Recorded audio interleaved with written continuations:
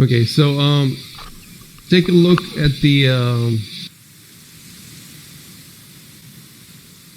the chat log, so you remember what was going on. He's streaming.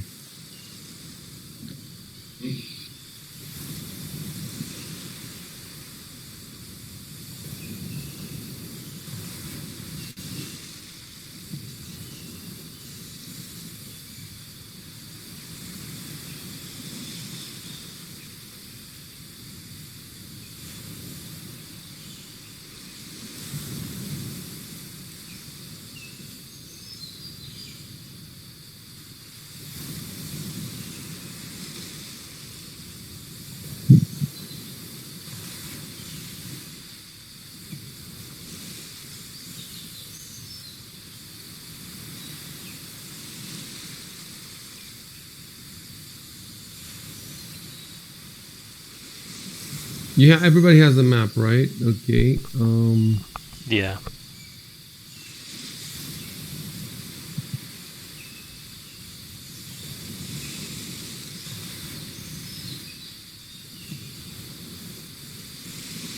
Okay, I would like to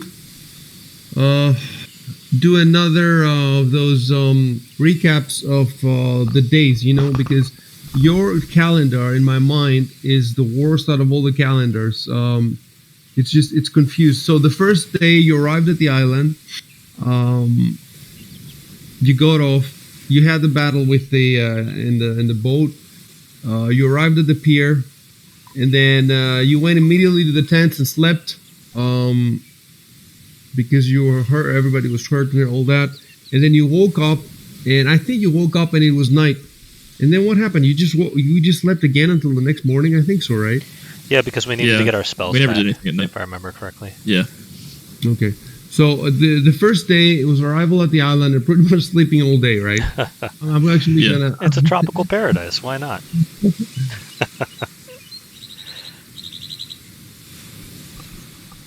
Sleeping all day. Wait, let me see in the notes. We slept until morning, I think, because we didn't want to run around in the dark without any spells and injured, because I was knocked out. And there was some other stuff too, but...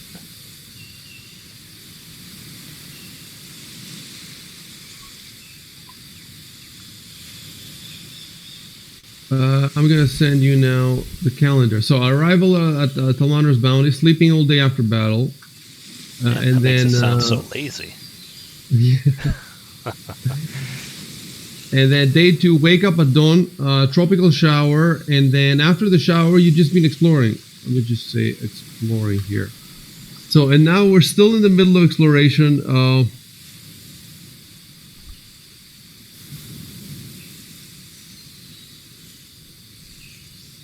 And sometime in the early afternoon. Yeah, was there an extra day in between there? Because I thought when we fought the Blood Maze, we rested after that, didn't we?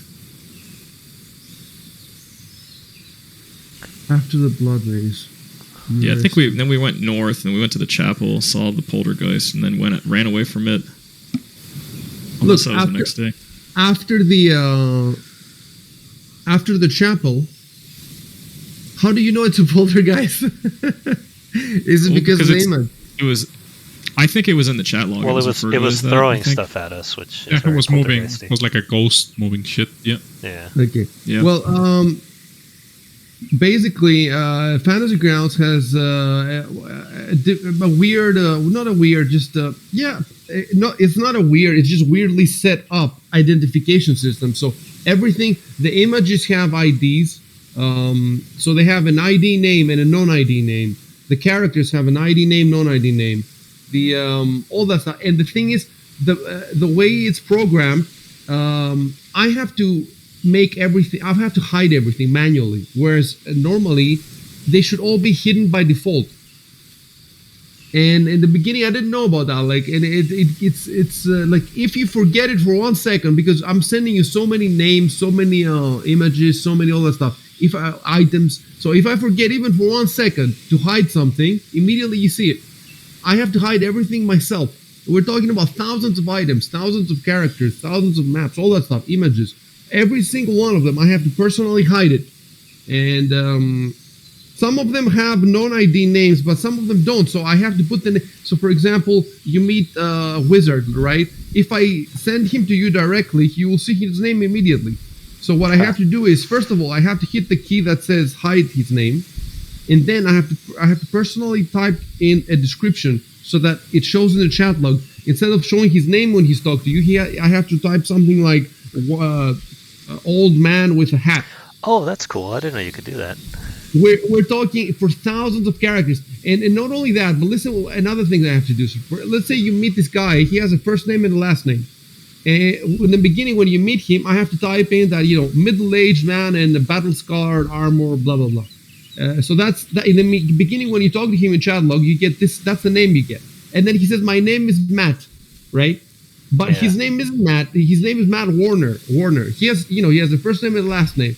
But he just introduced you, sir, to you with the first name. Because most people, they don't give the last name immediately. That means I have to go into his character and switch the non-ID name to Matt. And then after later you learn his last name, I have to go back for a third time and now put his full name in there. You see what I'm saying? Yeah. And that's how to do it, full immersion. Otherwise, you meet him at what? Immediately you know his full name from a distance when he looks at you. That's why a lot of GMs, they just don't like playing on VTTs because you don't have to do any of this shit on the tabletop.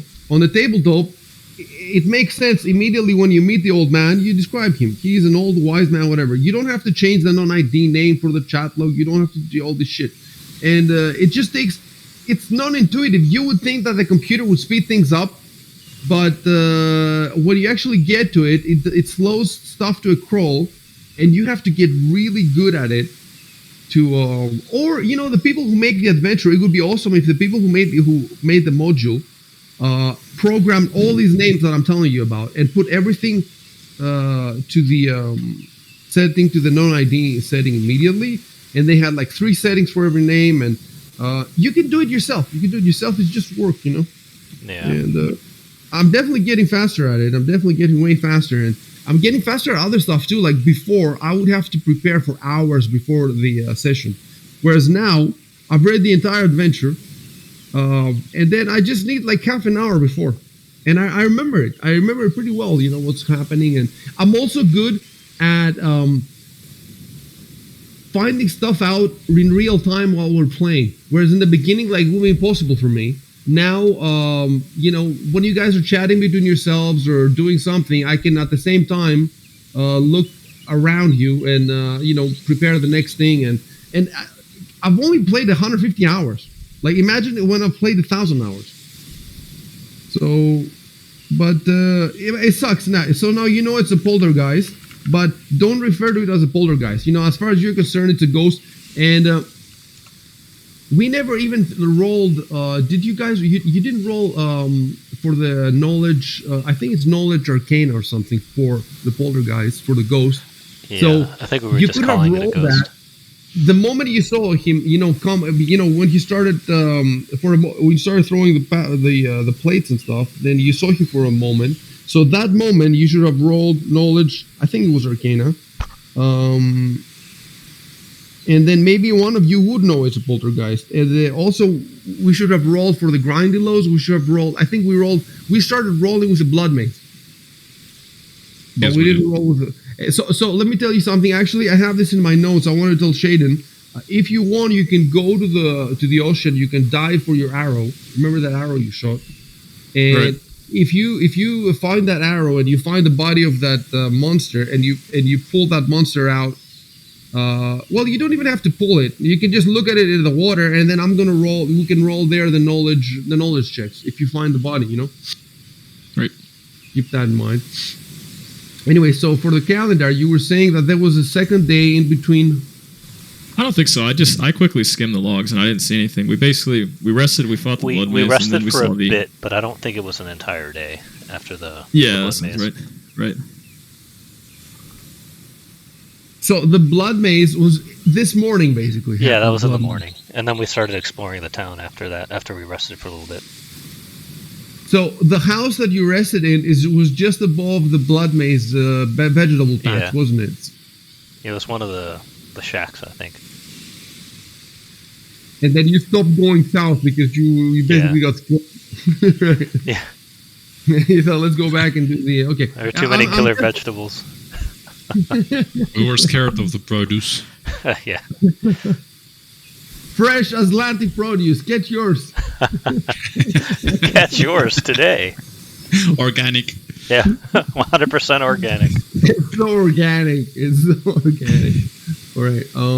Yeah, I'm checking it though. In the log, it says you spend the rest of the day resting in the cabin while drying your clothes and discussing your plans for the day ahead. That was after we fought the blood maze, so I guess it was a whole day. So maybe we did, yeah. Okay. So then it would be day 3. And then as you wake up at dawn, you agreed by a warm tropical shower. So we slept in the tents, and then we also slept. This is when we woke up to the shower, and we waited a little bit for it to abate, and then we walked around the town, and right now we just fought the. You guys know that it's we definitely haven't rested, right? Is that because you identified? So yeah, I see it in the log. Right in the log. I'm reading it. We identified it. Yeah. Okay.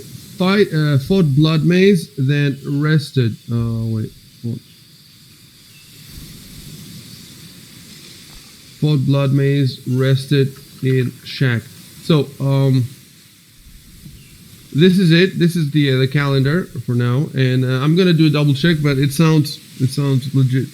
And another thing I started doing with the other people is that the moment we stopped the game, I put a note in exactly what we were doing, what time it was the last time, so that immediately when we start the new game, we know exactly.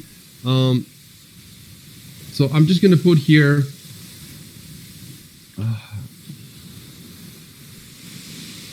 Continued early afternoon after fight with. So how does the little thing that you fought? How does it call? Is it called construct? That was like the little construct thing, right? Yeah. Yeah, the machine. Yeah. After fight with construct. All right. Okay, let's zoom in. I don't know why. Okay, I see the hawk there, but I don't see you guys. Why don't I? Yeah, see you I guys? don't either. Yeah, I do see the hawk. Let's use this character. That is very strange, isn't it?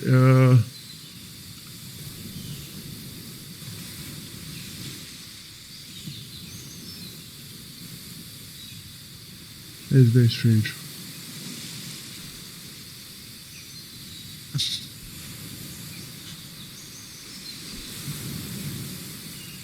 Well, it doesn't really matter because we're not in battle right now. So it would matter if is we were that in battle. it? We're in the second floor, right? You made our characters disappear. I think that's right. Oh, that makes sense. Yeah, we can't model the second story. Oh, until we get our 3D VD. Yeah. VTT. Yeah. That makes sense. Okay. So, well, the construct is completely destroyed. It auto-destructed. I'm going to delete it completely from the combat tracker. So, what we need now... well, we're not in battle anymore, and...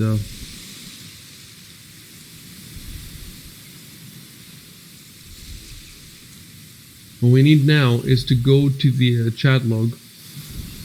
And the chat log had descriptions of the rooms, and also you did a detect magic.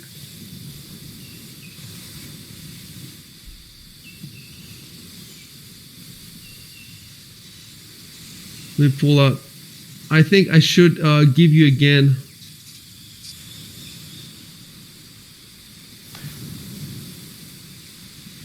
Yeah, I think I should give you again the descriptions. Let me see. It was like it was like the mayor's manor kind of thing, right? Wasn't it? I'm not going to reply to that. The other guys maybe have anything to say. Yeah, so...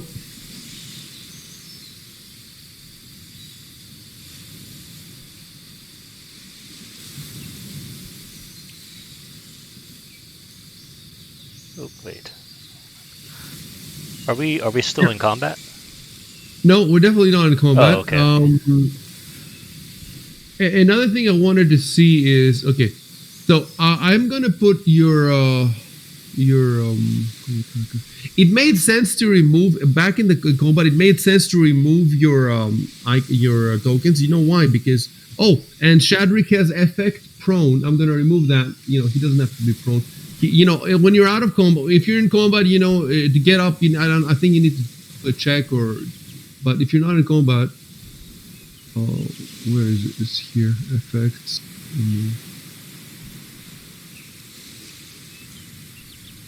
Dude, it's gonna be so hard when we try to run the whole system ourselves in Tailspire.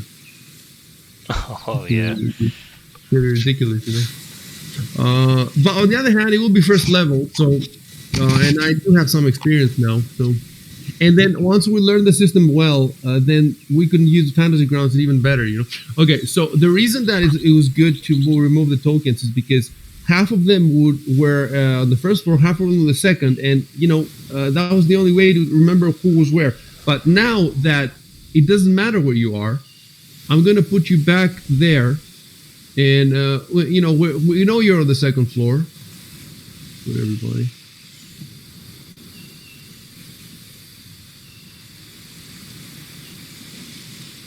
If a battle starts, we'll what did I forget? Okay. You don't have to move them around now. It's Theater of the Mind on the second floor. So, okay. Theater of the Mind means, we do everything by typing, by description. So, here is the first description of the on the outside.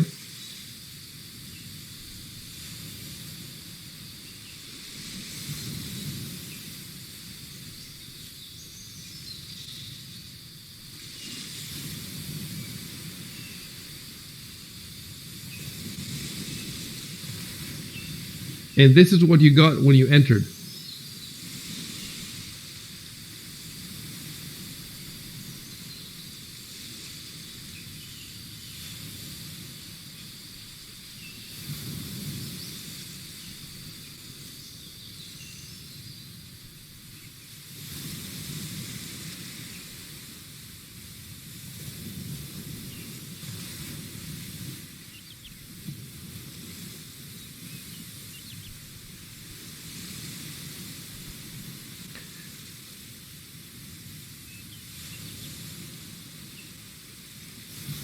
So I think Beak and I were up in the gallery, right?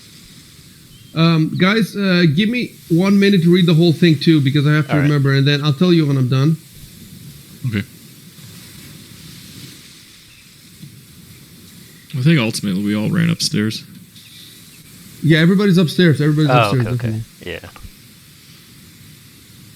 Remember I cast Grease, and then Beacon slipped, and then Jameson came up, shot the arrows.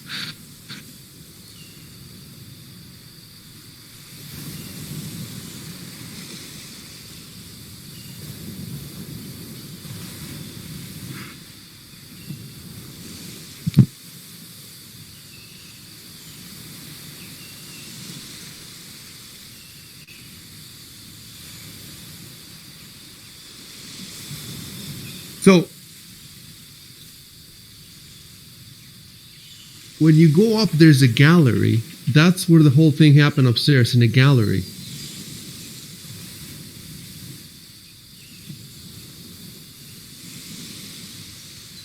So it is a two-floor building, but the second floor is, it's a gallery. It's half.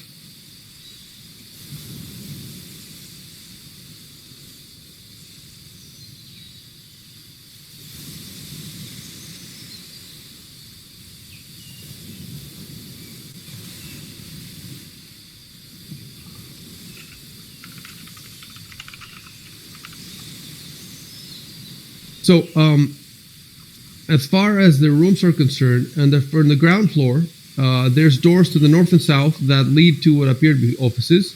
And then at the top floor, there's the gallery that you're on, but there's no rooms in the top floor. There's just the gallery. So it's not super complicated.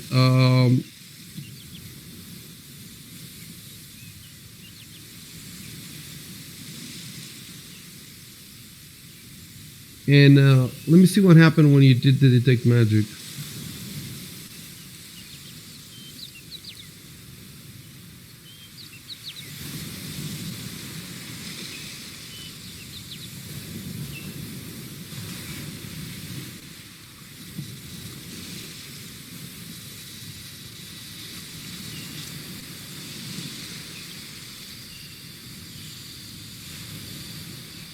he detected faint aura of universal magic from somewhere inside the northern office.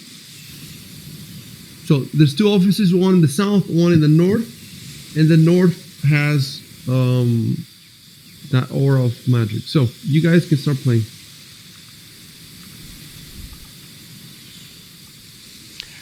When we do something, it's act, right? It's not emote. It's Control Enter. Okay. So a couple of other things to tell you that we did with the other guys.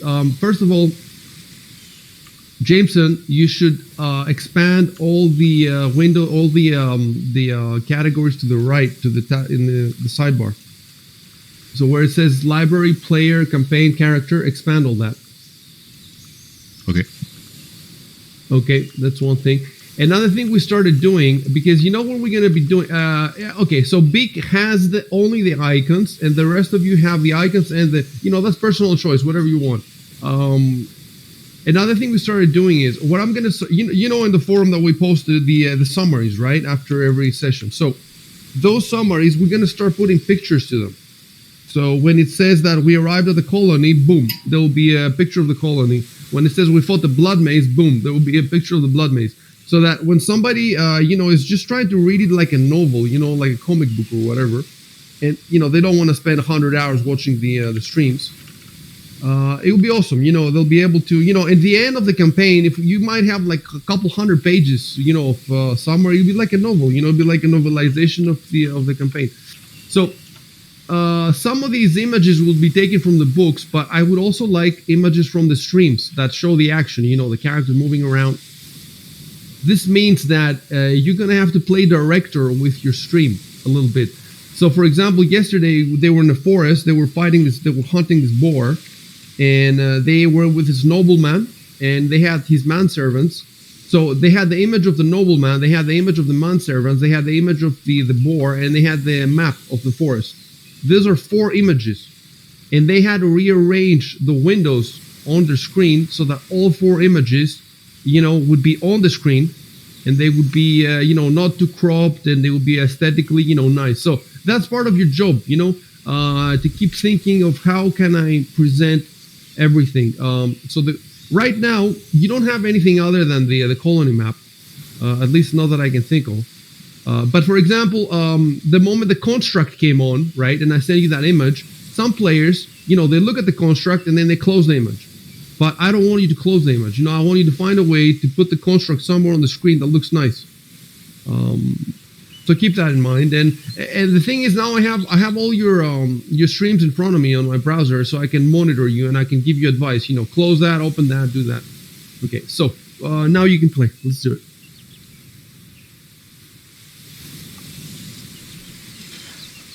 Where did the construct explode? Next to the window. Oh, okay. And there's really not much left. It's just tiny bits and pieces, right? Yeah, if you want, if you want, you can type that. I look for the bits and pieces, or you can put it in the pouch or.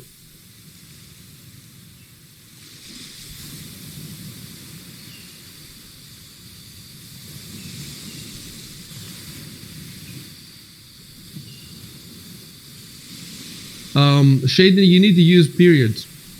Oh, yeah, sorry. I'm now looking for the desk that Beak inquired about, and you guys keep talking if you want.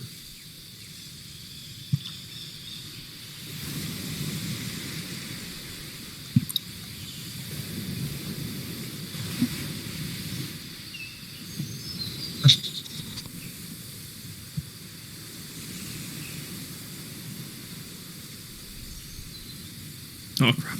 Sorry. I accidentally hit enter. No worries, no worries.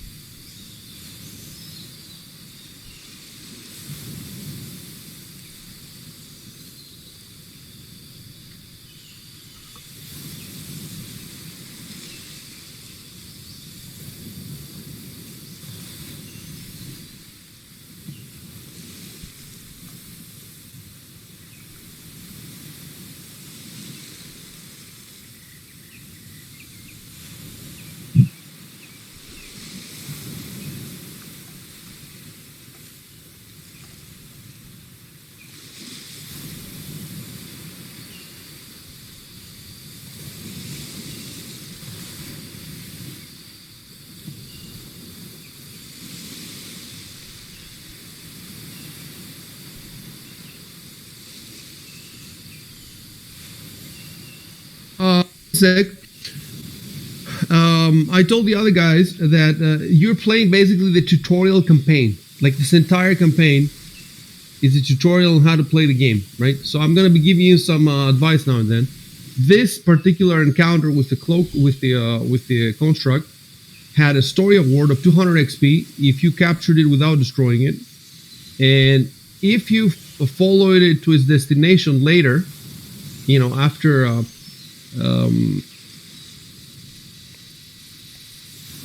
then you will get an additional 200 XP. So you lost a bunch of XP and you lost blah blah blah. You lost a bunch of stuff. So you know, something to keep in mind: not to destroy everything inside. But it was Yeah, scary. we were trying our best. That's what's part of the fun is that Matthias, he just ran up and bam, just shot it. It The was rest a of us lot were of fun. trying I'll our tell you, best. that whole scene It was was a lot of fun because Big Man dived for it like a football player, and then it exploded in his face, and then the whole thing was a lot of fun. But at the same time, it's nice to know that it was a very complicated scene, and there were more outcomes that have come out of it. You know, it's nice to know. Yep. Yeah. All right, so let me type about the desk.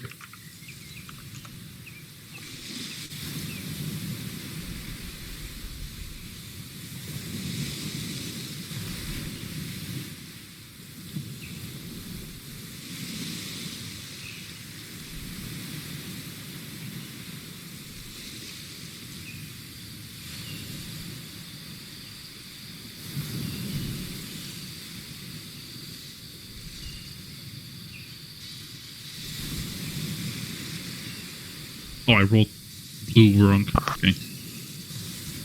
All right. The amazing. Now I remember all 16 characters' names, all of them. That's cool. Like in the beginning, even just remembering their names was tough.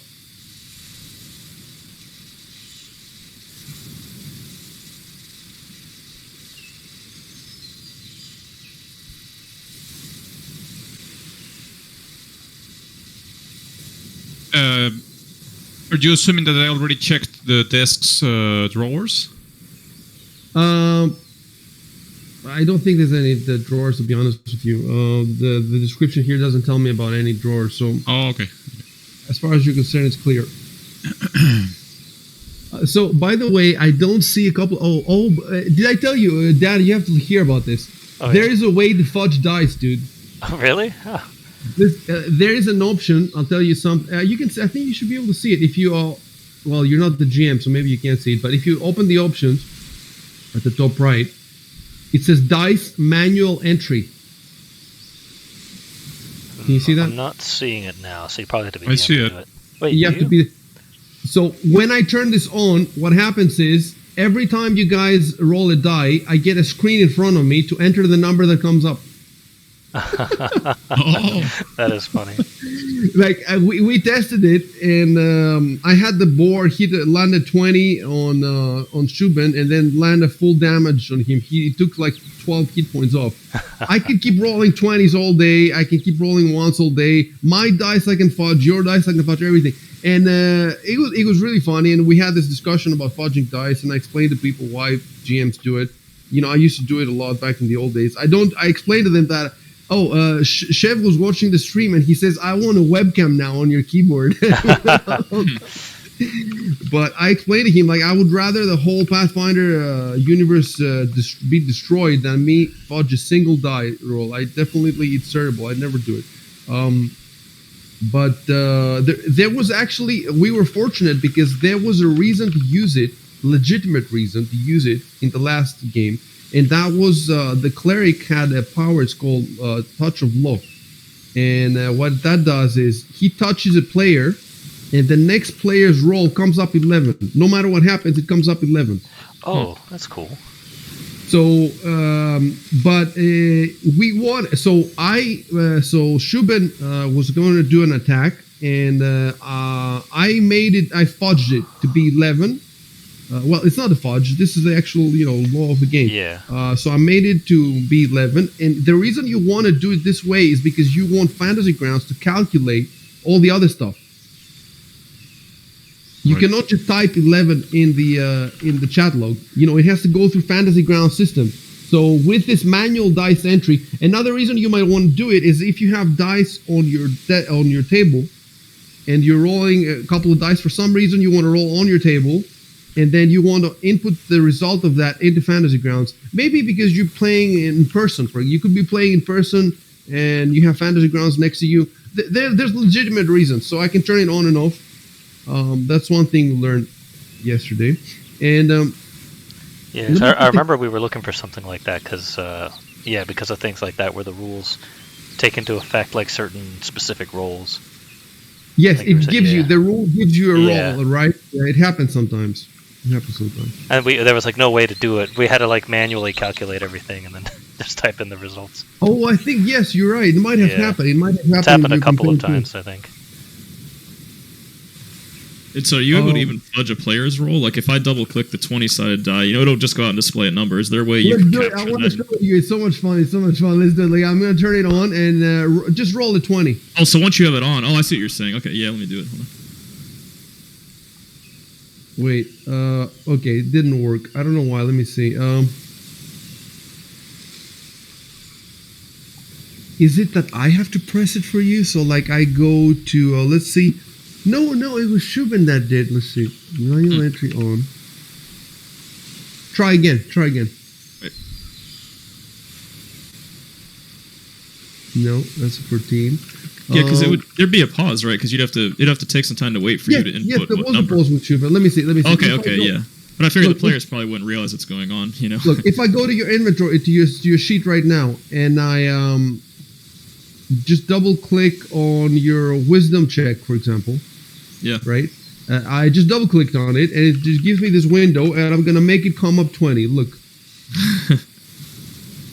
Okay, yeah. Yep, 20 minus 2. it didn't show the roll though, so I don't know. Okay. So when you did it, you could see. I'm 100% sure that I did it with Schubert. I just can't remember now exactly how I did it. Like he and rolled. there were dice rolling too, so it all looks legit. Yes, right? there was dice Okay. roll. There was no way. Okay. There was no way for you to tell. Yeah, cool. I'll tell you one thing. I can definitely do it with the monsters. Anything that happens with the enemies, because you don't know when I clicked. So Yeah, even though right. it takes a bit longer, but let me just put a thing there. Delete above 3 rolls. Oops. Okay, it doesn't matter. So is this some kind of like washing your sins away because you've been doing this entire time, and so you're trying to show us how cool it is? No, yeah. Think of all that effort of pulling out these numbers and stuff. Man, Oops, what happened? Oh, it was the oh, it was the bot. Yeah, I think no more waves. Yeah. Oh no, we lost our music. Our ambience.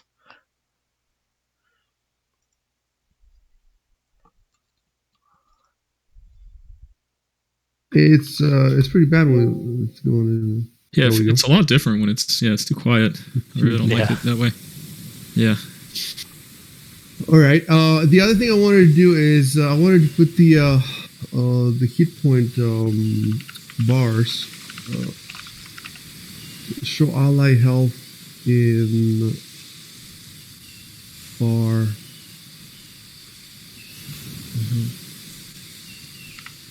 Can you see the bars now? No. Token GM so health.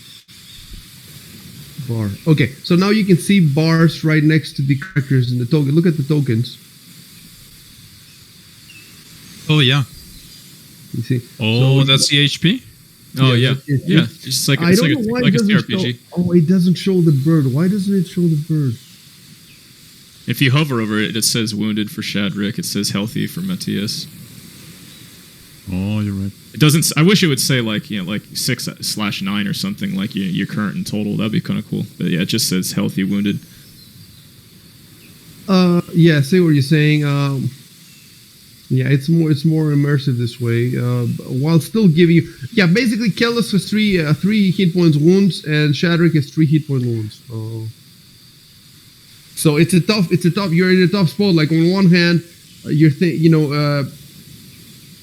you might, if you do a channel energy or a cure light wounds, you might waste half the spell. But so, if you had more 4 or 5 hit points, then you wanna heal them. If you had but 3 is a borderline. You're thinking maybe I can take another hit and then do the heal. So how many heals do you have left? Because you have to start thinking about maybe taking a rest. You have 2. You have 2 channel energies left, and you have. Let me see how many cure light wounds if you have any of them left. It doesn't look like you have any of them left. Yeah. No. I have a 2 out of 5. 2 channel energy, yeah. And you don't have any cure light wounds. So, the 2 channel energies could come like 2 and 3 or something. So, you need to start thinking about maybe, and you've made a lot of progress. You need to start thinking about taking a rest at some point. So, where were we? Yeah, the desk has nothing, and you can play now.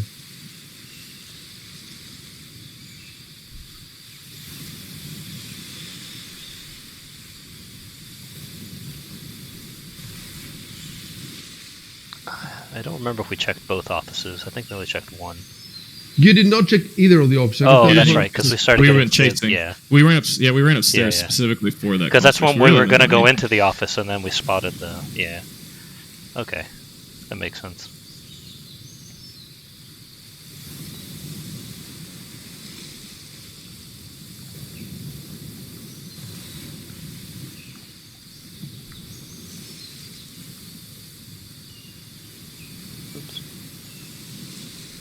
So those office doors are on the first floor, right?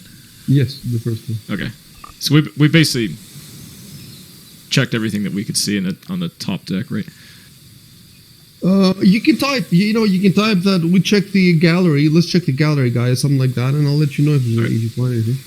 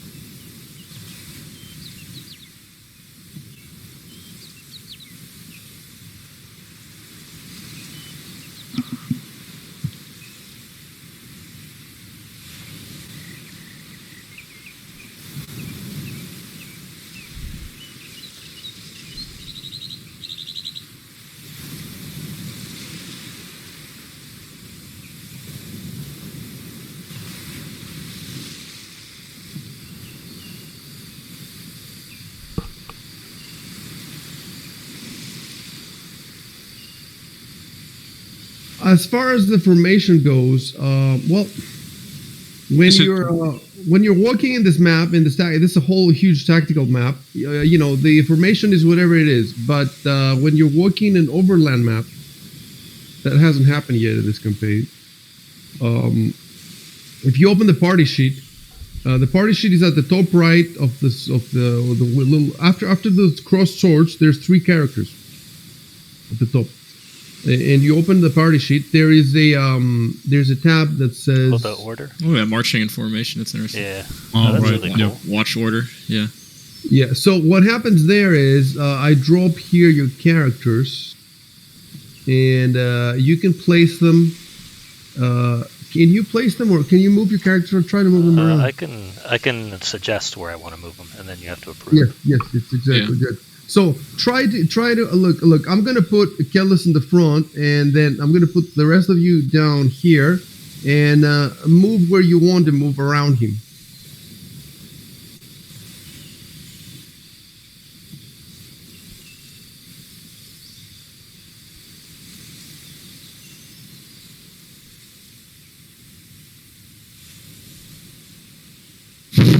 I just moved him for him.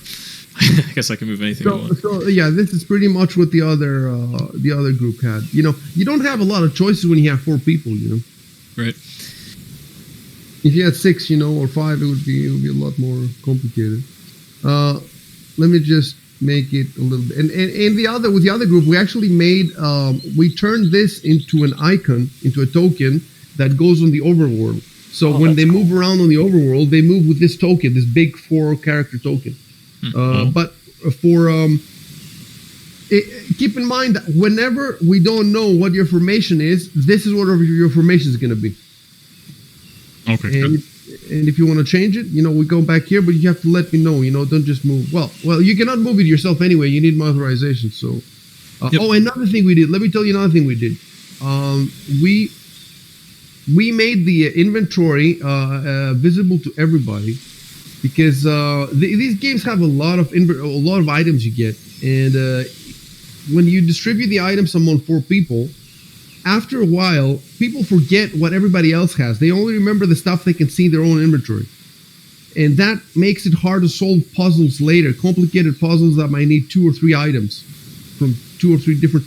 So we need a way for everybody to see everybody's inventory, basically. And that's possible here. It's an option in the... I'm looking for it now. Unfortunately, I have to change for every campaign the options individually.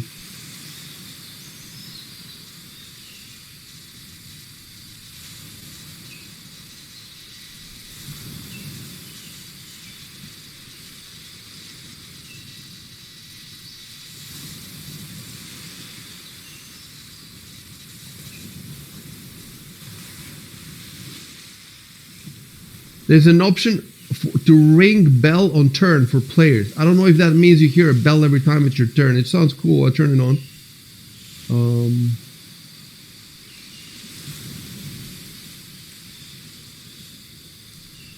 There's a dice tower. I turn it on. It's at the bottom right of the screen. We don't know what it does exactly. But it's nice to have the little tower there. So.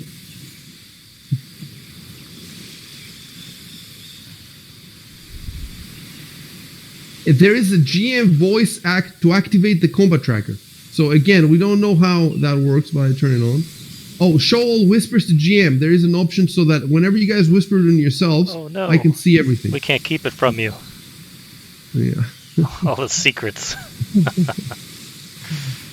Show inventory to players. That's it. I turn it on. So now, right? Now you can see everybody's inventory, right? Yep. In the party sheet, I think. Yeah. Now we all know how rich Matthias is.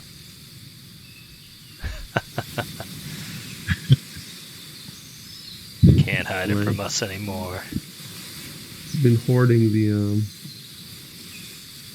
Alright. Okay, so let me tell you about the gallery.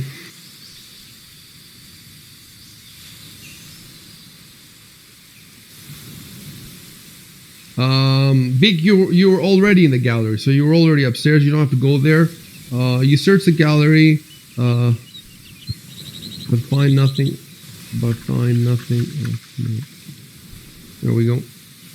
Should we figure out our watch order too while we're at it? Because we rest a lot. That's true. We need to figure out the watch order. Makes sense. So. Calendar, is it in the calendar notes? It's in party sheet when we In go the party to watching sheet. formation. Oh, the party sheet order. has... Yeah. I don't know if we sure can. what the- Can we? I don't know if we can move it Does ourselves. the number represent how many hours you're up watching or something like that? I don't Because they're all set know. to 0 right now. Like, for example, 2 would mean you watch for 2 hours. The next person's 3, they watch for 3 hours or something like that. Hey guys, in the lower right corner, are you seeing an icon that says Dice Tower when you Yeah, hover man. over it? Come on, you didn't join Yeah, our I party. We said were he just talking added about that. a few minutes Yeah, ago. there it is. I just fucked something up. Hold on. You Okay, right-click the dice tower. It says you can whisper to GM or unlock position. That's it. So I don't know. Oh, I see. I don't know what else what the point of it is. Nothing about dice. Well, in real life, the dice tower is to make the dice rolls more random. Yeah, that's the thing. You put them in. But why would you shape need that in whatever. a? Yeah, I don't in understand. a digital thing. Somebody explained to us. There was a guy on Twitch that was talking to us and telling us about... That's how we learn about the fudging of dice and the dice tower. And he gave me a reason. You can put the dice... You can roll the dice. You put them in the dice tower. And then that rolls it to... I don't know what the fuck. I guess you just we'll put all the figure it dice out. in the tower and then you just roll the whole tower at once. Maybe. Yeah. Maybe it makes it could easier be. to do different. Oh yeah, if you want to roll, say a D8 and a D10 simultaneously, how do you do it? you could put them in the dice tower, and then it'll roll. It'll does all your rolls at once, right? That's Yeah, probably what it that'll is. make sense. Yeah, That'll there make might be. sense. Yeah, there could be some where you have to roll multiples, pretty rarely, but I think it's possible. Versus clicking twice and having two different lines. That would make sense. In I don't want to try it right now Tailfire- just in case, but In Tailfire, they made actual towers that you can put them on the board, and that's the dice tower. And you roll the dice in there. So yeah, the watch order. You know what? I'm gonna put that in my. I don't even know how the watch works. Like, let's say you guys sleep 8 hours. Everybody needs a full 8 hours to rest. So how can that's a good somebody point. not sleep? Right. Or if we take turns, it would be 2 hours each of us. We'd sleep 6 hours total, so we wouldn't be doing 8. So If we need a sleep for 10, 5-man and party then to do until the 8 math hours. gets off. It's like, yeah, Yeah, you would need to basically rest for longer than 8. correct. Yeah, exactly.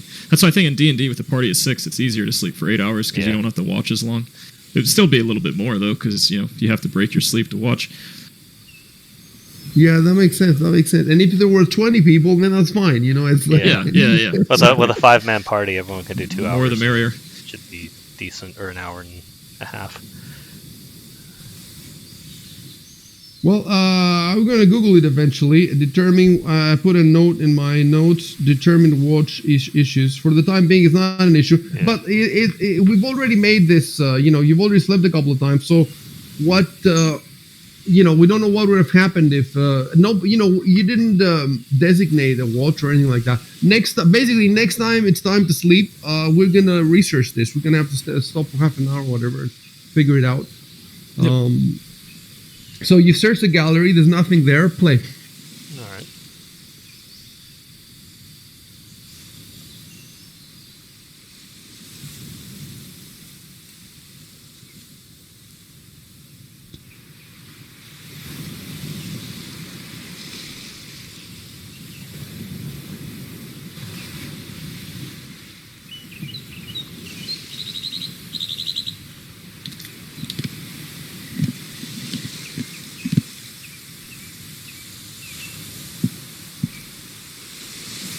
Oh yeah.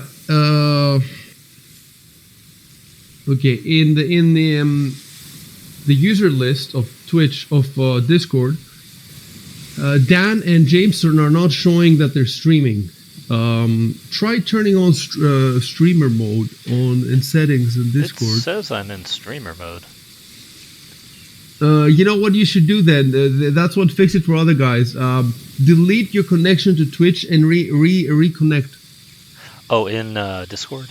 Okay. Yeah, Discord settings. There should be somewhere it says connections, and it was bugged, I think. And when you delete it and you reconnect, then it works. Well, it's all blocked right now because I'm in streamer mode. Oh, so Jameson fixed it. Okay, so turn off streamer mode. Oh, turn it off and then back on.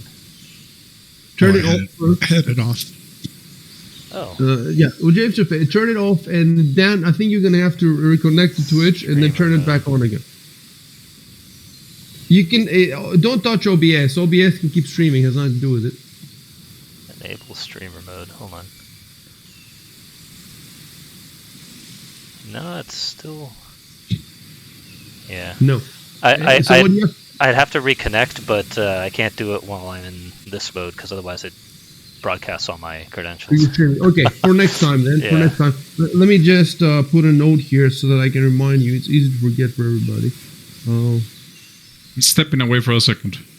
Yep. All right. Okay.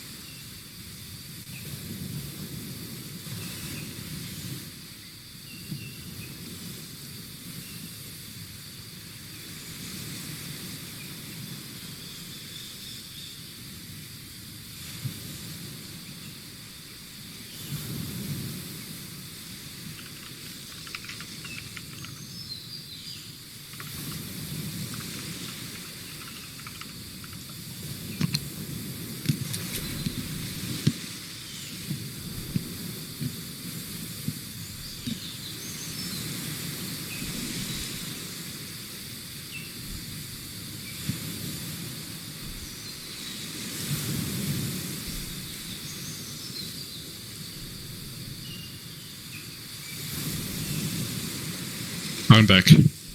Righty. Yep.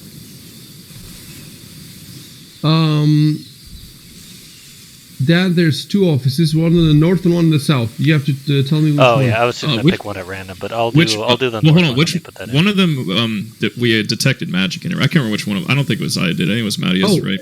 It's let me see. I think it's the north. The north one is Okay, so he was the one who did he tell us, or did he just detect it on his own? Because I don't want to say anything if I don't know it. Oh no, I'm pretty sure he told you exactly what. Let me see.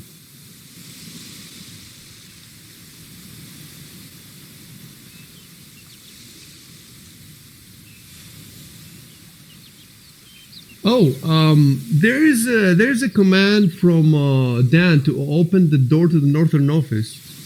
I think that was when right before we noticed the creature, and I think it was like we went into combat, right? Jameson told you that I detect the faint aura of universal magic from the northern office. So everybody knows that the northern office there was magic inside, and then that's the point when Shadrach shouted that look up, there's a metal spider, legs, blah blah blah. So you wanted to open the door, but you didn't get the chance to open it. Oh, okay, that makes sense. Okay, and then you said I head down and listen at the door. Okay.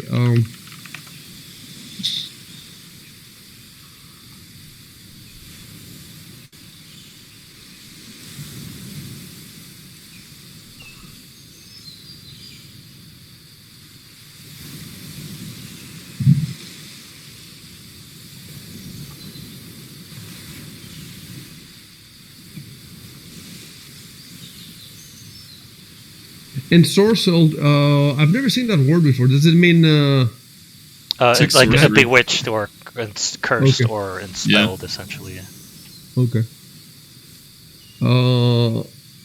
So you're asking Jameson if it's the door. Yeah. So guys, imagine that the door is the north door. Okay, I'm gonna put you.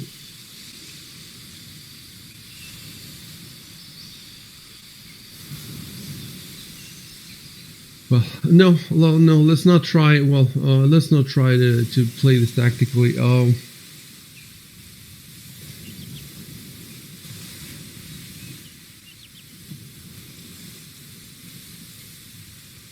Okay, I need to see the detect magic spell because I think that It's the north door, right? I assume north is up. it's behind up. the north door. But I think that the spell would actually give you the exact location, so he would know where exactly it is in there.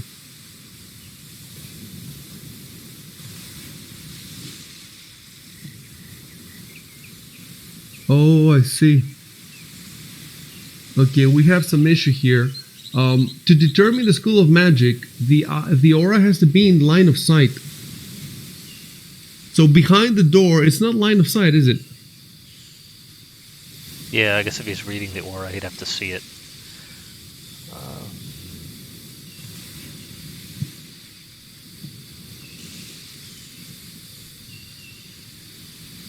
So he would not be able to know that it's universal magic.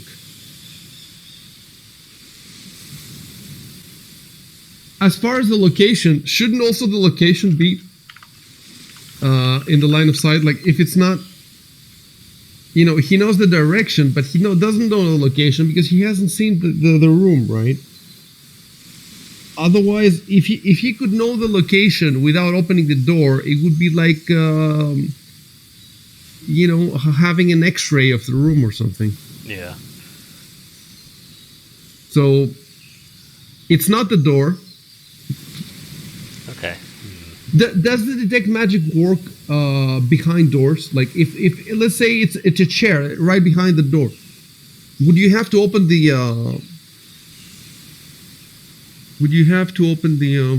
It says range 60 feet, area cone shaped.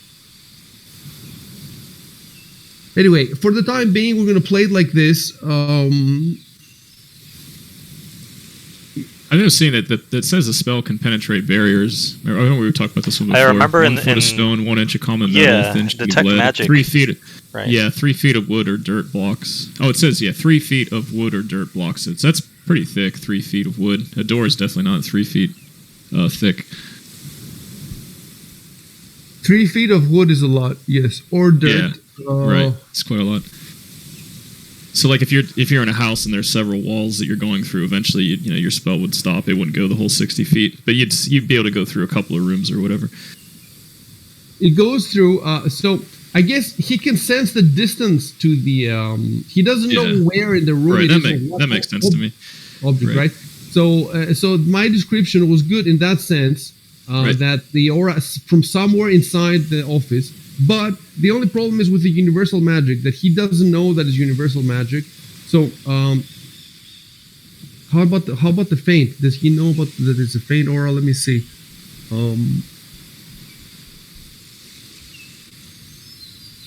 Yes, he knows the strength and location of its aura. Yes, it's only the school of magic that has to be in line of sight. The rest is fine. So the only problem is that he doesn't know that it's universal magic yet. He will know it when you open the door, basically, and when you find, when you open the door. So let me just add a note here.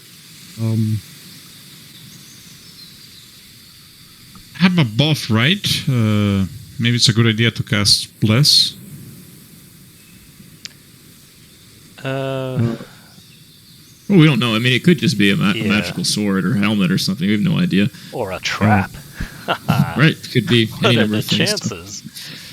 I'm assuming that your order right now behind the door is as it is in the marching.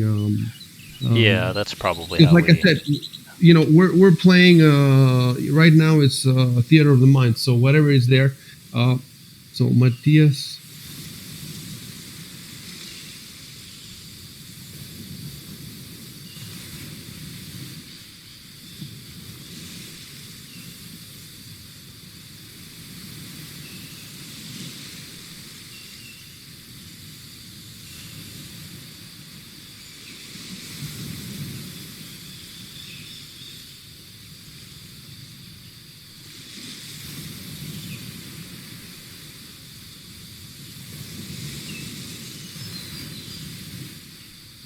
All right, we're ready. Okay. So I put in there that I opened the door. Okay. Oh, yep.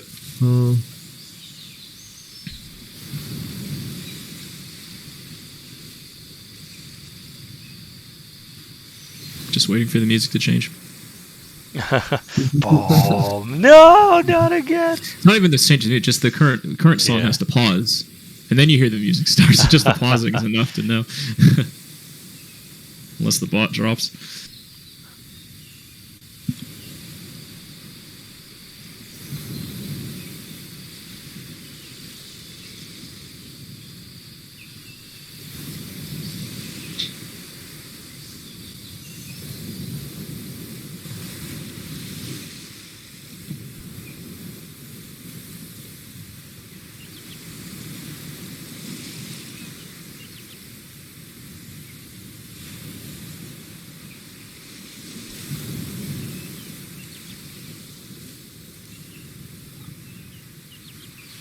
I'm scared.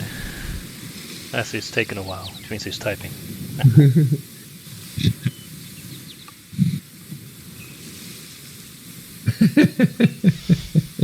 Come on, guys. So much tension. Just opening a door.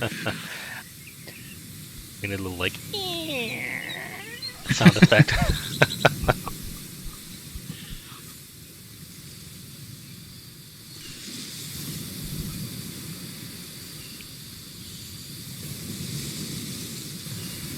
Okay, I forgot the A. And a wooden coffer against one wall. Are there any windows? I'm just wondering if it's dark or not. I'll type. Okay.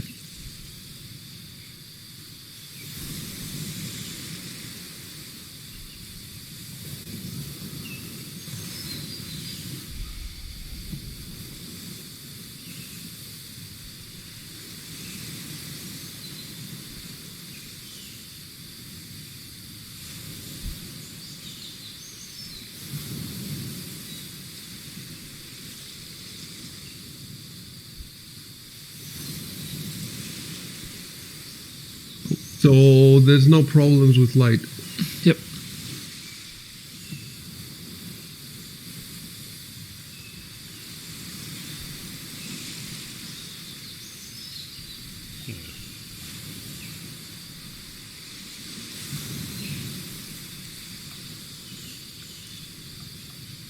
Okay, well, you can do detect magic again, Jameson, so that now you can find exactly where the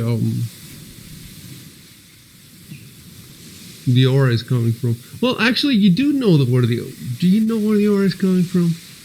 Oh. You know the direction, right?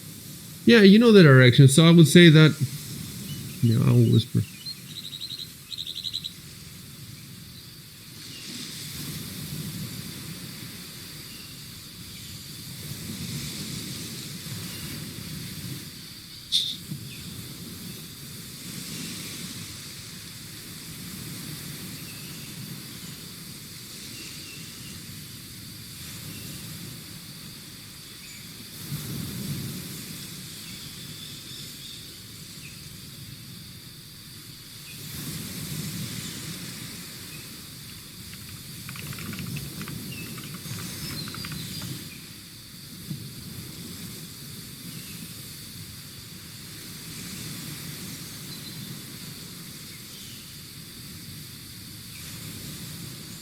I'm thinking about hitting the coffer with the sword, just to see if it's a mimic, as in the Souls games. Hit everything with the sword. We have to make sure everything is dead. Yeah, you should not have said this to us, though. You should have said it, in the game. Really? Yeah. Am I supposed to know what a mimic is? Yeah, that's a good question. That's a very good question. You could phrase it as You could say we need to check for traps or something like that. now, especially now that he told you that the aura is coming from the coffer, but he said it's coming from inside the coffer, so not the coffer itself. I'm not sure if a mimic would count as would show up in the detect magic. Maybe not. It's a monster, right? Beast, I think. Yeah. Does a magical, if it's a magical monster, would it show up in detect magic? That's what I don't know. Oh. Yeah, that's a good question. But you can be superstitious and just hit something with your sword. There's nothing stopping you. Just hit everything with the sword. What's the worst thing that can happen?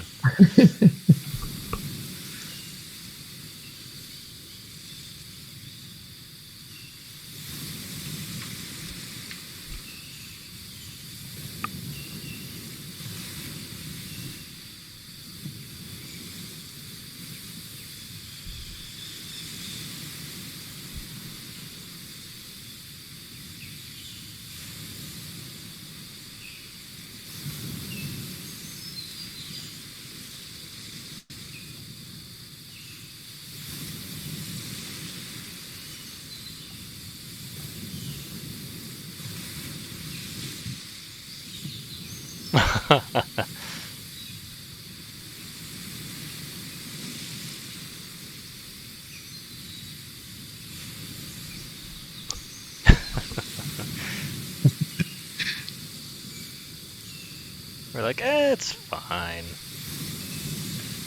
I don't want to be the one to open it, though.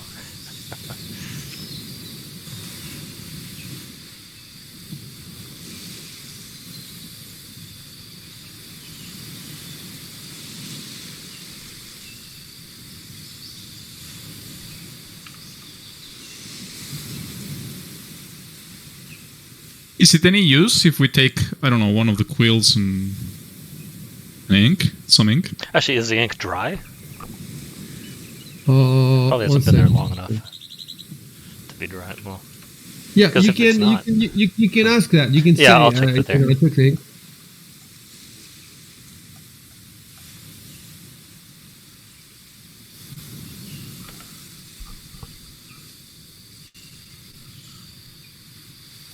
Well, how long does it take for ink to dry then? I guess if it's not like stoppered, it'll probably just take like a couple of hours. But if they sealed it up, it'll probably last for a while. What is a quill? A quill is like a feather pen. Okay. Well, the ink would be in a container, right? Yeah, usually it's in like a little glass thing with a stopper on it to keep it from drying. But Yeah, I mean, if it's been there long enough, even this, it'll still dry even with the stopper. But it does have a stopper, obviously, but you have to tell me how long it would take to dry with the stopper. The adventure doesn't tell me this question, Yeah, but I I wouldn't do know how offhand. long it was since those things were used. So if we could just, I don't know. you know, the find closest out thing the- might be a printer cartridge. Let me see if we just to get an idea.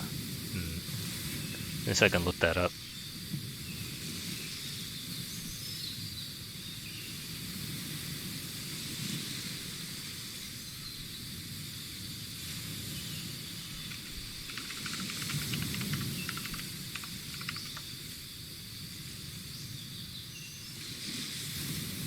You can say medieval ink.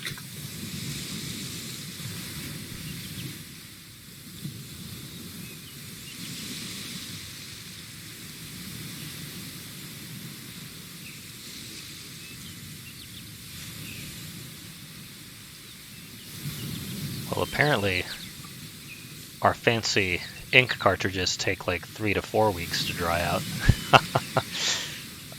So, if our fancy technology doesn't last that long, then this is probably shorter.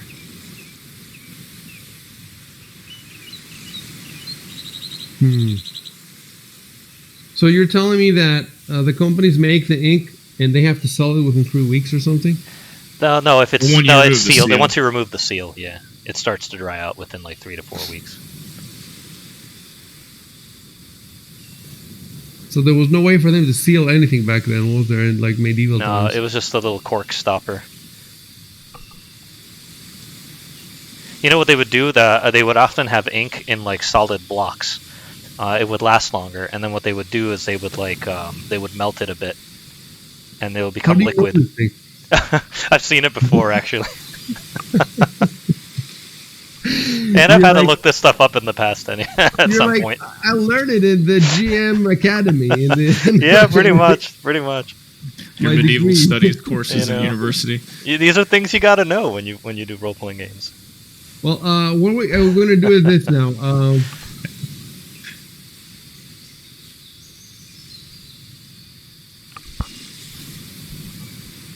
So when the ink dries, it's like a block again, right? Basically. It depends on if it evaporates or not. Let's see. But yeah, it could get solid, and then you would know. If it's in the stopper, it would probably just get solid. What's the name of the container then? How It's would like we a call little. the It's like a flask, Inkwell? or like an ink. Well, the inkwell is what you use to actually make it liquid again. Okay. But hold on, they might just call the whole thing an inkwell. It's a container, as in a desk for ink. Yeah, so I guess I just use it as an ink container. Yeah, so it would be called an inkwell.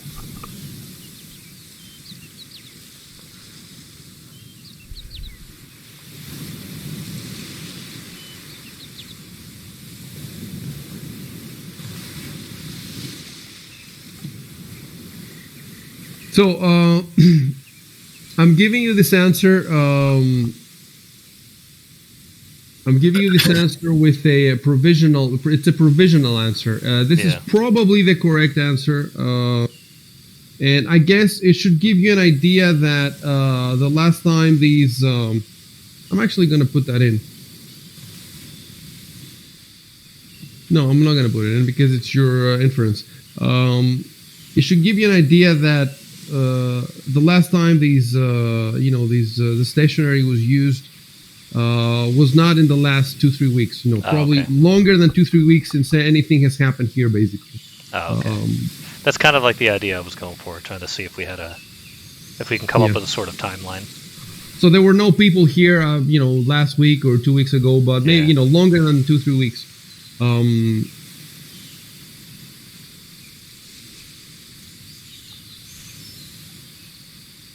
The stationary, on the other hand, is normal because It would take a long time for that stuff to Yeah, disintegrate. but I wanted to see if there was something written on it. Nope. Oh, okay.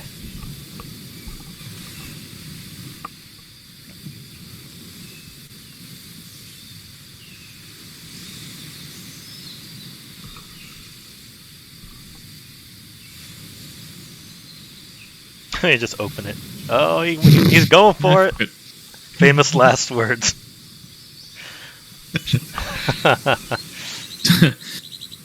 So much for opening it. I attempt to open it. He's like, no, I open it. He is confident. It's locked. So anticlimactic. It's like, no, it's locked. Sorry.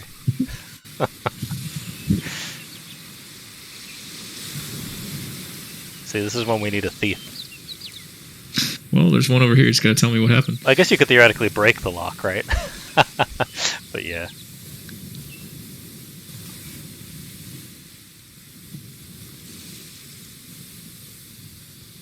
Well, if you're watching what he's doing, you might see that he's messing with the lock. Assuming I'm Right. watching. I don't. Yeah. Maybe I'm looking around. Just be Distracted. like...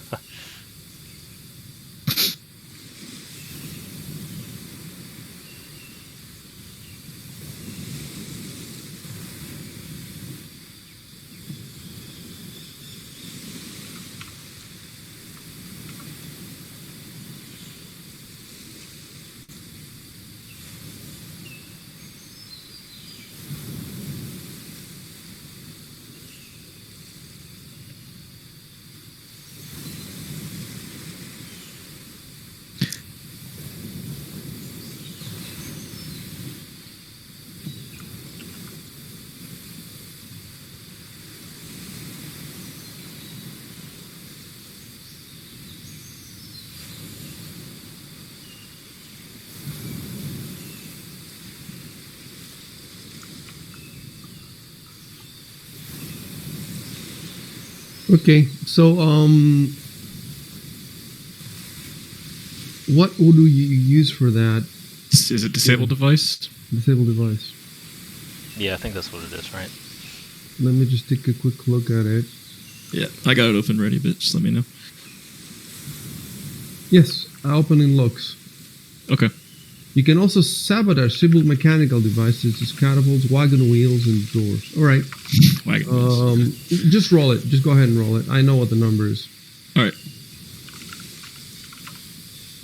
Nice. Got It was skill. DC 20. It was DC 20, so just about. Oh, wow. Wow. Jeez. Finally, we get a lucky roll. That's a tough one.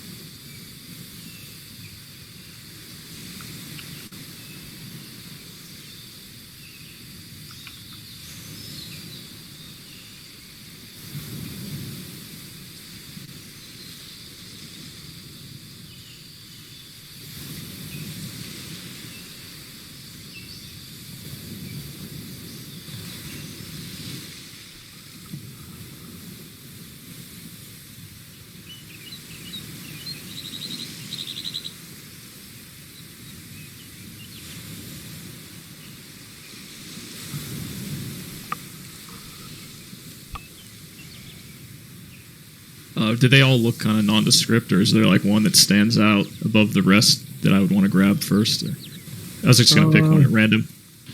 I would Open let it up. you know if something like that happened. If you want, you can tell me. I examine them. I look at them. You know, Okay. I skim them or whatever you want.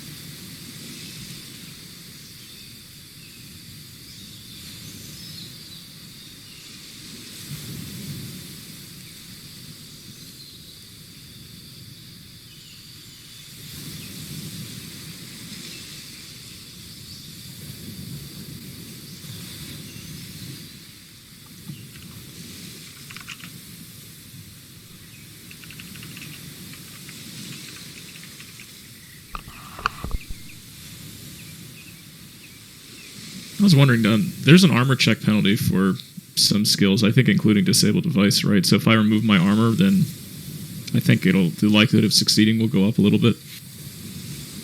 If you remove your armor, what's going to go up? Because disable device has a armor check penalty.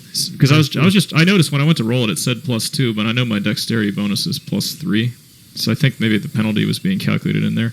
I mean, I still succeeded, but I'm just saying, I'm wondering in the future. I mean, there's the risk, I guess, because you remove your armor. Let's say it explodes on you, we're doing whatever, then you're more vulnerable. So it's like a trade-off, but just something I'll think about in the future whenever I use it. Let me tell you, I just removed your armor, and it went up to +4. Your disabled device. Okay, yeah, there you go. Right, yeah, I saw it. Yeah, I see you just did it. Yep. And now I'm just put it back. Yep, now it's +2. Yep. And you can see in your inventory, if you go down, it says armor skill check -2. Can you see it? Oh yeah, I see that. Yep. Spell failed 20. So now if I remove it, boom, the spell, all of it's gone. Right, cool. And then I turn it on, man. It's like magic. Yeah, it's cool. It's nice. But yeah, I'll consider it in the future. So in the future, you're gonna have to change clothes completely. Yeah, it's funny. Like let me get naked before I try to pick this lock. Let me take a shower too. Pretty ridiculous, but whatever. Okay, let me. So you open Jubal opened one of the books at random and flipped through it.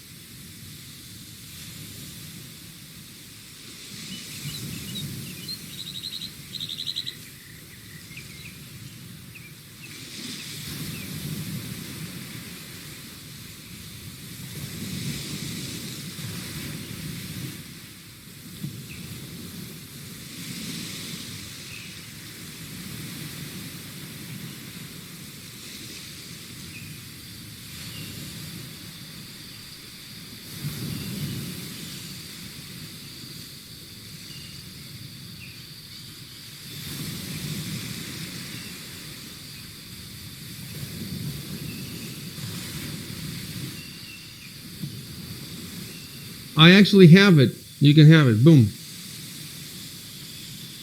Oh, cool.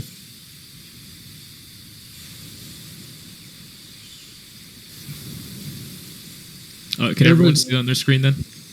Everybody's Yes. got it. Right? Nice, Okay. yeah, very convenient. Yeah, I see it here.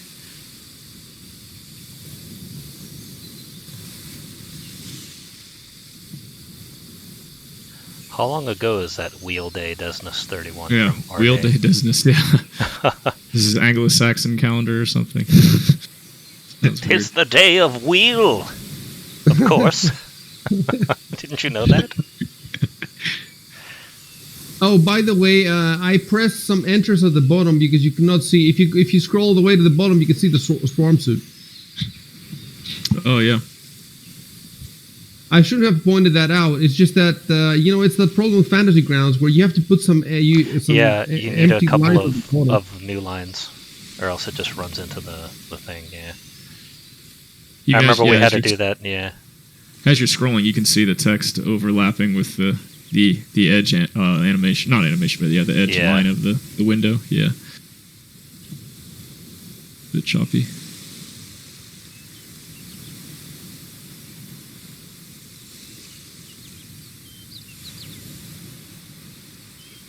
Goodberry wand, 49 charges.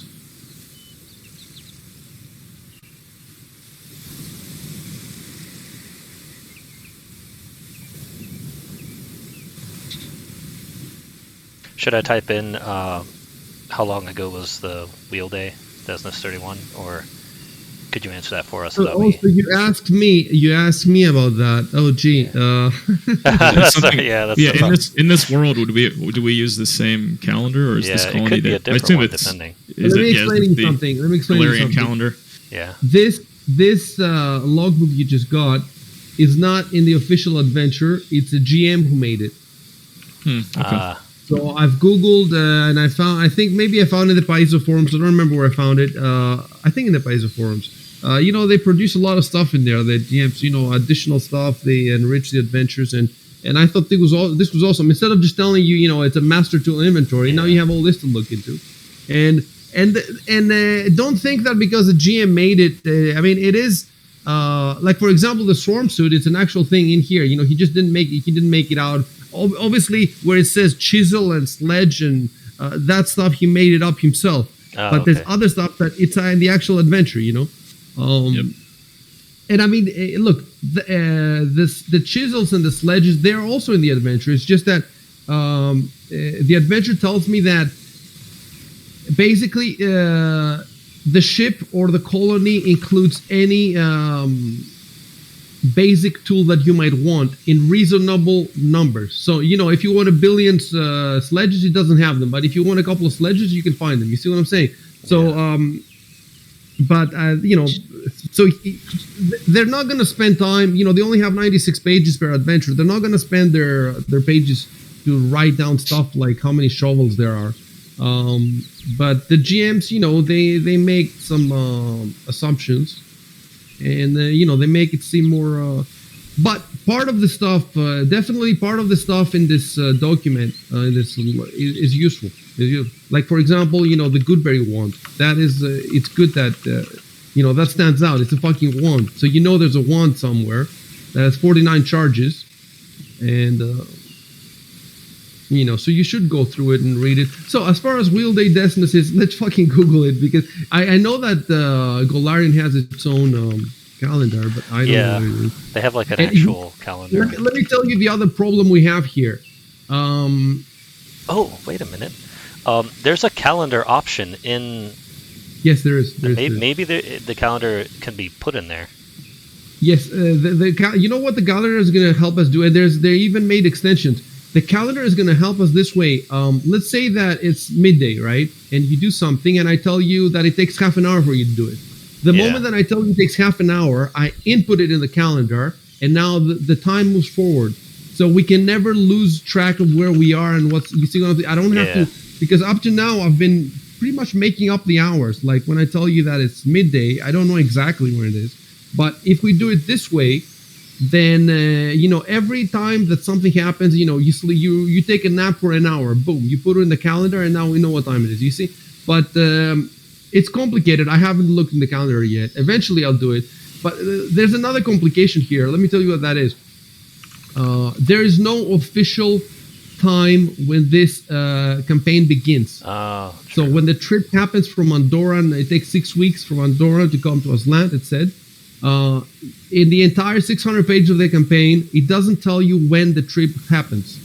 So it doesn't tell you that you arrive in the spring, you arrive in the winter, you arrive in the summer, that you don't know. But, so basically, again, the GMs in the Paizo forum, they have a whole thread where they talk between themselves, so what's the best time to start the campaign? And one guy says, I started in the summer so they can plant in the winter, so they don't die out of not having food in the winter. You know, everybody has his own, and they try to get the developers to, you know, give them input. And sometimes they get responses from the developers. So that's one complication. Like, I have to decide when you arrive here. The second, so depending on when you arrive, I might have to change this day, Wheel Day Destinus 31. I might have to change this. You see what I'm saying? Yeah, true. And then there's other complications that are unique to us, because Beak was in the War for the Crown campaign, and he had to leave after the part of the gala. So it has to happen after that. And at first I have to decide when that happens. You see what I'm saying? Yeah. So, and I have to decide. So, for now, you should ignore the Wheel Day Destinus 31. However, it does say that it's the last entry. So that's a pretty strong indication that when the last entry was made, something bad happened. And that's why it was the last entry. Otherwise, there would be more entries. So you can take as that the last entry was about a month ago. Okay. You see what I'm saying? And even about that, I'm not 100% sure. I'm like 90% sure. Just like before when I told you about the ink drying. But for the time being, forget about the exact dates. And just, you know, the ink dried about at least 2 weeks ago. And the last entry in this was about a month ago. Yeah.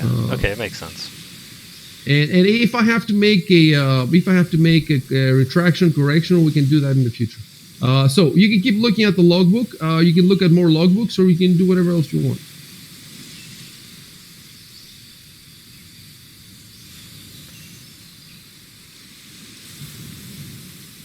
Yeah, I was saying let's check the others in the sense that is there a way like we could just kind of like divvy up and just, but then you could just dump all descriptions on us, or is something crazy going to happen? Or, Actually, how many books and logbooks are there total? It doesn't tell me, but if you want to make things easy for all of us, you can just type that we spent some time looking at all the logbooks. Yeah, that sounds fair. Okay, I'll just put that. Yeah, I'm typing it.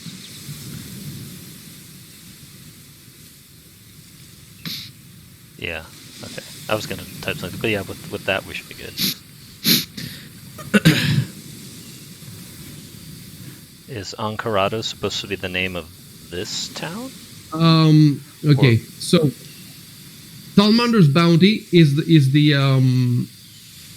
oh, that's right. colony. Okay, that's where we are. Right. Yeah. It's called Talmander because I think Talmander is one of the gods, isn't it? Let me see. Pretty sure. His gift. He blessed us with this bounty. Okay. Wait, stop. Don't Google anything. No, I will not. How about you do a knowledge check on Talmander? Would that be like a religious check? Let me see. What? Seems like it would be. Like knowledge, religion, or something like that.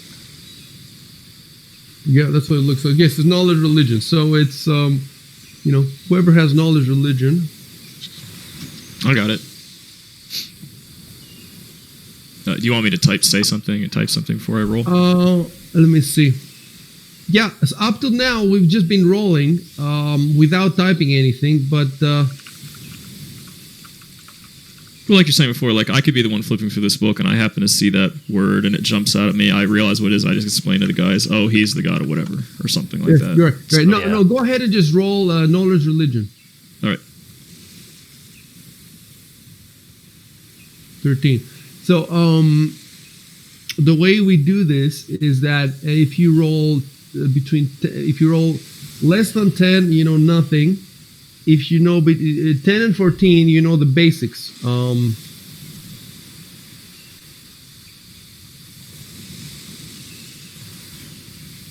So I'm gonna give you something. Okay. Oh, okay. I forgot the control. Anyway. So he is the celestial patron of the nation of Andorra. Andorran is the nation where this whole expedition started from, and it's basically it's a democracy. It's the only place in the inner sea region where they have democracy, and I think it's well, you could say that it's the United States basically, but I think also it might be Greece because. If you look at the it says first of all it's the birthplace of democracy, and the other thing is that it's exactly where Greece would be in the how convenient in the Mediterranean, because the inner sea is supposed to be the Mediterranean, and right under it's Egypt. So right under Greece it's Egypt, and so in any case I don't know much about Andorran, but that's the only thing I know. I don't know what Avoral means, so let me just Google it. Let me just check it out here.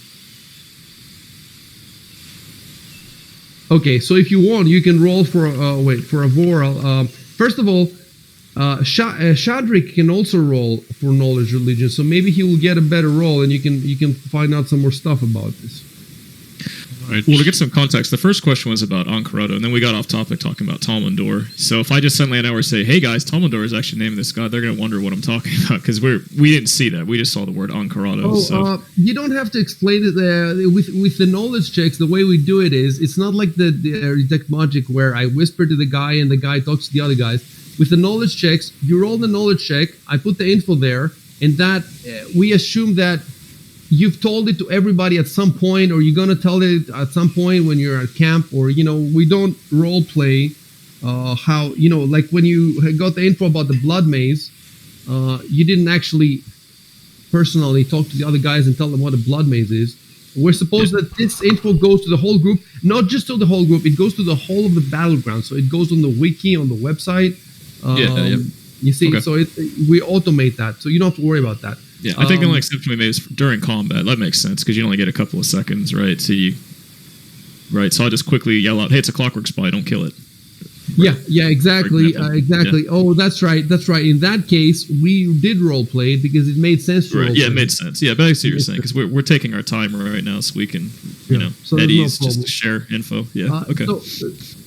Big, go ahead and roll our knowledge religion so we can get that out of the way, the Talmander out of the way. Right. Double click in the ribbon, right?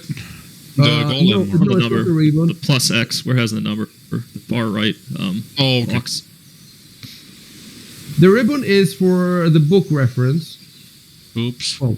So if you don't know anything more than Jubal knows about Talmandor, he is the celestial patron of the nation of Andorra. Ancorato is the island, Oh, okay. right? It's the island that you're on. It's called Ancorato. I don't think there's any knowledge check for. I mean, There's a geography. Oh, yes, yes. I think, uh, right. Is it knowledge geography really? There Or is a it- knowledge geography. Yeah, I there have is. it. Yeah. You have it really? Yeah. Well, Rangers, I guess, would. I didn't Yeah, you spend get any the ranks on class it, but I skill. do have it. Yeah, I have one too. Hold on. Let me see. First of all, what do I have about Ancorato?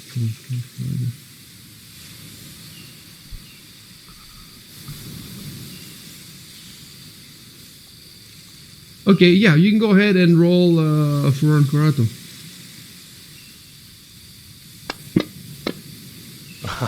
Oh no. Not good at all. You know nothing. Oh, but why does it say untrained? Why does it say untrained? Because I don't have any ranks in it.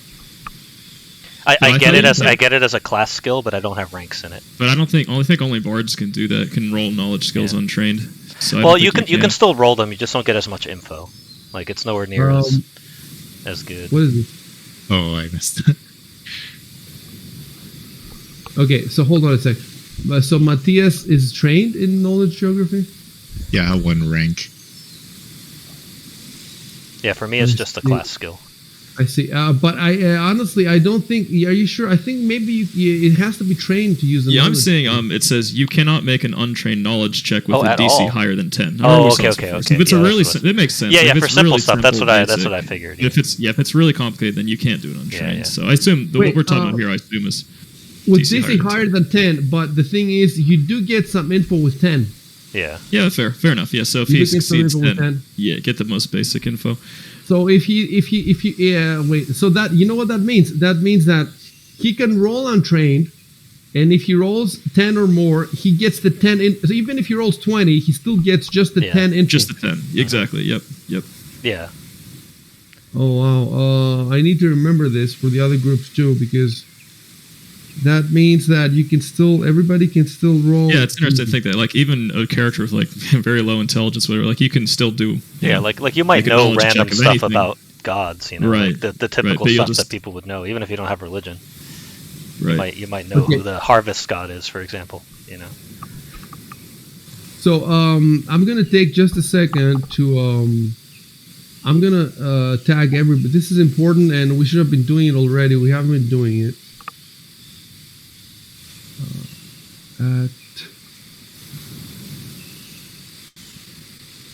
So I'm gonna tell everybody so that in the next time someone will. So we just figured out that.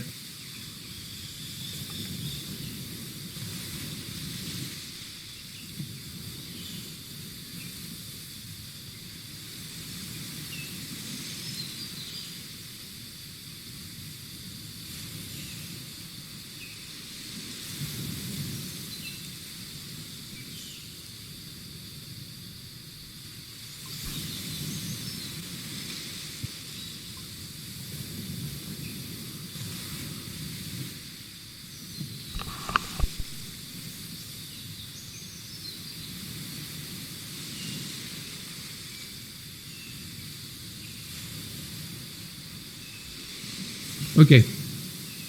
And let me even pin it.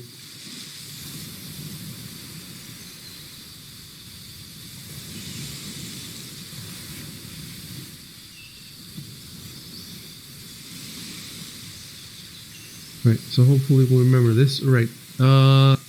So what happened with the roll then? The geography roll failed. Both geography rolls failed miserably, basically. Right. So you can well. I could try one. If That means the other two can try as well, just for Ancorato. That's interesting. The problem is you probably don't have them in your sheet, do you? Yeah, if You can add it use for the me. standard knowledge if you don't have any, because I think every sheet has just knowledge by itself, and that's No, I'm looking at. No, you have to add it. default. I don't have it. Oh, I added knowledge by itself as a non-class skill, so I could use What we it do is if I didn't have every one. single time because the bard can do everything. So every time we've just been doing it ad hoc. Like Icy will just add the next one. Like, see, he can add it for me right now. Geography, since I'm about to roll it, and then at some point then I'll have all of them listed. I'm just not 100% clear on the procedure for adding. Like what I did for my character is I just added knowledge on its own as a non-class skill, and the class knowledges I added specifically. There's an icon for it at the top of Yeah. the. Yeah, there's a KN at the top Yeah, if you click that. You can add a blank one Yeah. for all the knowledge skills you don't have. Let me just so. Well, first of all, I'm just geography. I already have So- mine in there. Oh wait. Yeah, I already have geography. Okay. Well, in that case, For me, I put it in there as a, even though I didn't have ranks, I put it in there as a class skill because I have it as a class skill. okay. So I'll add it personal. So I will add geography. So I added it to Shaden's. So Shaden, go ahead and roll it. Hold on. Oh, it's in this thing again where it's slow to update. So I see that you type knowledge, but it doesn't say anything underneath it. You have to close your sheet and reopen it, I think. Yeah. I just did that. It's still the same. I can't remember what we did. I remember it took a while before to Wait, show up. knowledge geography is intelligence? Yeah, all Yeah, knowledge all skills are intelligent. knowledges are Oh, intelligence. Yeah. You might have to check. You have to, no, never mind. That's for the. Yeah, you have to check that it's a class skill too. That actually could be why I'm not seeing the +5. Wait, it's a class skill for you? Geography? Yeah, all knowledge skills are class skills for the bard. Oh, okay. But it should be. I think the total should be +1. I think. I don't have any ranks because I see knowledge nature. I have no ranks and I have a total of +1. So I think this one should also be +1.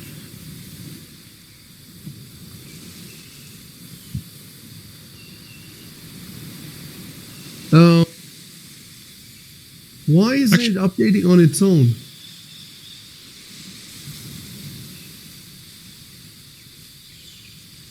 Shouldn't it? Okay, let me cycle through wisdom. Come on, see, you see me cycling through the different stats. Yeah, I do actually. Yep, now I see it. Okay, so all of them, it shows me plus, minus, whatever. But for strength, nothing. For intelligence, it shows me nothing. Yeah, my intelligence is 10, or it's 10 or 11, so there's no bonus or penalty. Okay, so it's good. No. Why don't you roll it? Yeah, I'm surprised because nature has a miscellaneous +1. I'm not sure why that's. I have that. I feel like I should have a miscellaneous +1 here as well. Yeah, well, Nature. we gotta Unless that have was to a find camp. Maybe it was a campaign trait. I don't think so. It says the trait I picked was a +1 on knowledge history and knowledge local, so I'm not sure why nature's +1. Azlant is scholar, maybe. You gain a +1 trade bonus on knowledge history and knowledge local. Right, but I have a +1 on. Hold on. Yeah, nature, knowledge, nature. I don't know where that came from. But either way, I think that knowledge geography would just be a +0, right? I'm pretty sure. It's plus whatever your intelligence is normally. Right, exactly. But I'm just trying to Yeah. figure out. I have a +1 on knowledge nature, even though I don't have any. You don't Okay, have any skill rank things. Okay. Wait. So I'm gonna put a note in my notes to check your knowledge nature, and I mean, you have to do it yourself too. And Yeah, I think maybe we put it in the wrong category before. I don't think I've ever rolled it before, so I don't think it matters. But even if we did roll it, it might not have had an effect.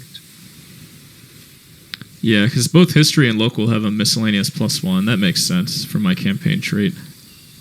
And then nature, I'm not sure. Okay, check Shaden's knowledge nature +1. It's in my notes now, so we're gonna check it eventually. So, but go ahead and roll the knowledge geography then. All right.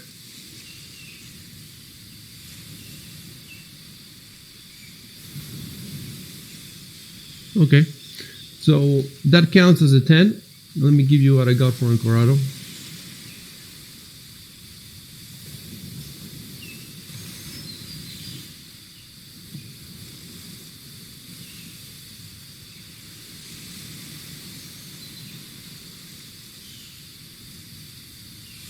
Oops, god damn it.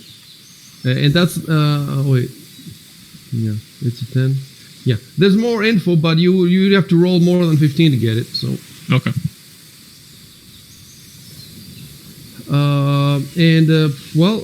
One person hasn't rolled for geography. I think it's, who is it? Yeah, it's me. Yeah. Hold on, let me see. Do you have it there, or do I have to add it for you? I have to add it.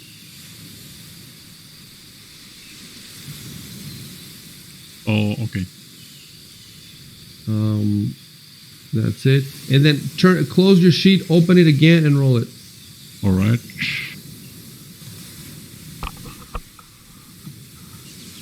History and ability.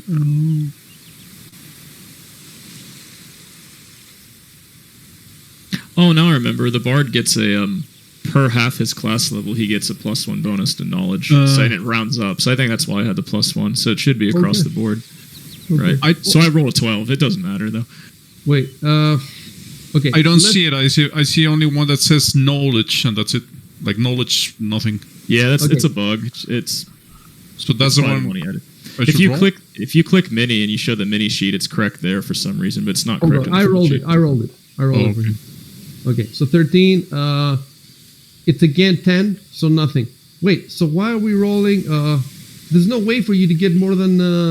Yeah, for the untrained, we can't. Oh, that's a get good point. anymore. Yeah. Yeah. I'm sorry. Yeah, we forgot. Sorry. There was no point to roll. Yeah, there's no reason for him to roll. Hold on.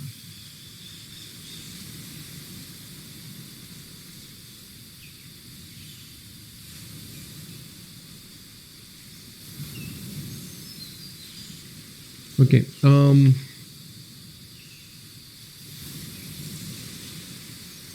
So let's go back to Jabal. So, what is the Bard ability again that gives you across the board? It's called Bardic Knowledge. He adds half his class level minimum 1 to all knowledge skill checks and can make all knowledge skill checks untrained. What page is that? Give me a moment.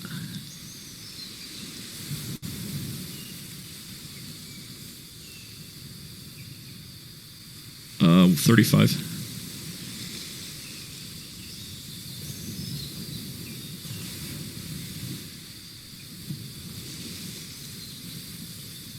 All knowledge check skills.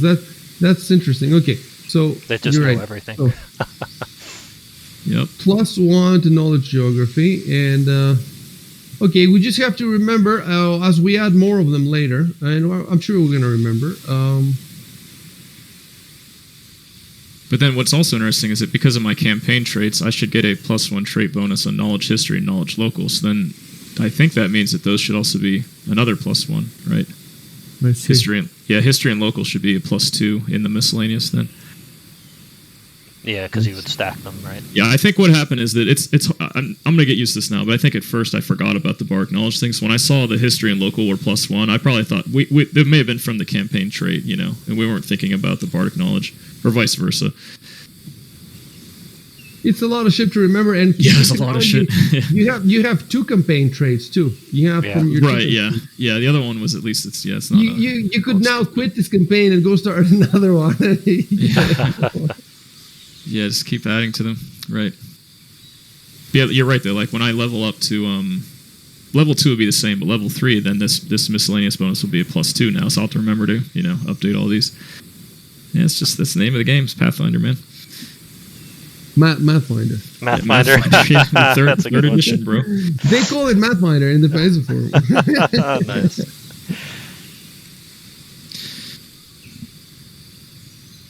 But anyway, what this does mean is that even in this case of rolling this geography check, if I rolled a 20, I would get like the highest or whatever. Like if there's a 20 DC, I would make it because even though I'm making it untrained, the bard ignores that.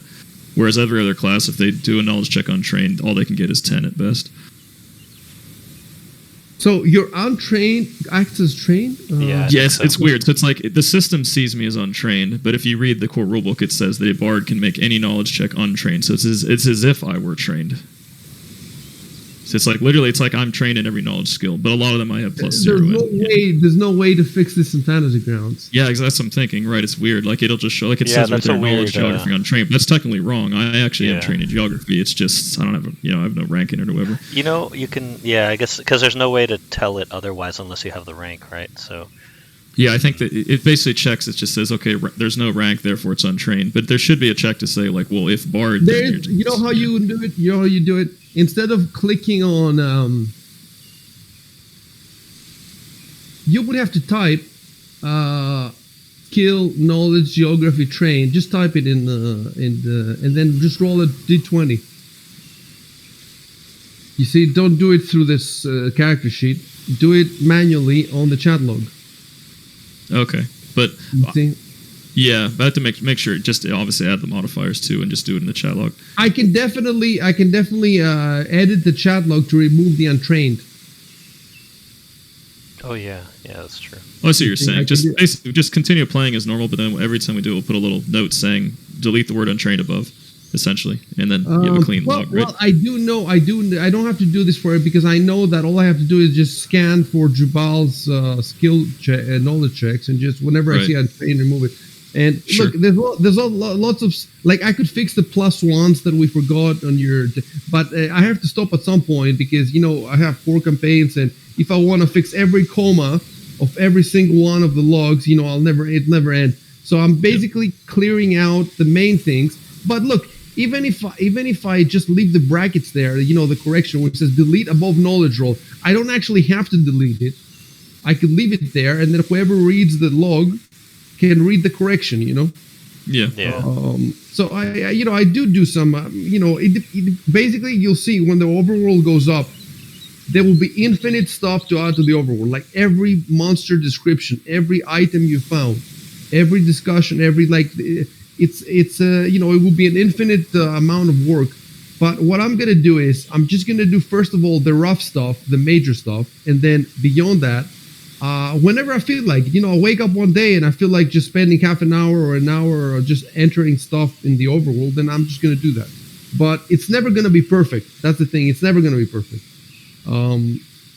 Unless, you know, they keep improving Fantasy Grounds, and they just, you know, they should make it so that I should be able right now to edit the chat log. That's how it would be perfect. Right, that makes sense. Like, yeah, you should. You're the game master. It makes total sense. If I could do it in real time, then I could fix the rolls, I could fix the +1s, the Yeah, untrained. you can fix my periods not being there, all that stuff. Yeah, everything will be perfect. And so, Yep. you know, eventually, you know, and it could be that if we play on Foundry is much more, they have a billion mods. So maybe in Foundry they have a mod where you can, you know, and eventually we're going to move to Foundry. You know, we're not going to be playing Fantasy Grounds forever. So eventually we'll get perfect. You know? So, we're done with Ancorato, with the geography. We're done with, well, we're also done with the religion check. You know why? Because both of them are above 10. So the trained guys got above 10. So there's no reason for the untrained guys to try religion now, you see? For Right, the, right. Exactly. So basically the untrained checks are only for the cases where the trained people get less than 10. Right, exactly. Yeah, that'll save time. We have it like a pecking order, so just always do, you know, train first, and then we won't waste our time. So we've checked Ancorado, we've checked Salmandor, and you know, now we go back to the logbooks, and I just want to give you all the logbooks that I have because I have a bunch of them. So you got the trip. Fire Day. I just checked Foundry, and it's available for purchase now. Oh yeah, I bought it, No, but only the GM needs to have it. It's $50 for life. You mean? Oh, it's on Steam. No, it's not on Steam. It's on their own Steam. site. Oh, Yeah. okay, sorry. Oh, there is a game called Foundry, but it's something else. Foundry, Dan, is where we're gonna play. Curse of Strahd with all those crazy graphics. Oh yeah, that's awesome. Yeah, it's awesome. It's insane. So I've given you 3 logbooks so far. I just want to make sure I don't have any other ones.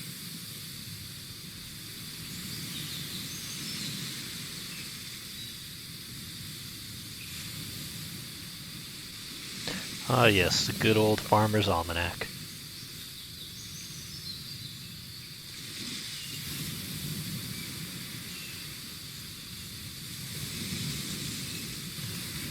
Oh, look.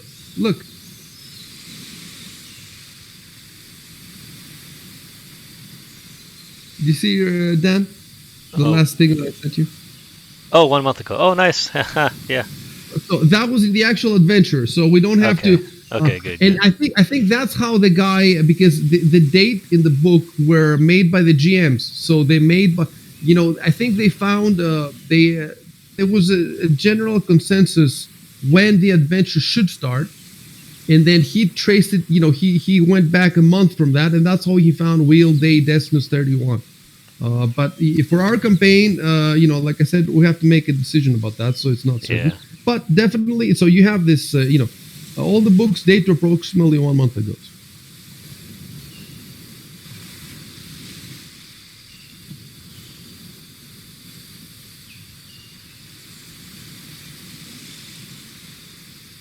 Oh, this one book's very detailed.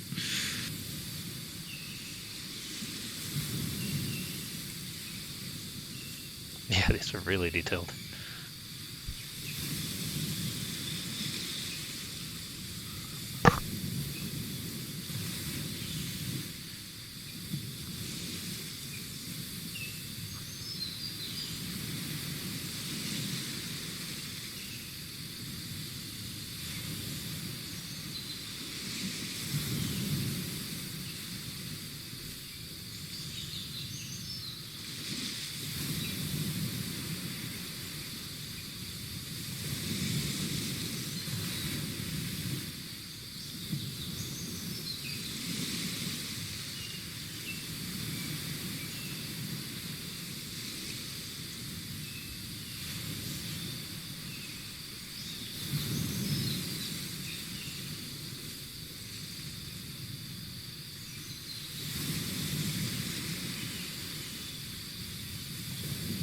Wow, these are really detailed.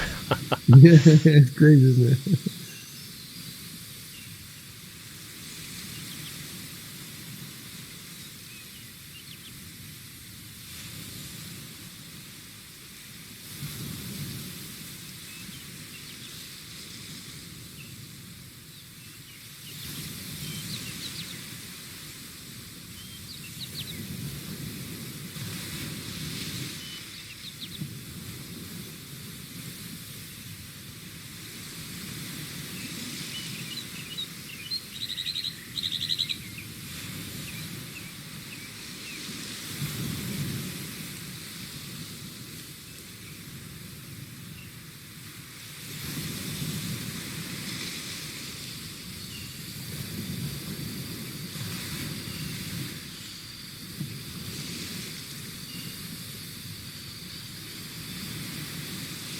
Oh yeah, we forgot about the magic source. I guess we'd have to cast it again or something. But is it obvious if one of these books is a magical book or something? Go ahead and ask Matthias in the game. Yeah. Well, I can cast detect magic too, so I could try. Okay. You know how to cast it, right? Oh yeah, give me one.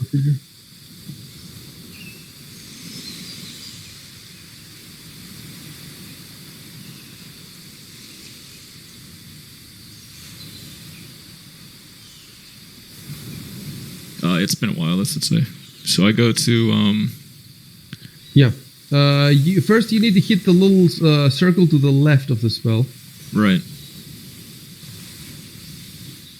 Right, and then you hit the magnifying glass to the right, and then you hit cast.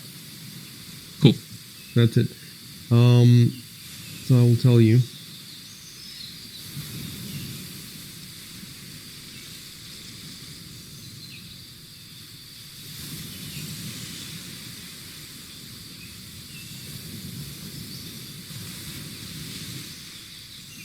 And go ahead and roll for the school, because now you can see it. Let me see what roll was. I forget. It's knowledge arcana. Okay.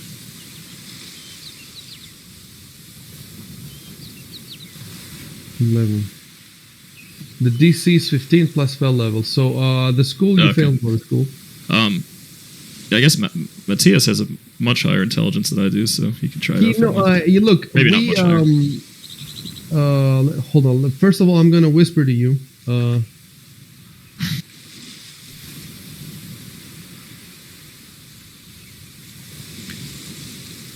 Actually, he could roll his check on my detect magic, correct? Because he's detecting the aura that I just. Is it common to all spellcasters in the area, or is it just me? He's already rolled this check, Knowledge Arcana, but he shouldn't have rolled it because he didn't have line of sight. Well, that's true. Yeah, I forgot about that. We're gonna assume that because that was a mistake for me about the rules. We're gonna assume that he rolled it now. Yeah. Okay. He knows that it's a university. He knows the school, but I'm gonna give you now.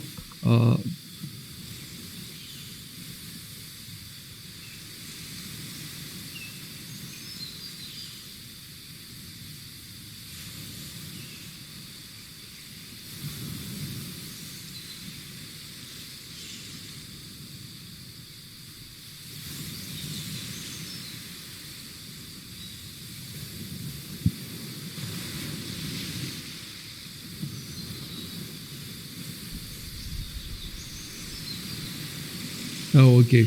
I need to put some more spaces to some of these logbooks. Okay, the Farmer's Almanac I needed to put at the bottom. And also the diary.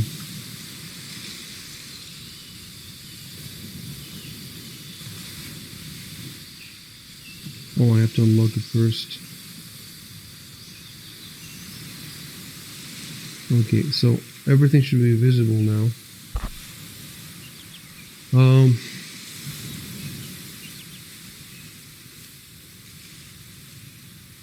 I do have an issue here. Hold on a sec.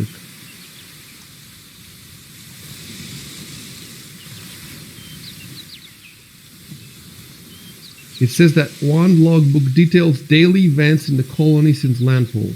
I'm just trying to find out if I have that to give it to you. I don't think I have this one. There's a bunch of logbooks, so I just gave you 3.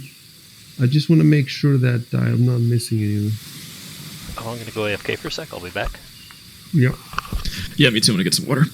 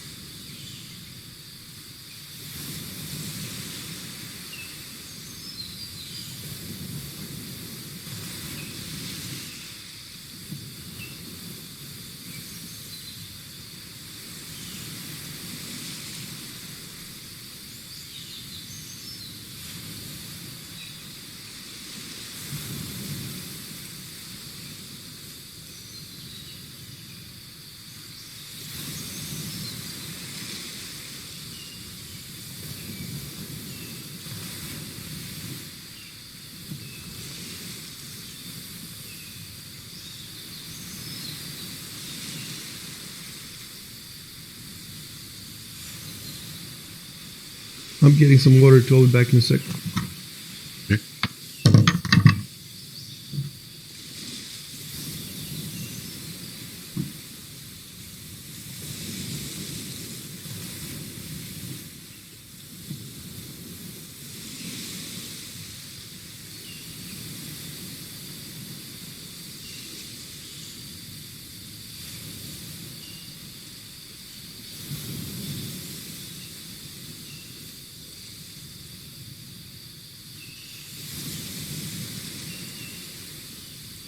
I have returned.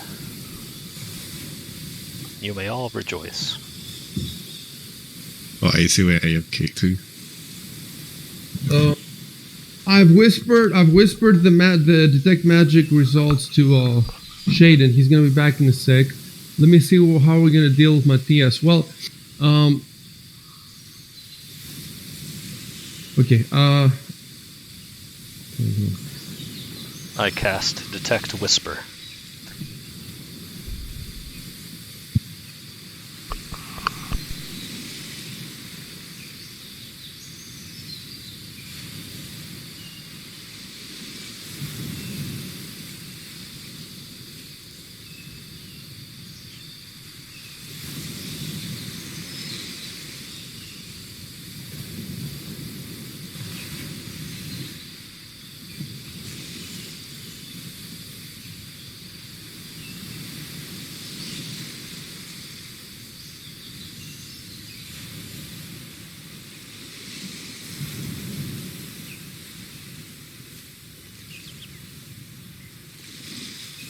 Okay, so I basically gave the same information to both of them. The difference is that Matthias also has the School of Magic.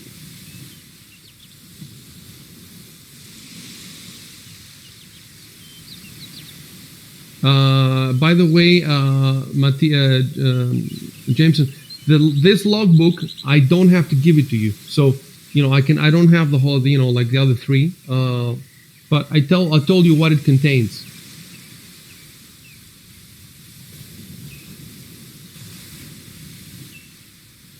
I don't know which one it is. No, you do know which one it is. I told you which one it is, but I don't have a note to give you. Like I gave you 3 notes for the 3 other logbooks, didn't I? With details inside, and this one is one of the books that I don't know how to explain to you. If you go to a library in a D&D game, I'm not going to give you the whole library. I'm going to tell you what the books are about, and you can check them and you can read them, and then I'll give you a summary. But yeah, I don't have the book. Yeah, I'm back. Okay, Shaden. So I gave both you and Jameson the exact same answer, with the exception that he has also the School of Magic. Okay. And I told the guys that I don't have this logbook to give it to you. It's not like the other 3 that I have them to give it to you, so I don't. But you can check it if you want. You can tell me that I spend all day reading it, and I'll give you something.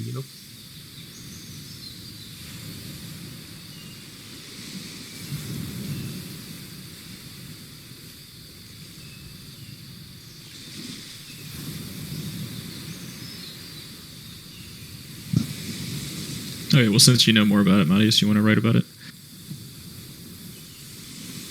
Yeah, I'll get it right. Okay.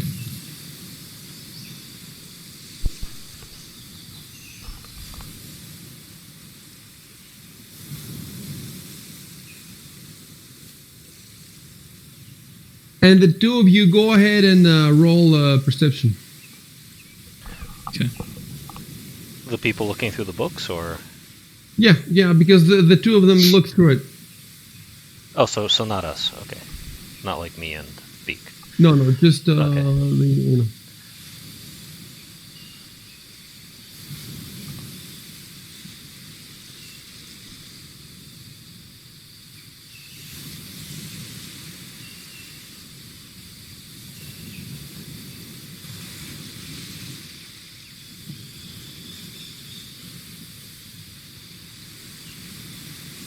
Spirit.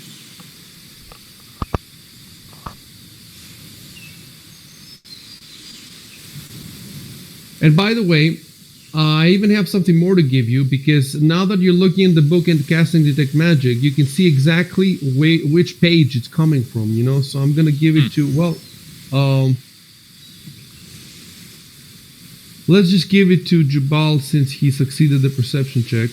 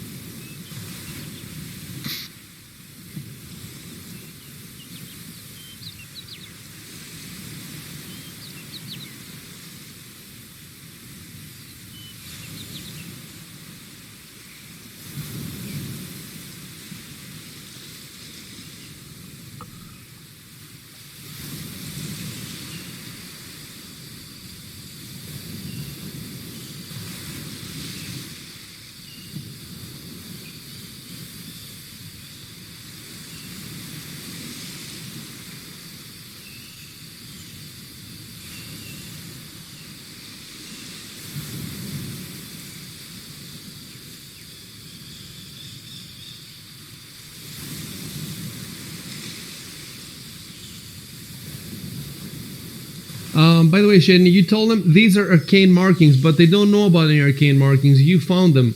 Oh, I meant did you take magic? that I was holding the book and showing and pointing. Yeah. But I should Oh, yeah, fair write that as enough. an action. Fair enough. Yeah. That makes sense. That makes Yeah, like you know, we're all gathered around a circle. you can actually put that in the, you know that you can actually put that next to Jubal Corbin. So it says Jubal Corbin, and then you can put a parenthesis that says while showing the book. Or in any case, Oh, it's yeah, covered. yeah. Oh, is that Right, like the I think- I emotion remember or what you're whatever? saying, yeah. Yeah, an emotion. And we have it. Okay, while you guys talk, I'm going to go to the forum and I'm going to find. We actually made a Google document with these commands.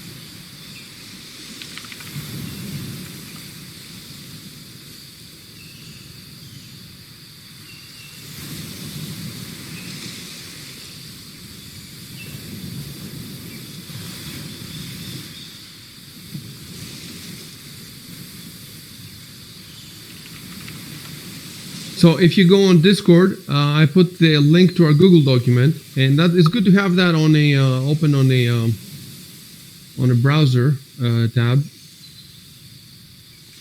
Oh yeah. You can also edit it yourselves. I think you can edit or you can ask for permission. I'm not sure. Oh, okay, the /mood and then what I want to do.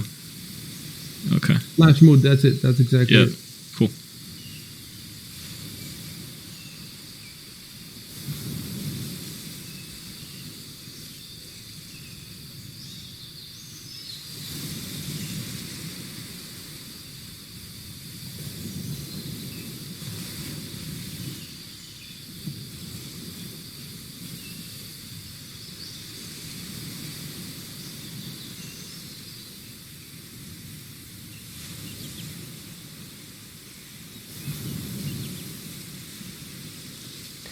Would we know if using nature if plum trees are native to this sort of island? That might be a little too much though.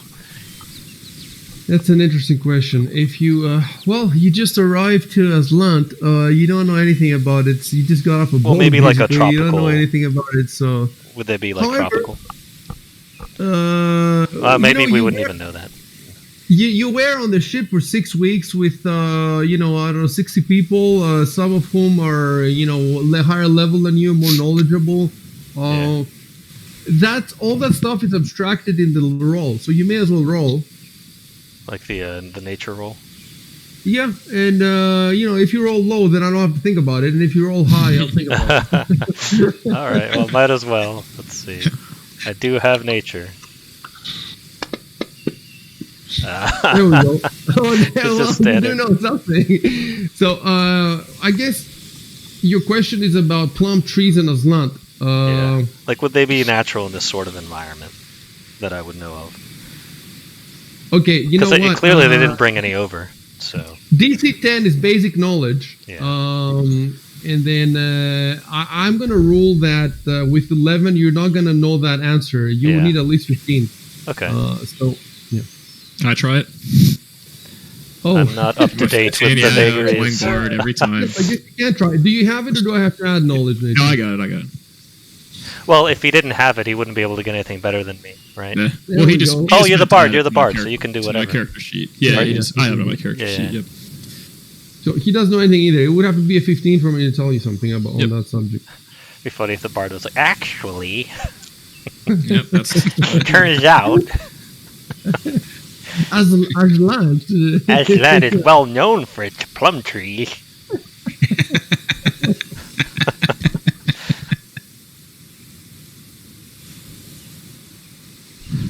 Yes, I guess we can keep our eyes peeled for a plum tree, but other than that, I'll let people know You that could I check have. every single tree on the around the colony. You know, there's not that many. Yeah. I should shut up. That's what I was thinking that. Shut up.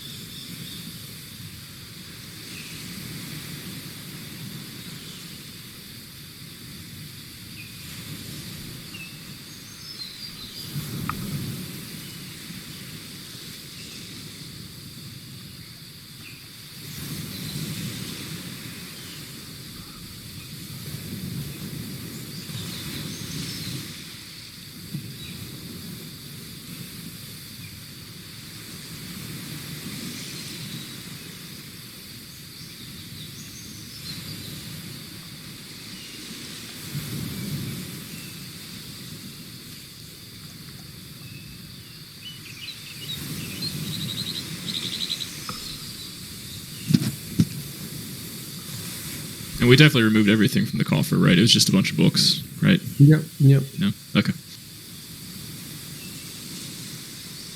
Tell me what you're doing with the books. Are you leaving them there? You put them in the coffer? You take them with you? Yeah, good point. Books are Kinda for heavy. nerds. Pretty heavy.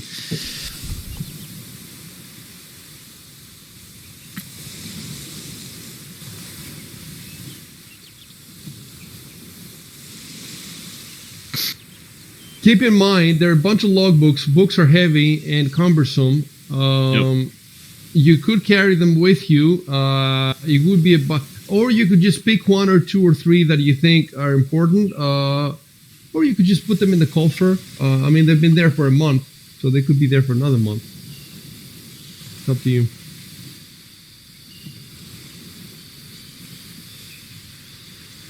Yeah, I figure it's probably worth taking that since it's...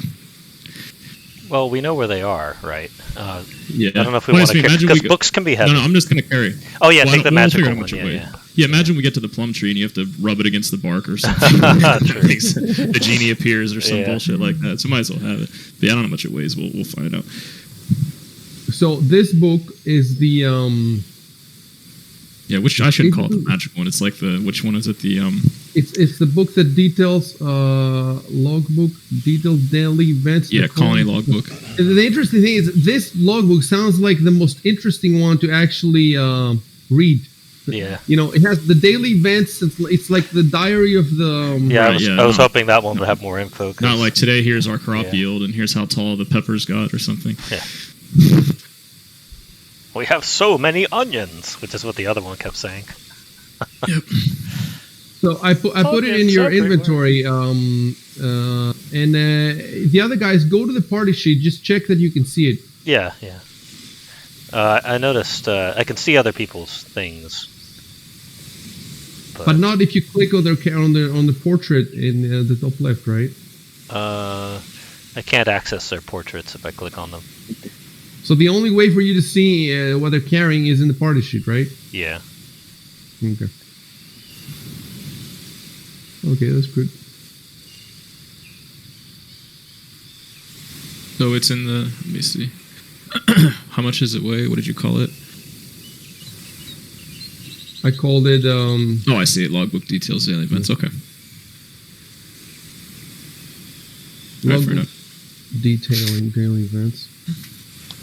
I don't see logbook. Maybe mine didn't load.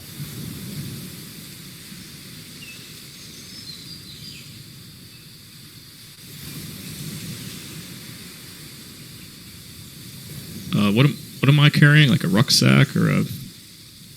Well, Yeah, I'm going to say I that's put the good. book. Okay. Just so it's, we have it in our log. There you go. All right. Look, you're not carrying a backpack or anything, are you? So you should be carrying one. That's why I figured there's some kind of a pack or something. Not a huge thing, but yeah. That's Yeah, also so we're gonna rucksack. do it now. We're gonna do it now. We're gonna go to the let me see, backpack. I have an actual backpack. If you guys need me to put it. Well, in you're there. a strong, burly man, so obviously you would. That is true. So backpack, common, Pathfinder corals. Yes. So I just put a backpack in your inventory, and let's see how much it costs. Wait, why does it say 2? Did you? No, that's the weight. No, I didn't do that. Backpack. So the cost is 2 GP. So I'm just gonna, from 35 GP, you're gonna have 33. So we assume that you bought this, you came here with it. Yeah. And the same, let's look at everybody. Let's just fix this now. Does everybody have a backpack? Okay, so Big doesn't. We'll do that for him too.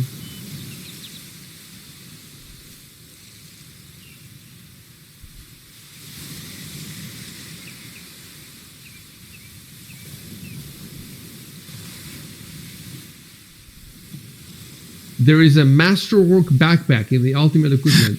What? That's ridiculous. Let me see what it does. The holy backpack of greater carrying. It costs Yeah. 50 GP. 50. It weighs twice. And treat your strength score as +1 higher than normal when calculating your carrying capacity. Huh. Cool.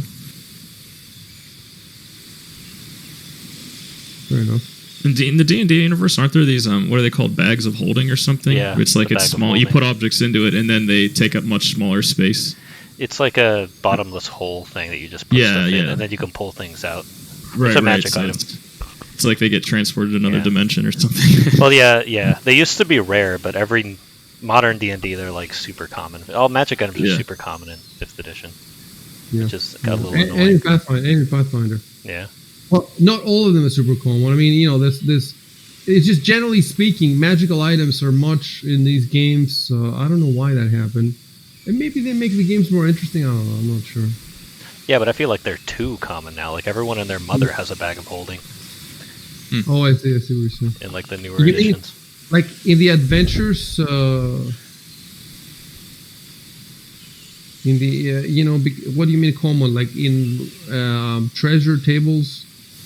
Well, just Yeah, I like guess. you can just buy one and start with it outright. Exactly, exactly. Okay, that It's like- that's There's shops know. everywhere. Yeah. It's, It's like, let's go to the corner store and get a bag of holding. It's like, oh, okay. I guess they're that common. so I put backpacks in all of you guys, so we're all good. I'm gonna go to the store and buy an Orb of Annihilation.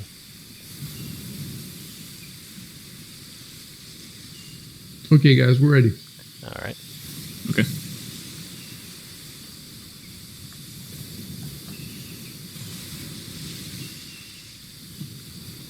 The construct was worth 1,250 GP. Damn. You mean it had that much money on it, or it cost that much to make it, or No, that's we how didn't much break it. you could sell it for if. oh, I was selling. Okay, I was confused, but yeah, Yeah, if we hadn't broken it. interesting. But who around here is going to buy it? Yeah. Right?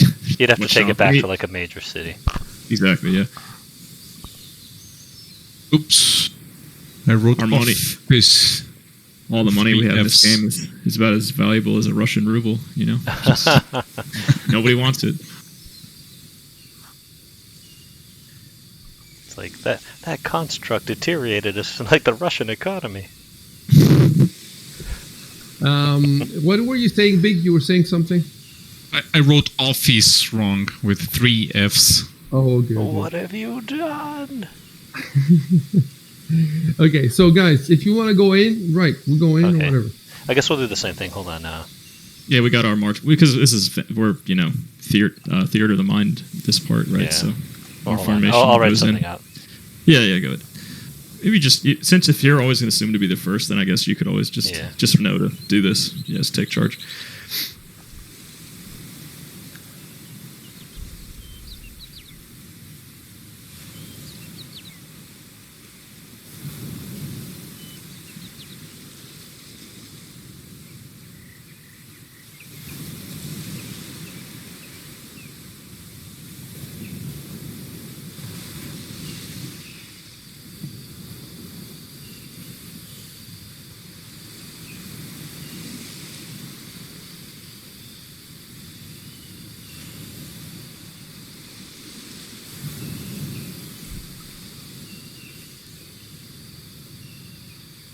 but unacceptable.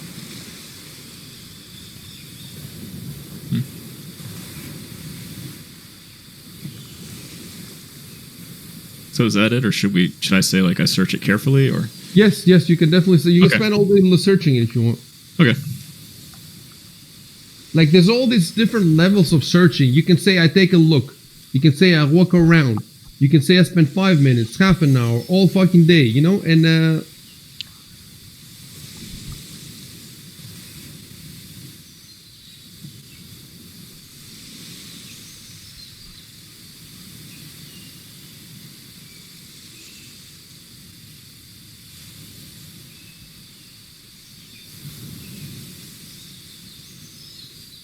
D. Rejected.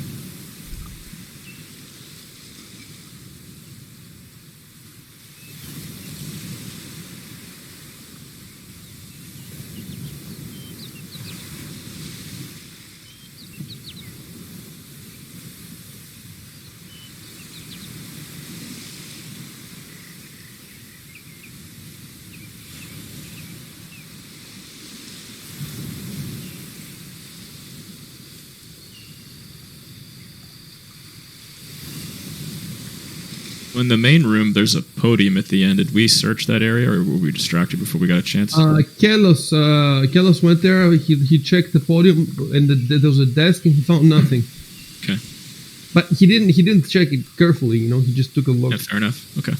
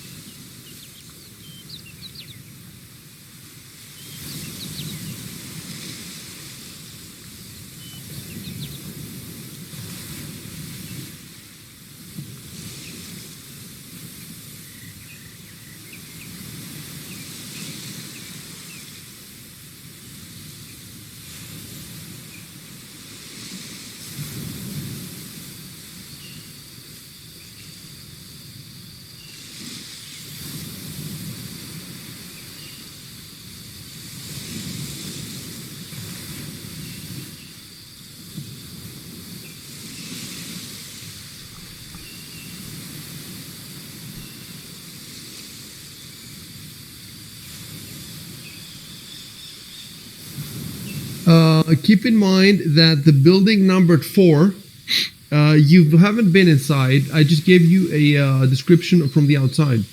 Oh, okay. That would be in the notes here. That will be here. Yeah. Yeah, it's just large home. Oh, it's empty. It's large home. Okay, you know why it says large home? Because I haven't copied the information. Either I just told you it's a large home, or I just haven't copied the information from the chat log to the notes.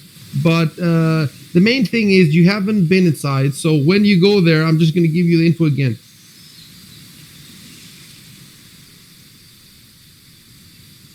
Oh, and what about the other building that doesn't have a number? The one above the chapel. Yeah, I thought we went to that one, right? Or did we just ran past it really fast, actually? I'm pretty sure you went inside. It's the. Wait. I was gonna say there's a good chance we ran past it screaming like little girls. That's what I'm thinking, actually, because we ran past the post, just to the left of way left of 7, and then we headed over to 7. That's how we start our search. That sounds right. You don't know about that either. Then. Right. We just saw 4 from the exterior, so that's why we put a description for it.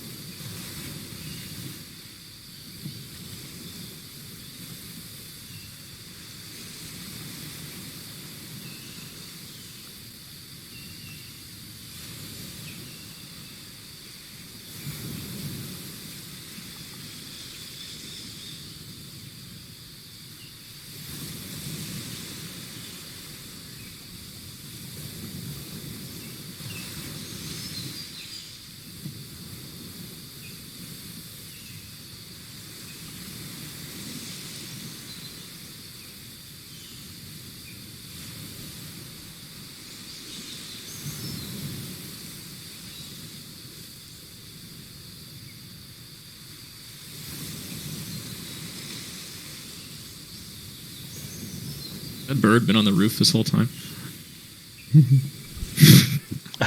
Yep. It's been Oh, hanging there it out. goes. Oh, okay, now it's excited, because we came outside, so now it thinks, Oh, it's my alive. buddies are back. I thought it was dead.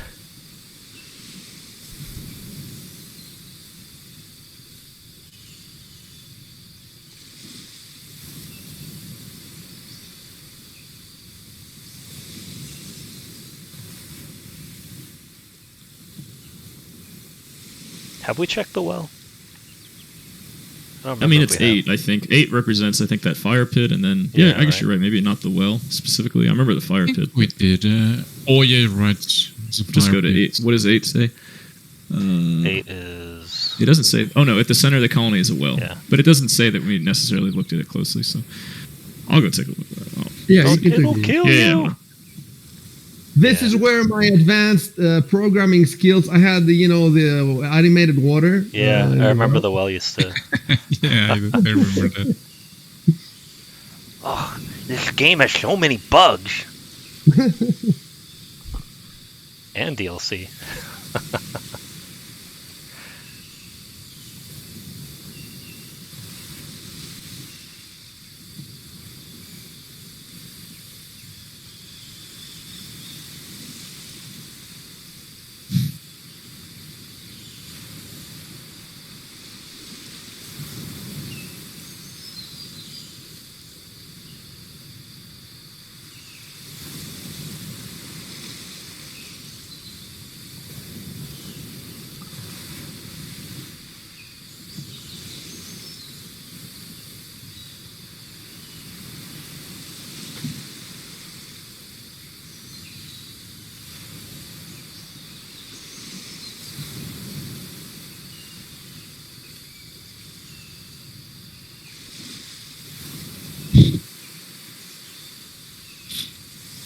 You want to move your character, and you're the only one who's still in the. Oh, true, yeah. Well, he did say he was going to wait for us to go outside, but we are Yeah, outside I was heading now, out so right after you guys. You were free to follow Yeah. us. Oh, no, it's not moving. There we go. And yeah, actually, yeah, it would be weird because I don't know how we're talking to each other right now. Well, I would have... We're shouting to each other. There you go.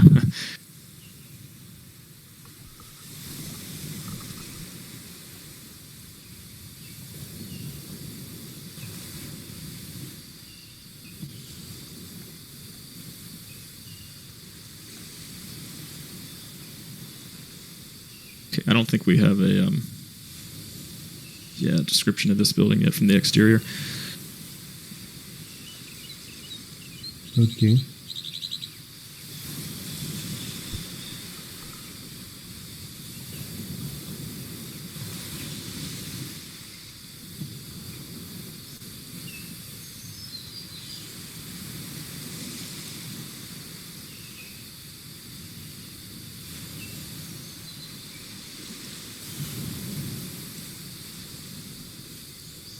And is Arkley something that we might know?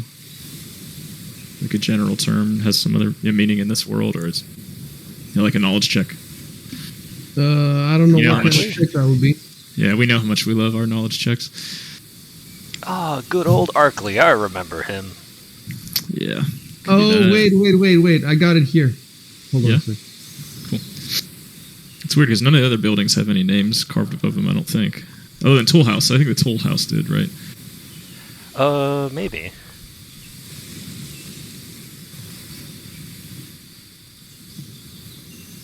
All I know is that this place is cursed. Yeah, it does. Above the door is a plain wooden sign that reads Tool House. So that had one. That's it. Everything else is just building. Oh, okay, cool. There you go. That makes sense. Good old Rayland. Liberty's Herald is the first ship. Your ship is called the Peregrine. Ah, okay. This does sound like the U.S., like Liberty's Herald. It kind of does. Yeah, interesting. But like you're saying, that other part that you said is like Greece, like there's a Mediterranean area. So this is like the New World up here, kind of. You know what the funny thing is about the New World? The New World is called Arcadia. And, you know, it's supposed to be the Americas. And, Isn't Arcadia a Greek word? Yeah. Well, look. Like arcade? Look, if you try to... There's a lot of mixed. You know, the people, they just take names from wherever they want. They're not trying to exactly copy stuff, you know? No, yeah, I understand. I guess Arcadia... Well, Arcadia yeah, used to be like a fairy place in like modern mythology. Exactly. So that's why... And the thing is, it's supposed to be, you know... Basically, the whole of Arcadia is supposed to be Latin America. Not just... Even North America, North Arcadia is still Latin America. And not Latin America, it's supposed to be Native American. So it's supposed to be, in the Forgotten Realms, it's called Mastica. Mastica, yeah. Mastica or whatever. And they want to make it so that you cannot colonize them. You know, like, they want to make it so that the nations of the inner sea region, you know, Cheliax and all these nations, they're not stronger than the ones that are in... Arcadia. They have only published. They have not published the book about Arcadia. They have only published. So in some of the campaigns, you can actually go to Arcadia for like a chapter or 2 chapters. So they have detailed some cities and some kingdoms, but in a very, very little detail. And so now the fans are waiting for a whole campaign set in Arcadia, and I think it's coming in the next couple of years. We should get it. And but is it going to be the wokest of all campaigns? What's that? Is it going to be the wokest of all campaigns? Yeah, no, I don't think so. But Mastica in the Forgotten Realms is, you know, you go there to colonize it. Yeah. Because it was in the 80s, you know, but now it's 2020 and you can no longer colonize anybody. But in the battlegrounds, I might change stuff around so that you can't colonize them. Right. And the funny thing is, these people should agree with that, because I thought that's the whole point of D&D, right? Is you can mess with the material. They should be praising you. Yeah, but I mean, it would be much cooler if they made a whole colonizing campaign. They do all the work from the ground up, and you go there and just kill everybody, and that's the point. Right, exactly.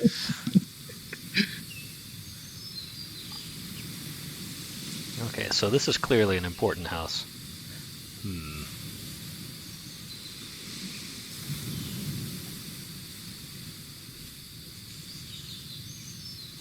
Is the door open? Yeah. Well, the door is closed. The door is shut. Okay. And, I should have. You know, it doesn't say. No, it doesn't. No, it says a single closed door faces northwest. You got it. Okay. Hold on a sec.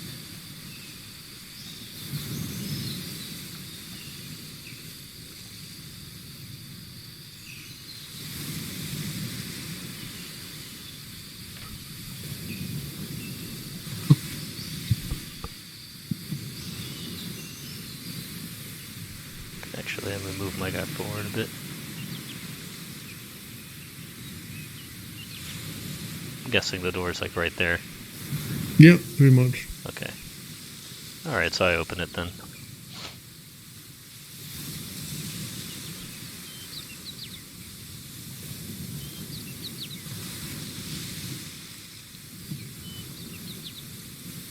What does it mean when a door is latched?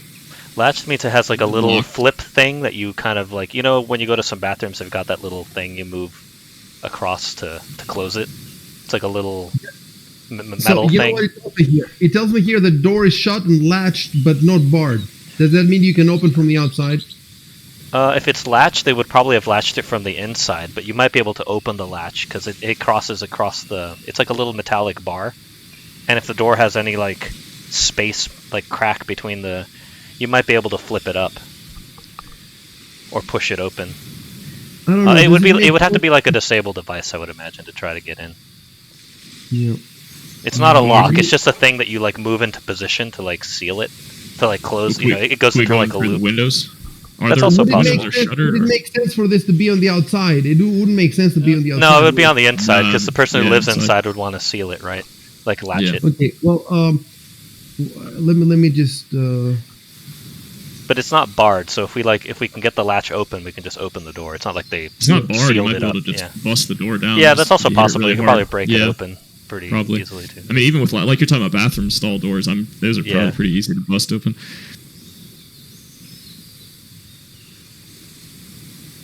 But I mean, these are probably not very advanced No, these are very latches. You could rudimentary. probably Yeah, like totally. put a stick through it and try to like flip it up or push it open through like the cracks Yeah, in the that's door. thing. Even if you gave it a hard kick, it would probably Yeah, come yeah. open. I bet. That's what I'm trying Look. to say. Yeah.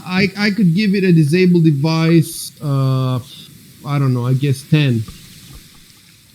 To unlatch it. We don't need to actually know how it Yeah. operates. We just need to know exactly as you said. The buildings in this colony are not made secure because, obviously, because it's just a This is small group probably of just people for who some know each other. privacy, Yeah, exactly. but not really to keep So, people out, I guess. Whoever wants to Jubal can try a disabled device if you want. You want to try busting it down, Mr. Well- Kilos? Strong boy. No, we don't want to, because we're eventually gonna have to come back here and reuse some of this. So Yeah, exactly. Um, exactly. Yep. You think So, Arkley yeah. would be pissed? yeah, probably. We should bash down all the doors, Assuming he's still burn alive. down all the buildings. Yeah. You know what? Hold on. Hold on a sec. I'm typing something.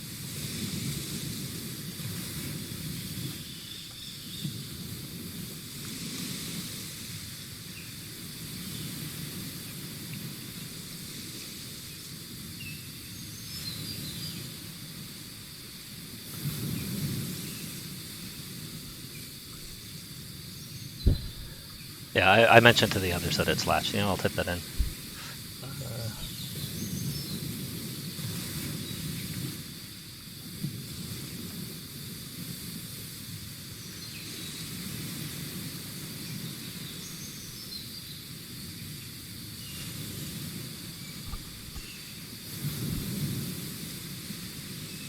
Try something.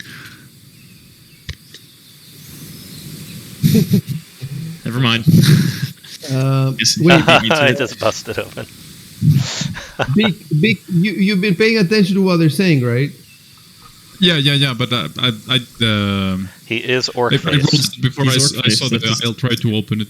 It's the kind of stuff he does, No, wait. I didn't hear what he said. I wrote that before I saw the message of I'll try to open it from Jubal. Okay, so let's try the disabled device check first. What he really Okay. meant is Shadrach smash.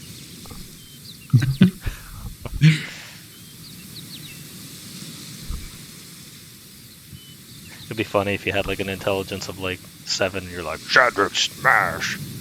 Can you, Icy? Can you remove my clothing for me so my my check will be higher? It's a dex. Is it modified? Is there an easy way for me to You do can that do it too? yourself, but you also have to. I can take my own clothes off. Oh, the check, like the check box. There, I just did it. Yeah, you just check it there. Okay. Probably. Right. Why are you stripping? I got to disable this latch. Like, if I'm like- naked, I can do it better. I don't feel comfortable with all the clothes on. You gotta be comfortable guys, when I do this. I see that his studded leather armor is still on. So what happened? Oh, seriously? Yeah. Why isn't studded leather? Oh, you got a pretty high roll though, considering. The AC definitely dropped. I remember it used to Okay. be 17. Now it said 14 a moment ago. No. So, yeah. Right, But I guess- but you have to type that I take off my arm. I remove my clothes and then. I mean, it doesn't sound a bit stupid. I know, yeah. It just sounds. I mean, I get it. Like, I think it's just if there's something encumbering your arms, and you can't be as dexterous. But it just Honestly, sounds weird. Let me like, just but we do a walk, don't guys. I know remove what's my gonna arm and- happen when we open the door. We could be like ambushed again. Well, So you yeah, have to exactly. keep That's it on. he's already rolled. So Yeah. type there that however you want to present it. That I remove my armor to allow my arms more flexibility, etc., more freedom of movement. Just type something and then Control Enter.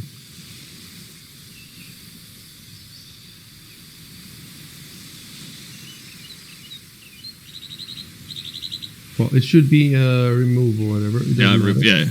yeah. Okay, so let me give you.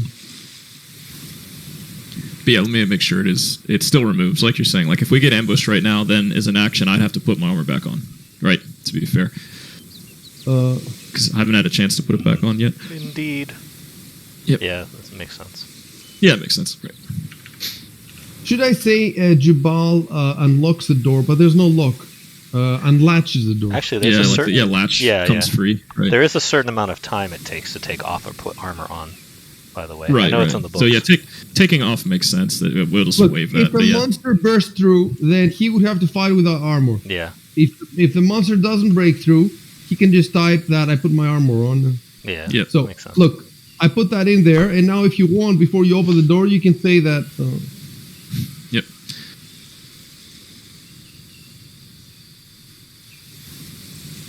Okay, and then check. There you go.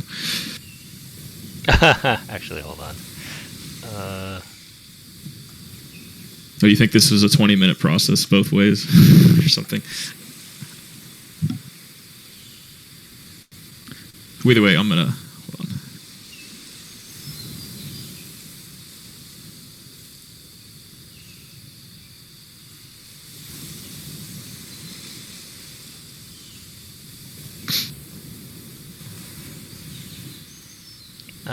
Okay. Oops.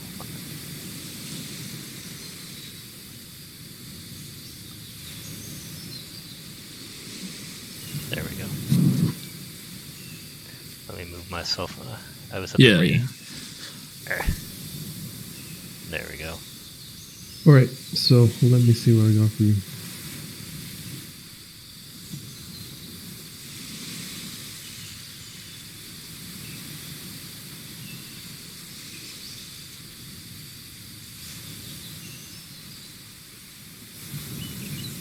Oh wait, I gotta check something in my inventory.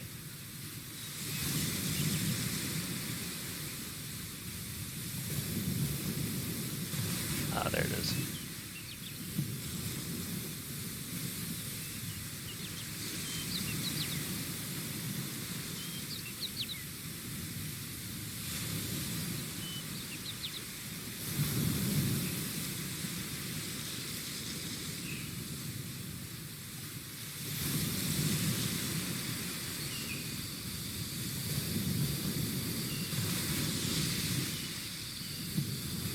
Okay, walk a bit into the room. Yeah, I'm already doing that.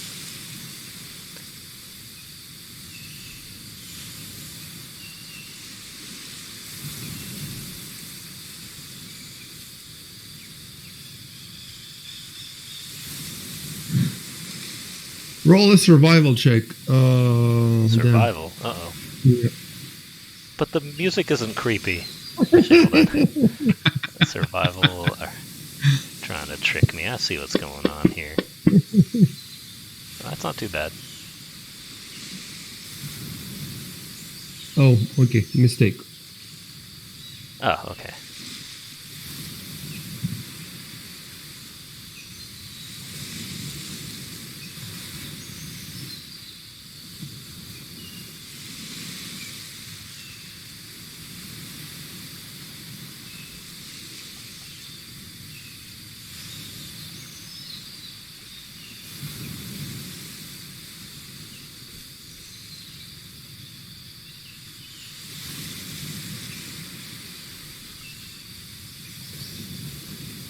Oh, I misspelled relatively. Oh no. I swapped 2 letters.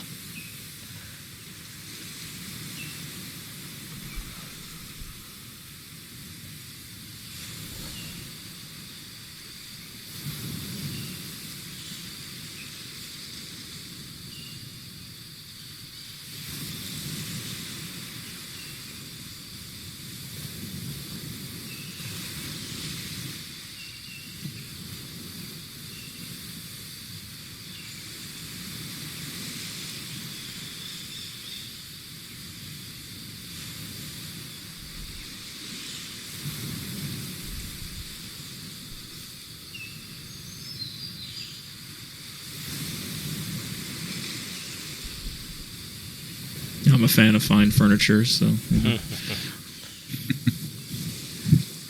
I mean, if he's a leader, he's got to have the nicest stuff. Yeah. Ah, shit. You know, maybe the cushion, like you pick up the cushion, there's a little secret, chamber underneath it. Maybe it's his chamber pot. Wait, Oh no. wait. You inspected the sitting chair. Yeah. Hold on. There's a ghost in it. No, there was nothing. That's it. Oh, Okay. Yeah.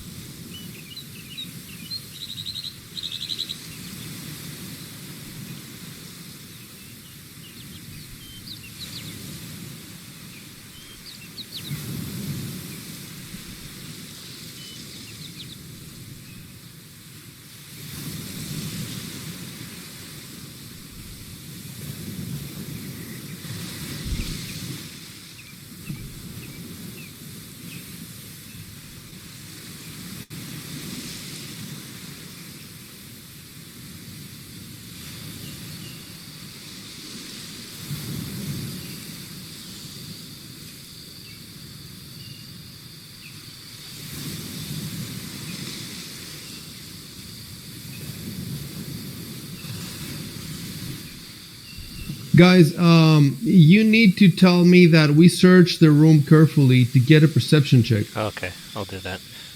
Yeah, Okay. just telling me that I'm searching, I'm looking at the table doesn't mean Okay. I'm only telling you what happens to the table, but it's a whole room. I'll do that. Roll I already perception. mentioned that there's. I'm sure there's something here, so I start checking more closely. Yeah. Should we all just say we're going to check carefully Yes, so we you can all. Yeah. you can all do Okay. it. Type it, or one of you can say. Yeah. Can we just say like we search all? the room. Yeah. I'll do it.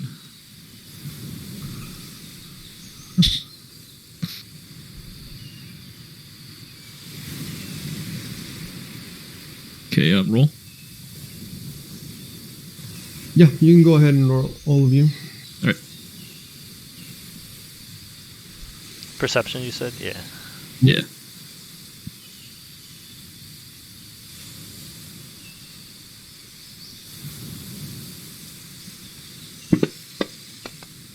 Oh damn. Yeah. Okay. Right. Oh, even better. Wow. Okay. That's a natural 20. He wasted it. It could be important. This seems like an important place. So Yeah, but I think 22 is probably solid.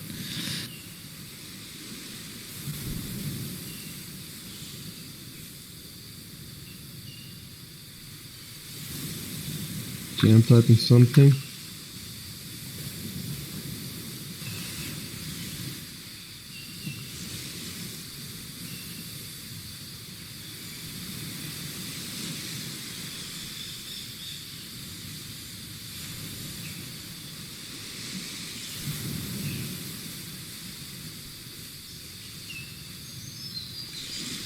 Oh,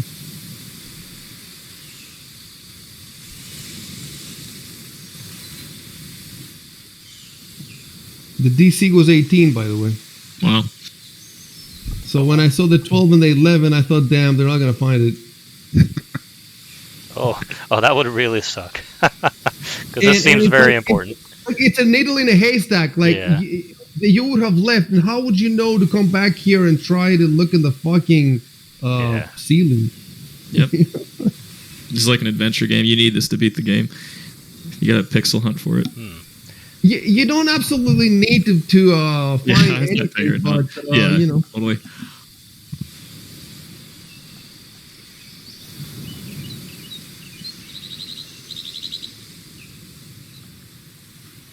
There is a point system. If you fail at too much shit, then the colony goes to shit, basically.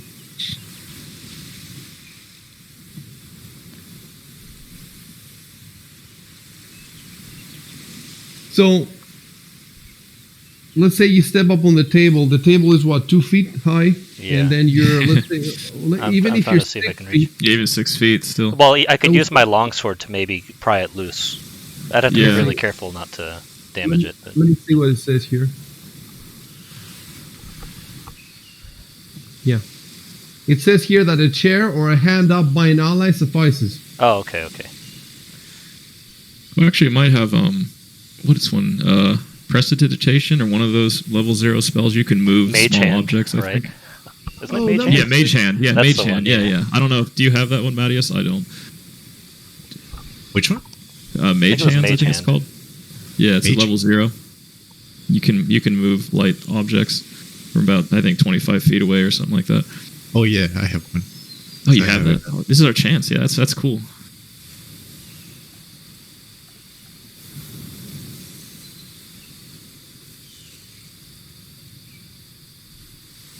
I'm still standing up on the table, by the way. I'm reading this immediately. Seems like an important clue.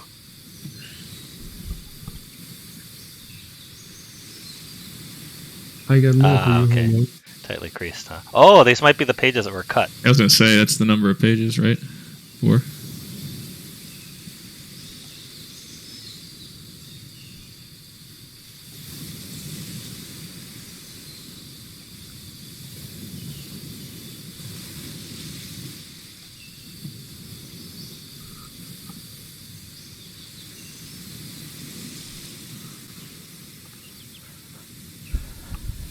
Okay, I have a bigger description now, so give me a second.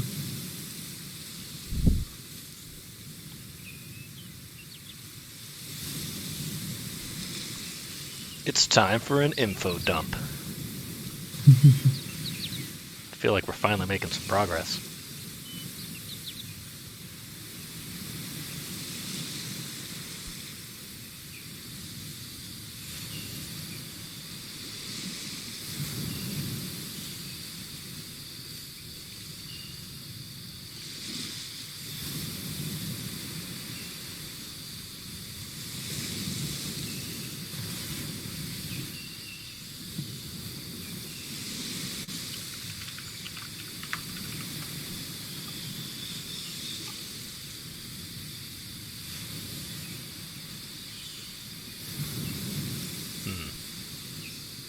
So much for protection.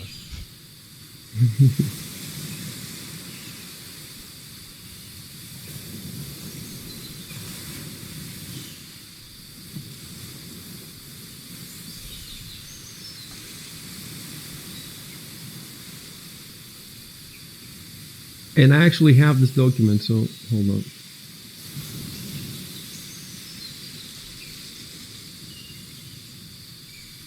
And they don't appear to be torn out like that. These are different than the pages missing from the book. Yeah, this is probably something else, yeah. Yeah. Because it just says it's 4 sheets that have been folded together and Yeah. tightly creased. Doesn't say like they're ripped along the edge or something. They might even be bigger than the pages in the book, you know. Yeah, that's true.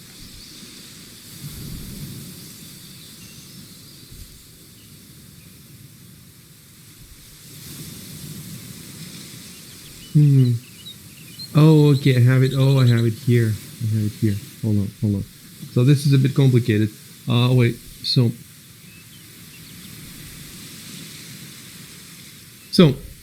this is a charter. It's a big dump. You're seeing this, right? Oh, Yeah. nice. Yeah. Very hard to read font.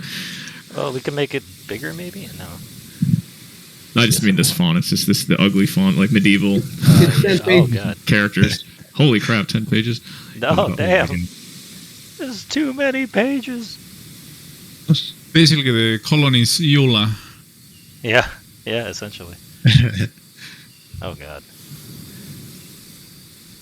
In the end, it's the names. I have something to explain about the names.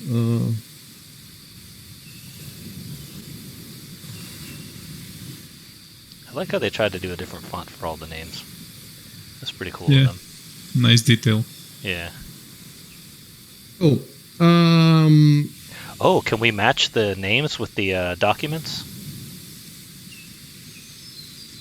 Like the font to figure out who wrote which document from the ledgers and stuff. oh. I guess we could Listen do to that. this guy for a sec. Past this, from the 6th page to the 10th, there's the list of the colonists, right? Yeah. And some of these names have a check mark to the left of them. The problem is that for some reason the PDF of this Yeah, I'm not seeing it. doesn't have them. However, I do have this in a note format, so I'm going to give you the note now, and I'm going to explain something about that. So this is the same information as the last 5-6 pages. Can you see the little marks next to the names?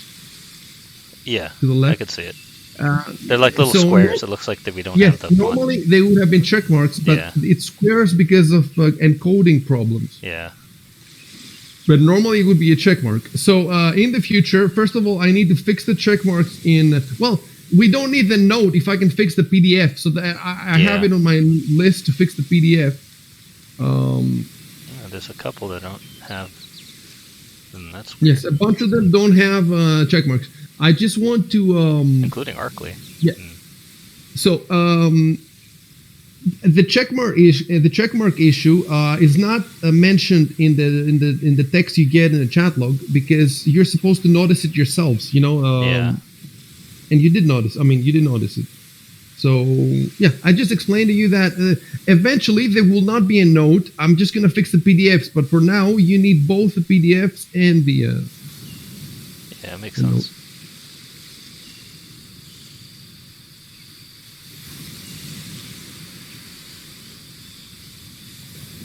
Oh god, they use the old long S. That's so annoying to read. It's annoying to read, isn't it? They're obviously trying to be like the Americans here, with the old long S's. Oh yeah. Like if you read 1700s the American. Constitution or the Yeah. Declaration of Independence, yeah, it says like the. This is pretty much how it's written, Possessor of that. It's like, is it possessor or possessor? Yeah, God possessor. Damn, it's just so hard to read. It hurts your eyes. Yep. If you look up old, like Google Books, there are a lot of old books. Like I looked at books even Yeah, like in they- German, like 1800s. possessed. They all use this It font. looks like It's just possessed. it's so hard to read. Yeah. That's what people didn't read in the past. This is the barrier. This is what kept like farmers from ever learning to read. They looked at this and thought, yeah, fuck they this just do shit. it on This purpose. is too painful. Yeah, they did it on purpose to keep the little guy down. Good. Elitism wins. Do I have number? Oh, there we go. I'm missing a chapter here. Well, I'm gonna go have dinner, and you guys can read that. Yeah, translate this into modern English and then let you know what it says. Look, you can take a look now. I'm gonna go get some something to drink, and but if you want to read it carefully, you can tell yourself that we're gonna read it before we go to sleep or we something. we should. Yeah. Yeah, and then you can read it in the middle of the game, or you can read it after the session carefully, or whatever you want.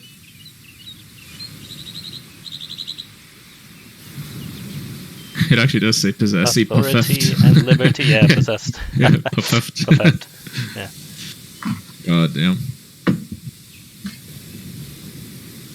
Say the voyage.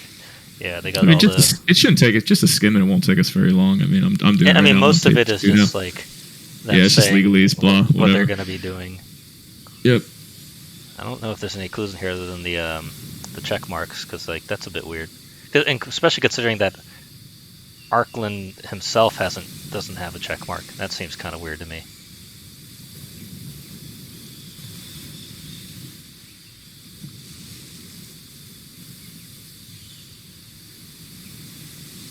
Go AFK for a sec. The People's Yep. Council.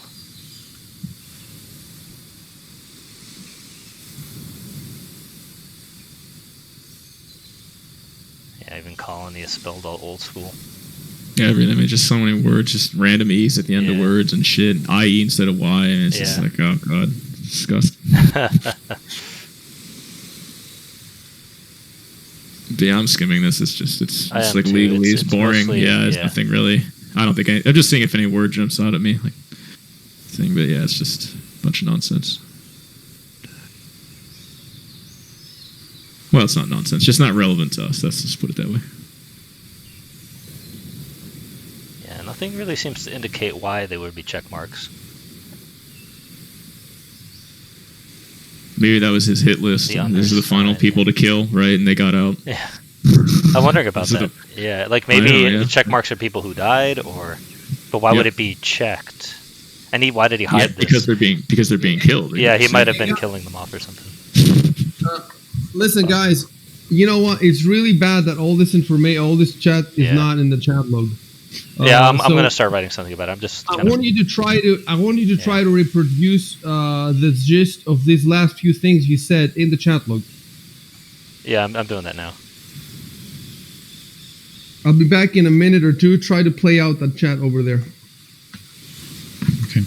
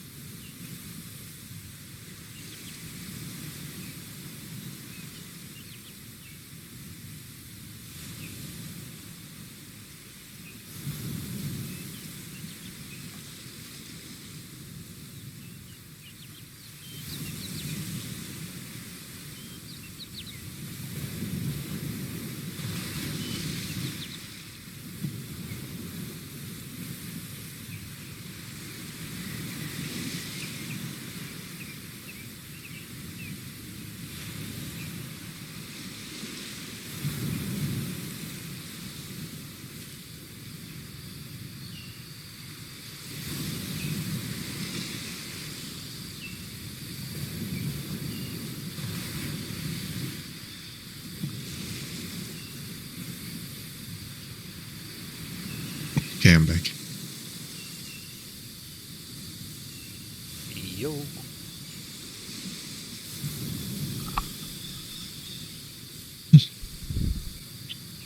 By the way, Shaden, it's not old style writing. It's Well, that for us, it's it's old style for us, common, not for the right? characters.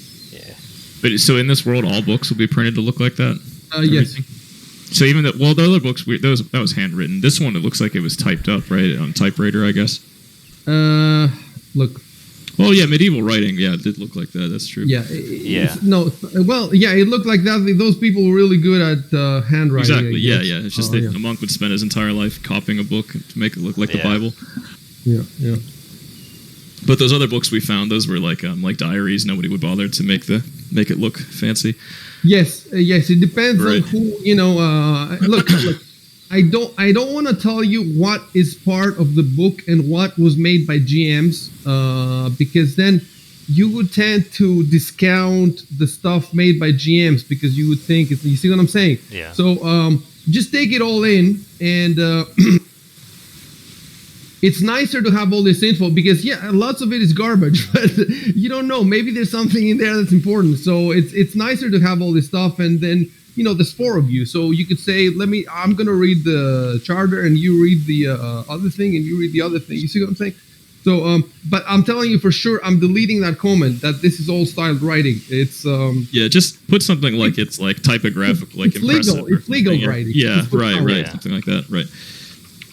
It's because it's an important document. I So. mean, even today, legal writing is garbage, right? So- Oh, it's total garbage. Yep, Yeah. a whole profession around it.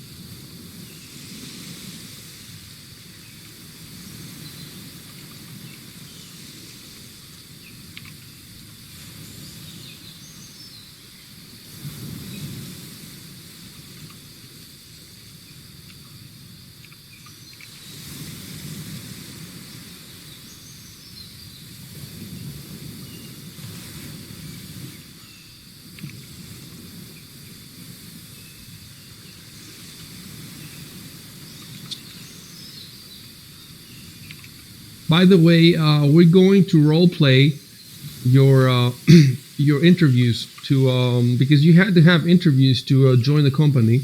Oh, And that'd be cool. at some point in the beginning said that if we want, we can role play that. There's some instructions, but it's not Like part a- of the like a adventure. prelude It's up to kind of thing. GM, Yeah. and we're gonna do it on Discord. We're gonna make a channel. We're role playing channel. We're gonna do that during a week, and then we might also decide to role play the journey as well. So because the journey, there's like a couple dozen characters that you can meet on the ship, and since you spent 6 weeks with them, I can just give you a short paragraph on each of them, or we can role play it so that I can give you a description, and then how we would role play it. We would role play it the same way we role played the Senate Gala in the War for the Crown, where each character had to, you didn't have enough time to meet everybody. So each character, of course, the Senate party takes 1 night, whereas the trip takes 6 weeks. But what we can do is, you can choose to befriend more. For example, there was a priest on board, so maybe Shadrick wants to befriend the priest. You see what I'm saying? Oh yeah, that'd be cool. So instead of me giving you the dump, the info dump, we can do it like that. So that's on my task list. We do have time, that's gonna be like a flashback. We're gonna add it in like a flashback, yeah, because it's a lot of characters on the ship right now. There is a lot of fucking characters. It could be Yeah, like 20. there seem to be a bunch of important people on there, and I'm sure we're gonna have to interact with them soon when we get back. It'd be nice to know what our relationships to them are, considering we spent so much time with them. And it's also, these people are resources. So if you need something, because you cannot buy spells here, you cannot buy, everything, you cannot, there's no shops or anything. So.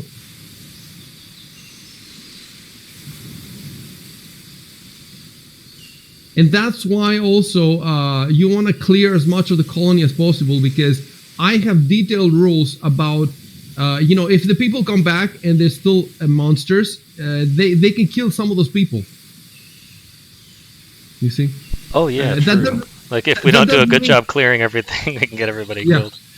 That doesn't mean that you have to absolutely clear every single monster, but the more you clear, the better. Yeah.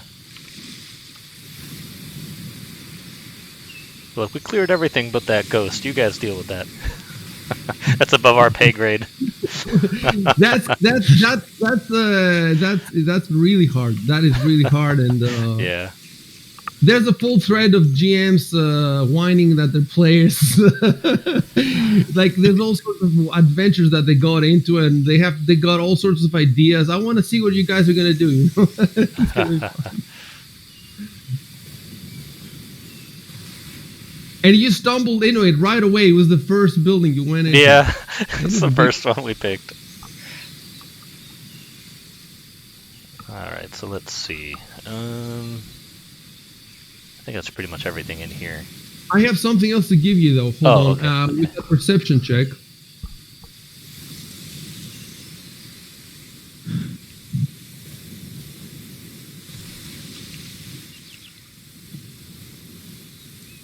So, okay.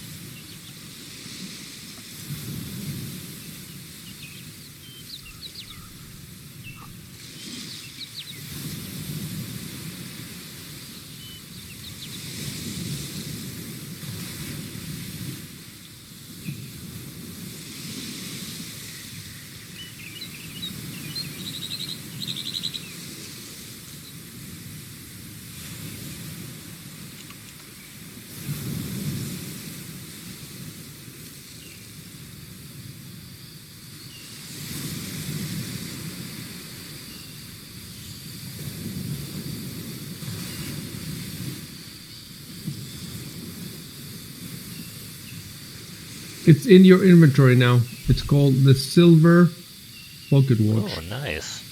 Wait, is it unidentified? Let me see. Yes. Wait. Actually, hold on. Okay. So I removed the cost. You're not supposed to know it, but the rest you should.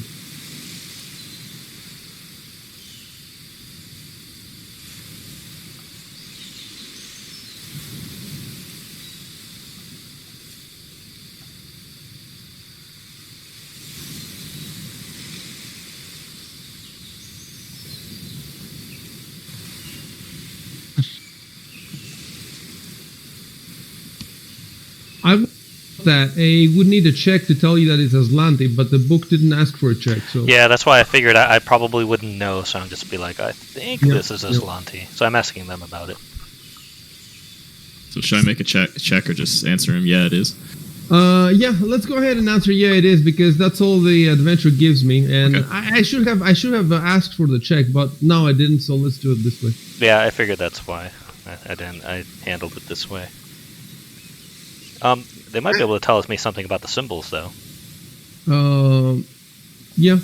Oh yeah, it does have symbols on the watch face, right? I mean, it probably is. Or like maybe even if it's magical, they could check to see if it has an aura. Yeah, you have not cast detect magic in here.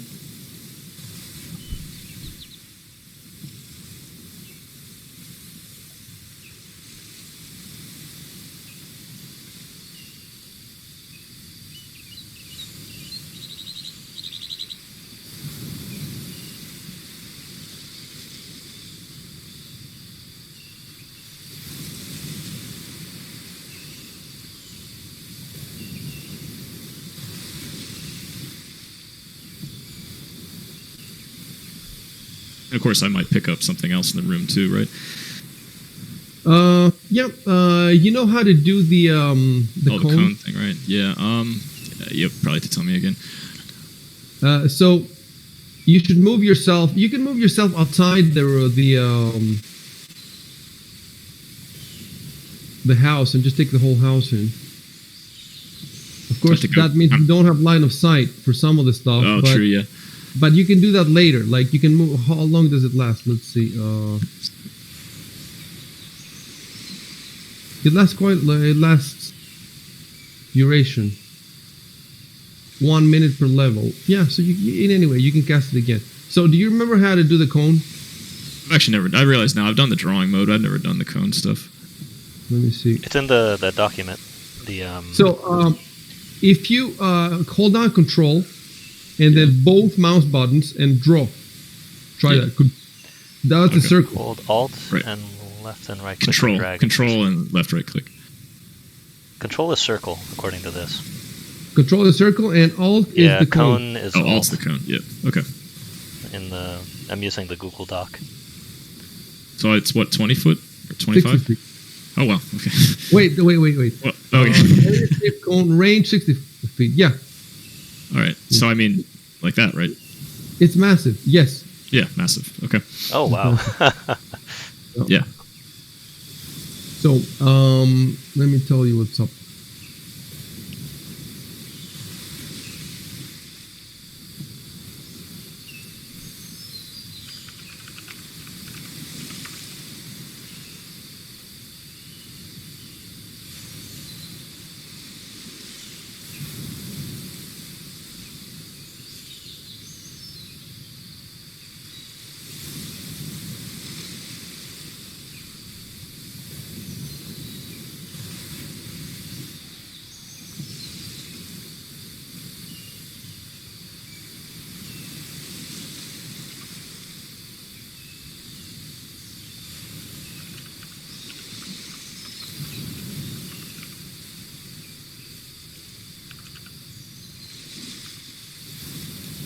Okay, so I do have the message ready to send you about the auras, but I need to find out. That's the major problem that I have. How strong it is. Oh, I think I should be able to figure it out. Let's see. Well, you don't get the check because you need to have line of sight for that.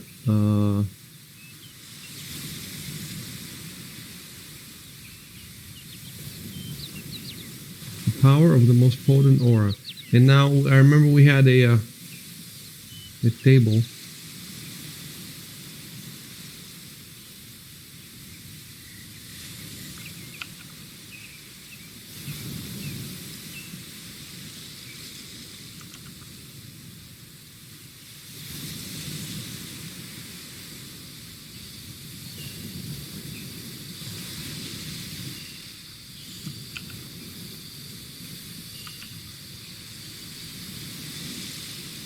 Okay, I got the table.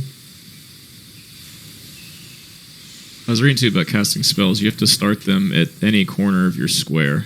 So I started mine from the middle of my square. It should actually be in the corner. Doesn't matter for this, but it'll matter for things like fireball, whatever in the future. You should. You're talking about the little corner towards the house of your. No, I mean corner as in on the grid. When you cast this, whenever you draw, you're not supposed to draw from the middle of a square. You're supposed to draw from one of the corners. Okay, cancel this and do it again. Let's see. Okay. And where did you read this? Yeah, I'll put it in Discord. Yeah, that's unusual. There you go. It's it.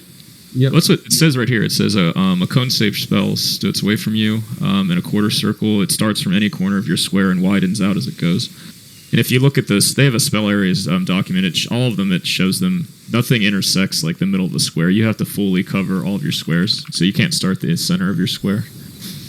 Oh, that's odd. Yeah.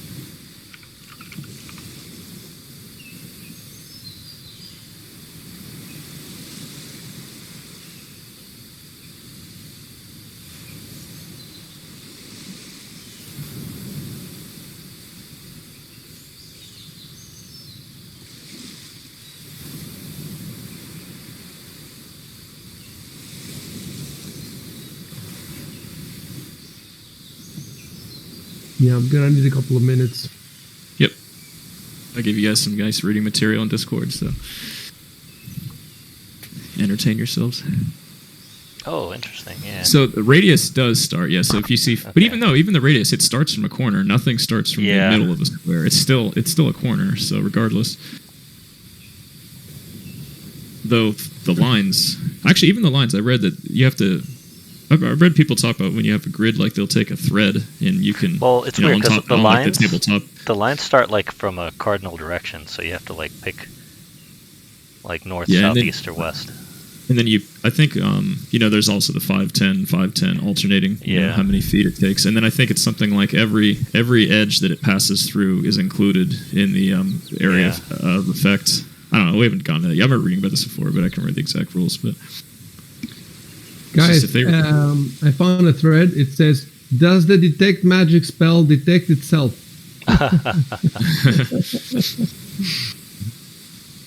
it's like an infinite loop. It's like the OBS. Yep. Yeah, it's like that. Exactly.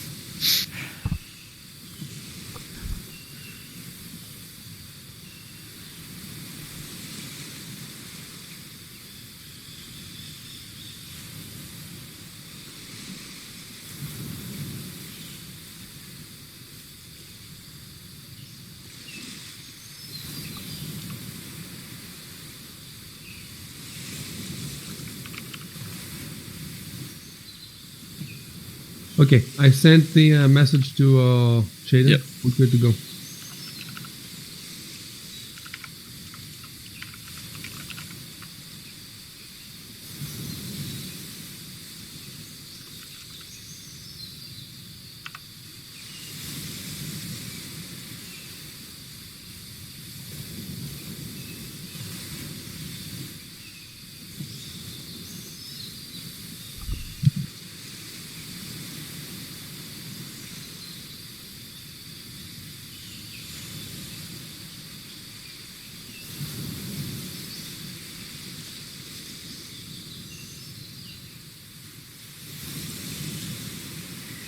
Should I remove the cone?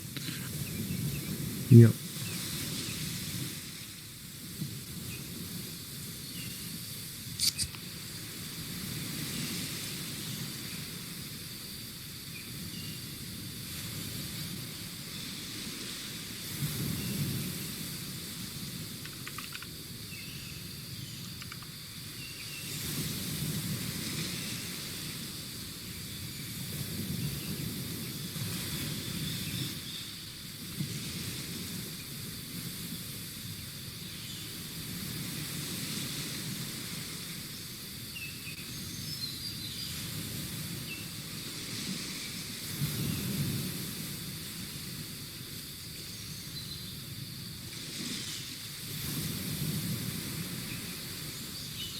Was I put in his inventory? Timepiece? The timepiece is in Kellis' inventory.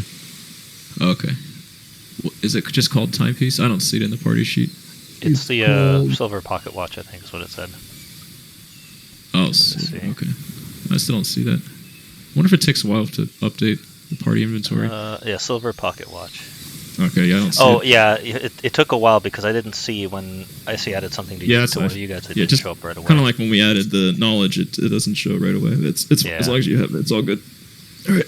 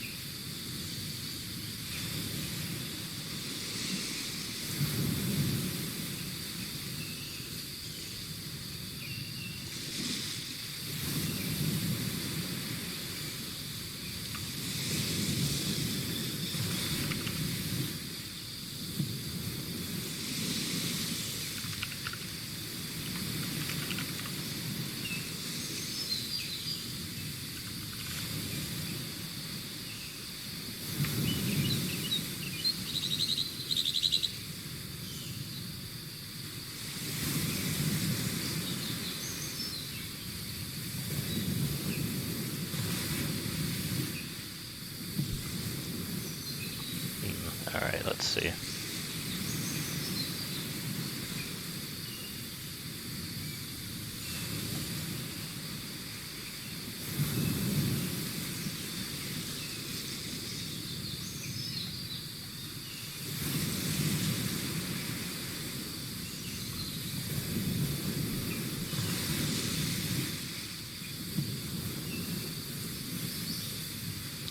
Where would the door? I guess maybe I'm already in that area. The room is about here. Oh, okay. So I guess I'll just say that I'm here opening the. Yeah. The room is not just one square. You could say it's about 2 squares. You know, okay. It takes part of this, there, and... Yeah. Okay. It would be interesting to see the Tailspire version because That they would be would cool, have to yeah. make all this stuff. I'm gonna take a look at it for next time. It just from the picture that they have on Tales Tavern, the one picture they have, it just doesn't look as cool as other stuff. Like, look, this is a really cool colony, but when you translate it to 3D, some people can do a better job than others. You see, Yeah. and I just most of the good Tailspire sets, immediately when you see the picture, it looks stunning, and you know it's got to be good. But this one picture I mean, the best creators, they even take the best pictures. So because the program has a photo mode, and you can zoom the camera, you can manipulate the light and all that stuff. And the best creators, they take amazing pictures. So they make their stuff. And then when a guy can't take good pictures, that means he's not very aesthetically sensitive. It means that probably his creation is not very good. So you can basically judge the book by its cover. And that's why I didn't bother looking at this, because the picture didn't look good. But it's still worth looking at it, taking a look at it. I'm just thinking that if later you need to, you need to live in the colony and build it and all that, it might be very useful, that set. But I still want it to be good. I don't want it, like, if it's bad, I don't know if I would prefer it over just using this 2D map. Yeah, that makes sense. I don't think I would ever get good enough to make the people who get good at this, they spend hundreds of hours. I don't know if I would spend hundreds of hours because I don't know if I would enjoy just but who knows?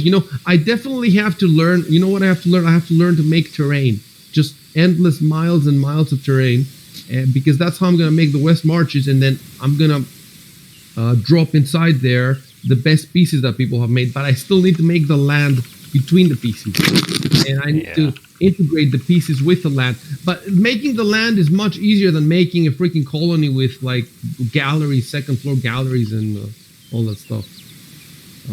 Okay, so let me give you the description of the room.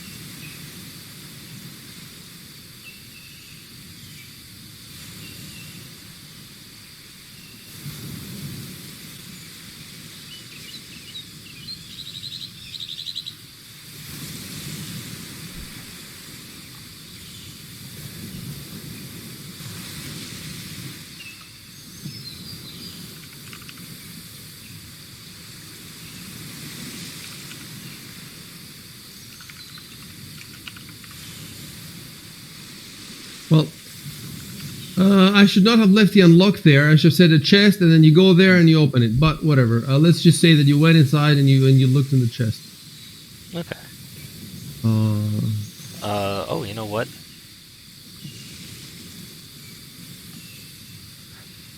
Before that, though.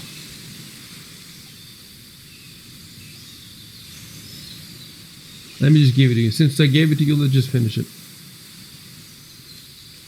So we assume that you moved inside and you just checked the chest. There's nothing there.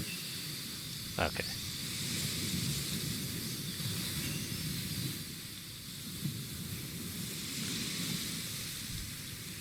Should I say, like, we search the room carefully? You can do that. Okay. You can do that. Do you know if there's? I was thinking What if because if I do it, it's like it has my name saying we. Is there a way, like, as the GM, is there like a group or something, like group colon? No, they there doesn't seem to be. search for Unless we characters, came like up with that. something. I don't think so, right? Yeah, I don't think there is. It just shows that little goblin dude, and he'd be talking, right? Yeah. Okay.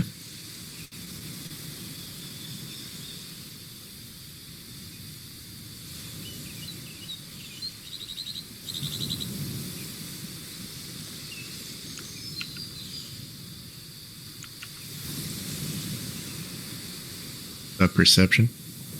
So, look, remember that perception check you rolled? That was supposed to count for the whole. The whole thing. Okay. The whole house. That's what the directions here are. So we're going to assume that it's the exact same rolls for this room too. Okay.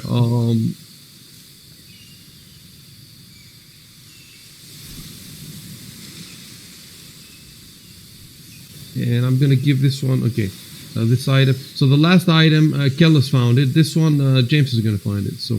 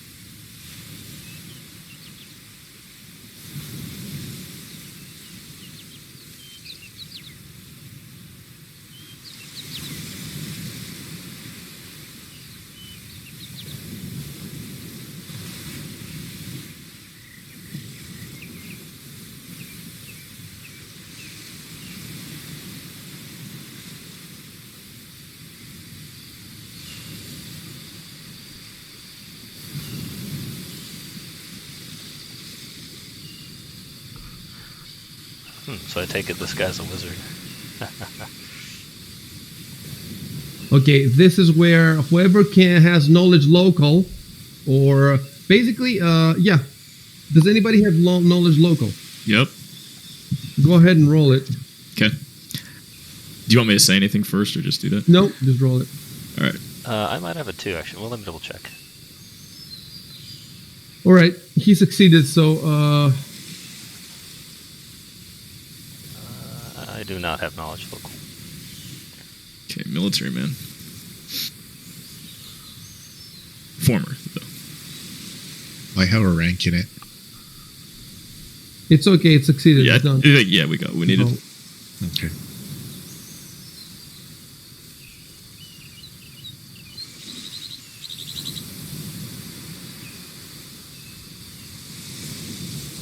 Do you mention this to us, I'm guessing? Since I This is like typed it the out. typical I thing. guess We're we just did. we're Okay. discussing it, right?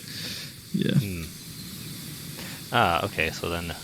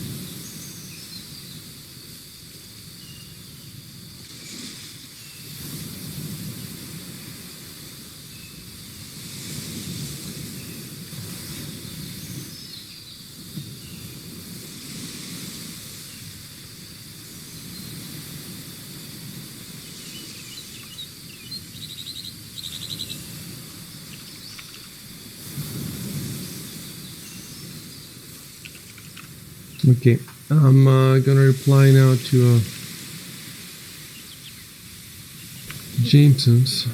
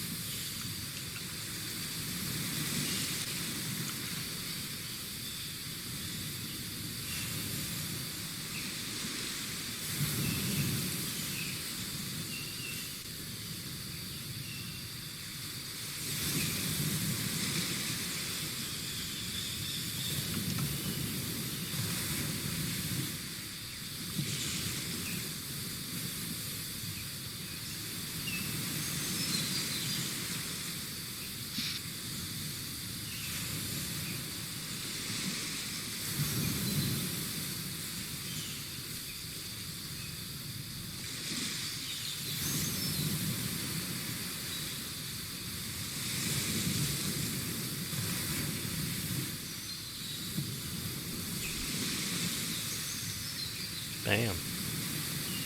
That's really useful. Hendrake. Well, so Is there if you anyone find a on the spell- list called Hendrake? Hold on. I mean, is there anything you can do with this? You know, in the D&D world, can you learn the spells? from a book? Wizards can copy Wizards spells can? from These- spellbooks. Yeah. Okay, that makes sense. Yeah. So, So this just would be like- great for a wizard. Okay. So let me tell you a couple of things. First of all, I'm gonna put spell component pouch. I'm gonna put it in Jameson's. He already had one. It looks like he already had one. I think all spellcasters always start with one, right? Yeah. So as we And, don't cast our spells. As for the spell book, yeah, I'm gonna put the spell book also in his. So he has a spell book, and now he has a spell book traveling. I don't know what the exact difference is. Let's see. His spell book says 15 GP. Has 100 pages, but the traveling spell book has 21 pages. 50. 29, 50, and it costs 920 GP. I think it Holy probably crap. costs 920 GP because of the, well, you know what? I'm going to remove the price then. I have to, that's another thing I have to remember. I have to remove the price of everything because you're not supposed to know it. Oh, So, right. Oh,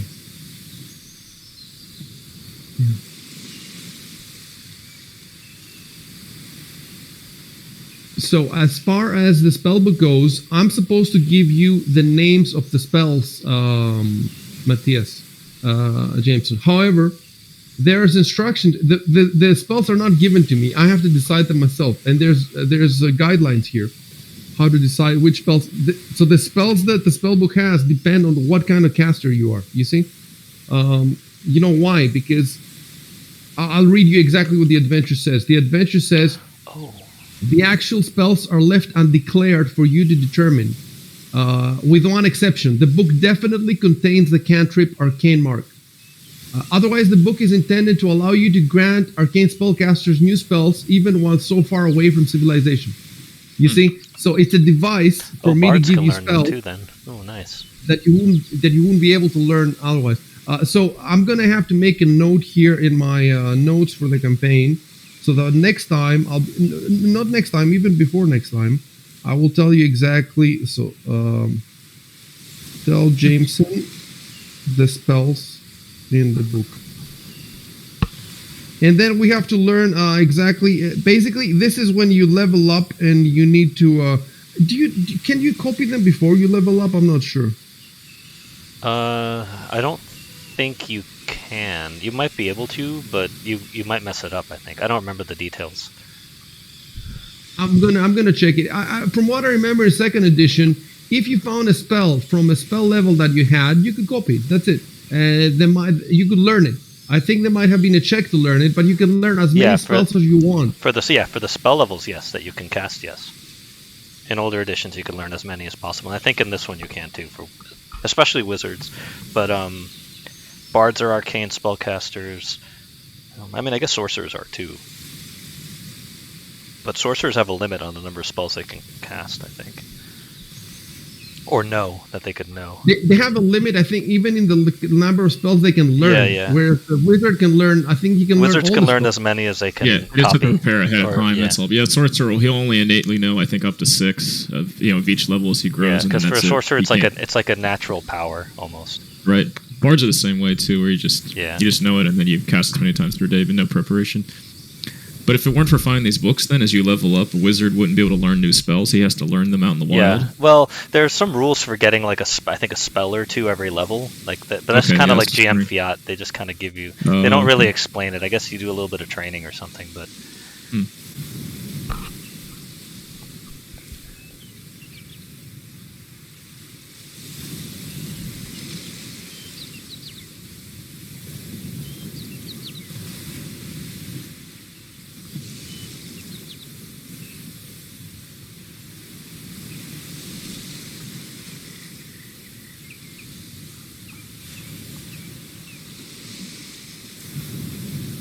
What does the arcane mark do? The cantrip arcane mark. Check it out.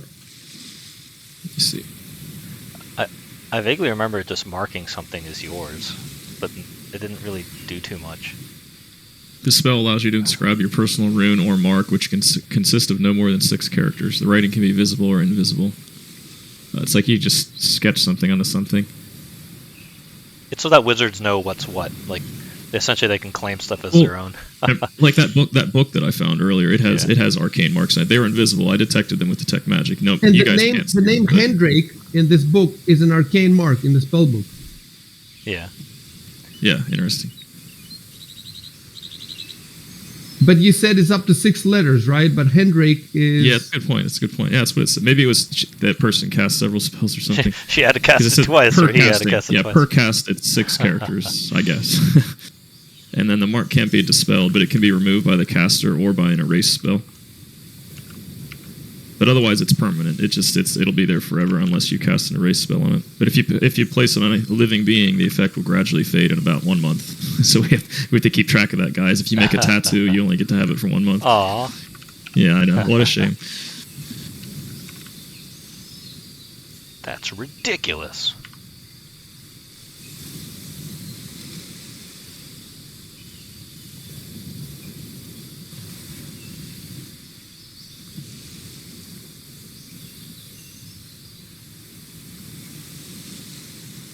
So, what do you want to call this house on the...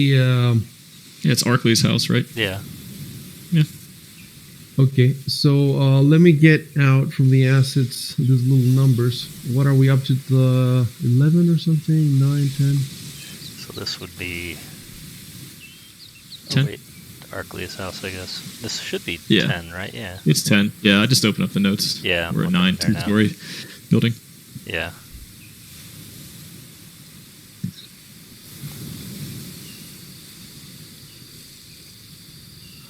Oh my god, it cannot pass over the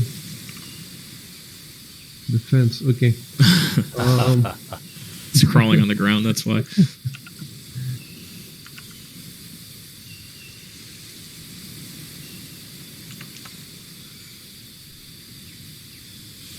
Well, I'll tell you what it's called in... well, Arkley is supposed to be the governor. So this is the governor's house. That's why it's called. Sure, yeah, that's good. And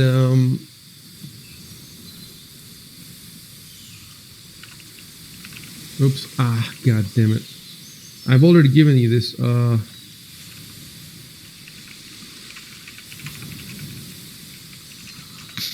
I was just trying to copy it into your into the note.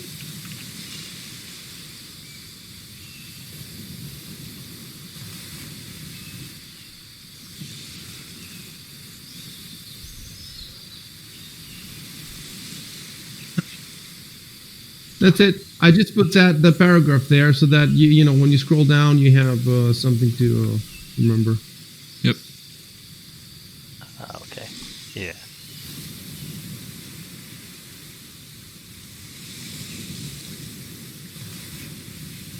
And you know what? You have been to the gate. I remember you went to the gate on the other side. Yeah, the other side, correct. Yeah, we went So around I'm a gonna couple of put times. number 11 on the gate.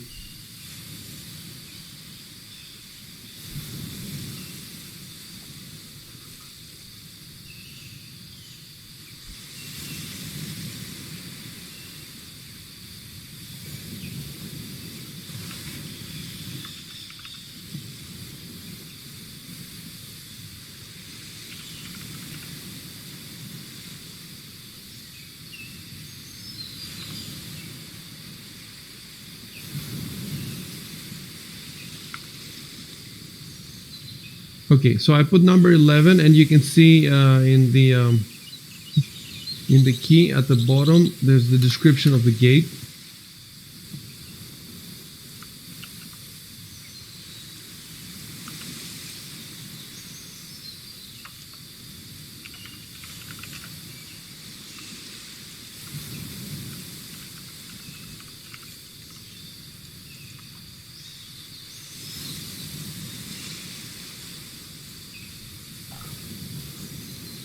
Check the party sheet. Can you see now the silver?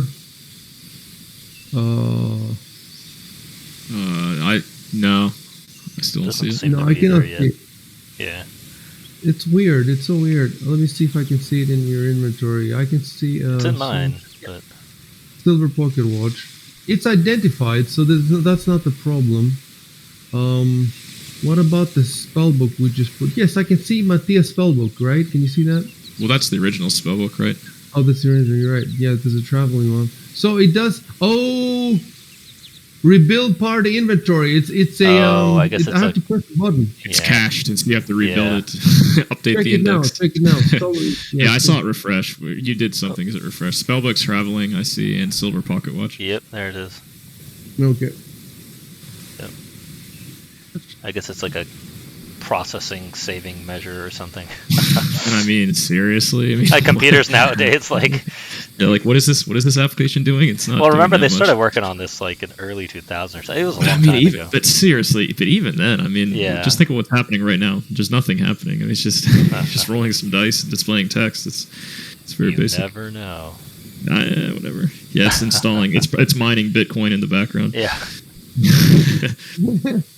I read there were some Steam games that were supposedly doing that. Not Bitcoin, but some other mining. Like I'm there's sure some really there's simple some, game, yeah. and they checked their CPU utilization, or the GPU utilization was extremely high, but it's some very simple game, and yeah, like Chinese spyware, or whatever. Maybe that's why they removed that game from that Chinese game. What's it called? Myth of Empires. They Yeah, removed yeah. it from Oh, Steam. maybe. No, they yeah. supposedly removed it because they claim that some of the code was copied from Arc.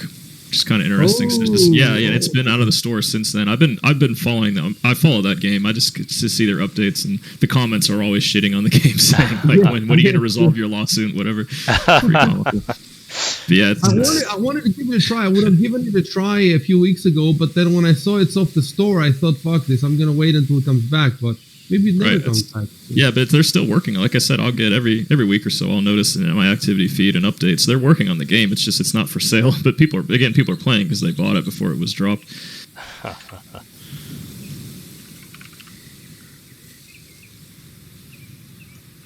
Okay, guys, Yeah, let's. what are you doing? Well, we still have a couple of places to search, right? Yeah. Oh, maybe one left, I think. No, there's All right. that 4. No, we we haven't s- checked 4, and we haven't checked that other building with no. Oh, sorry. I'm just talking about this. We can. I'm going to say we're going to move out of here because I think we're Yeah, done yeah. at 10, right? Yeah. Okay. Should be good enough.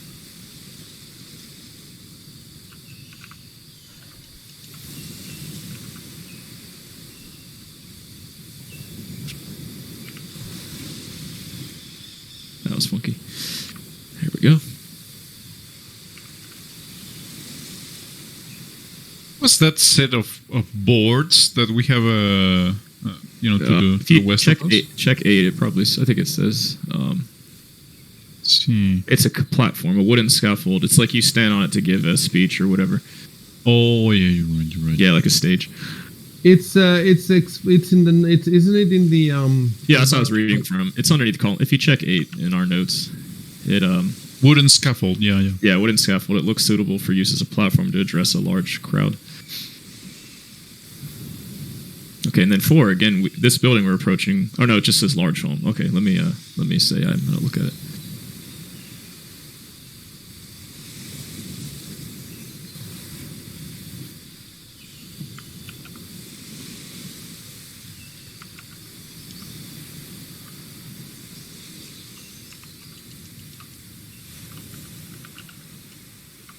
Oops. There. I'm scared. I don't want to get too close because it's close to that damn chapel. True. Ugh. you're still in the house, Dan. Oh yeah, forgot to move my guy out. Hold on. There we go. Ah.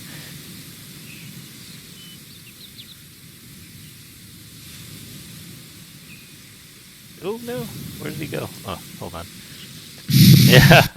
You're going through the wall. Yeah. That's magic. All right.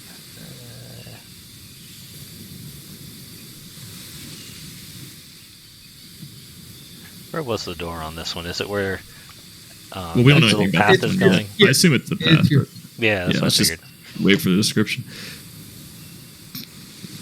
Okay, so I have to give you the description. I've already given you before. I'll give it to you again. But there's also something I think I need to look at in the area. Why don't you guys take 5 minutes? Okay. Okay. Yep. I'll be back. All right. Yeah, I'm gonna go AFK for a sec too. I'll be back. Okay.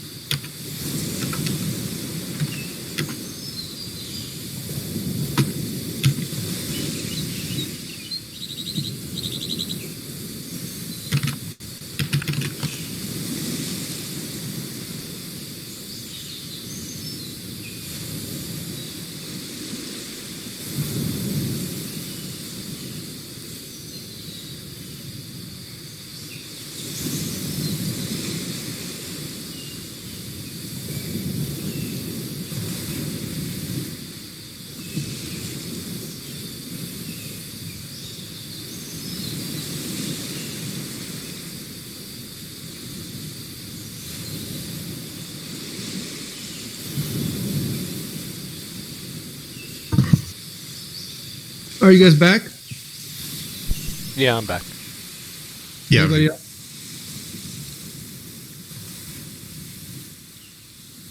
We'll wait for the others.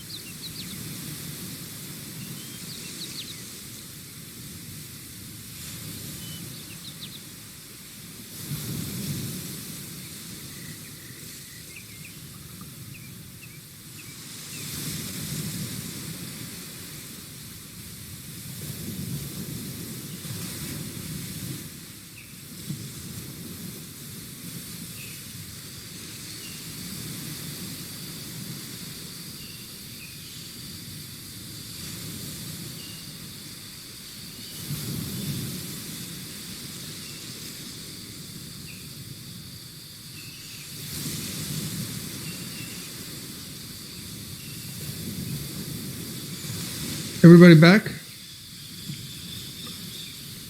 I am. Not sure about the others. I'm probably gonna have to go at about an hour, actually. All right. We'll be playing for what? 5 hours already or something? I think so, yeah. Yeah, about 5 hours. So 6 hours. That's good. That's good time. And we'll be making good progress. Yeah, I think we've almost explored the entire inner part of the village. Yeah, 2 buildings are left. The one that you're in front and the other one that Yeah. doesn't have a number on it. And you've done the tents outside, so it's pretty much just the the farming. It looks like the farming. That's what it looks like, doesn't it? Yeah, I'm back. I think so. And I would say also houses, like the normal people. The normal people houses are out there, I guess. Yeah, that's true. The commoner houses.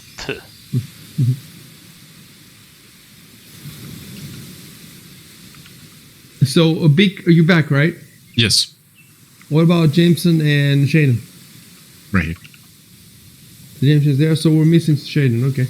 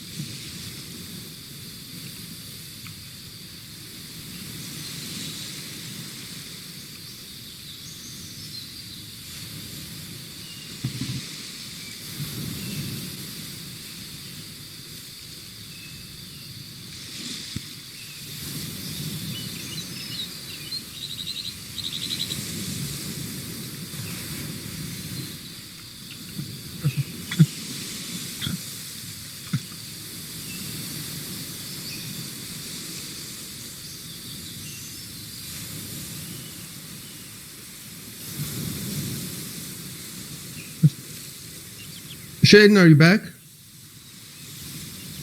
Yeah, I'm here. Sorry. Okay, so let me tell you what the house looks like from the outside.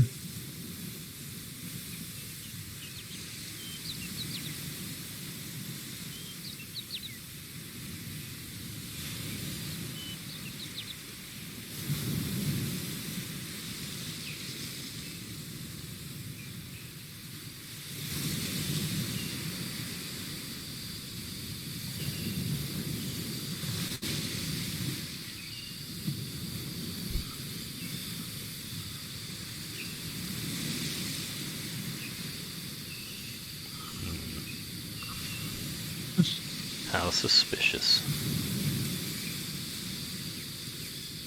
Okay, I'm gonna take back that move that you're trying to do. Is that big?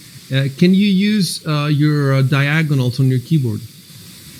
Oh, that's right. I forgot about that. Yeah. Yes, second. Like that, right? Yeah. Yes, exactly.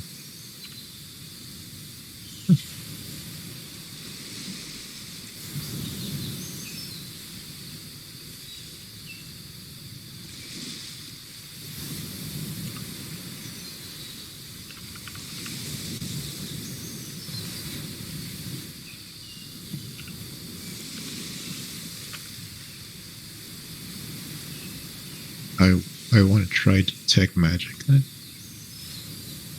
Okay. You can move wherever you want to start it, and then use the what is it? Control Alt and let me see. It was No, it's Alt, I Alt. believe. Let me double check. Yeah, just Alt. Yep. Alt, and then And do it from the corner of the square that you're in, facing away from you.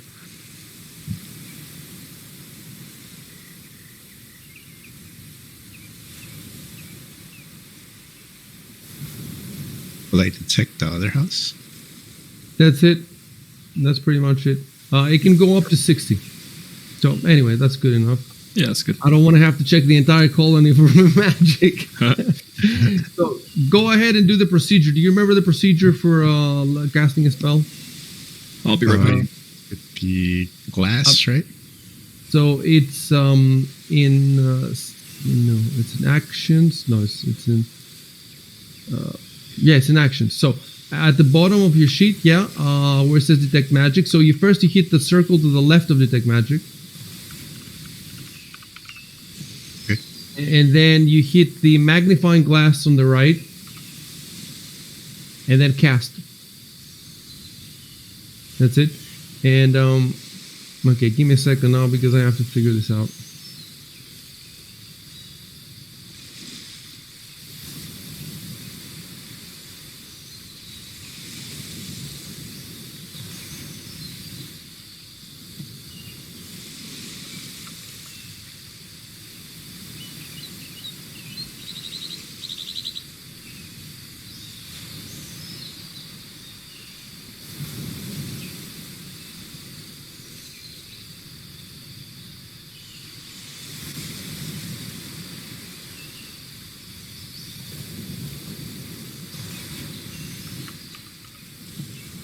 Okay.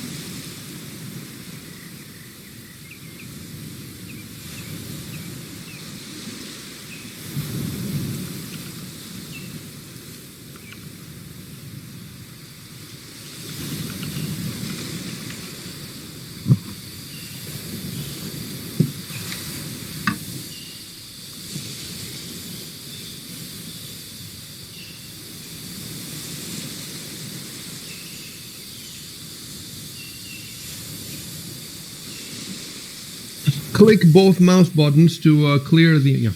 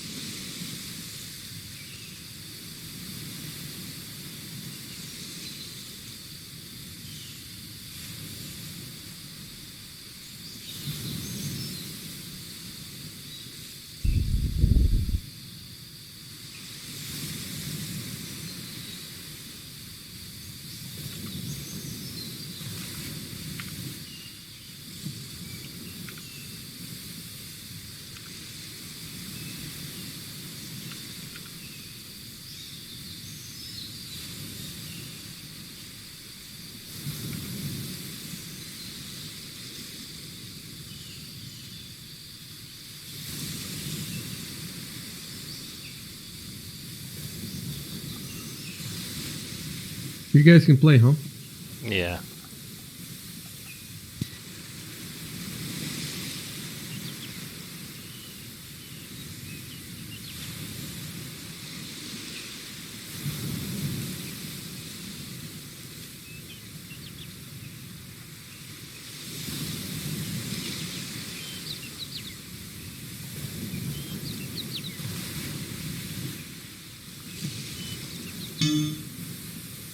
That hand means stop doing stuff. Okay.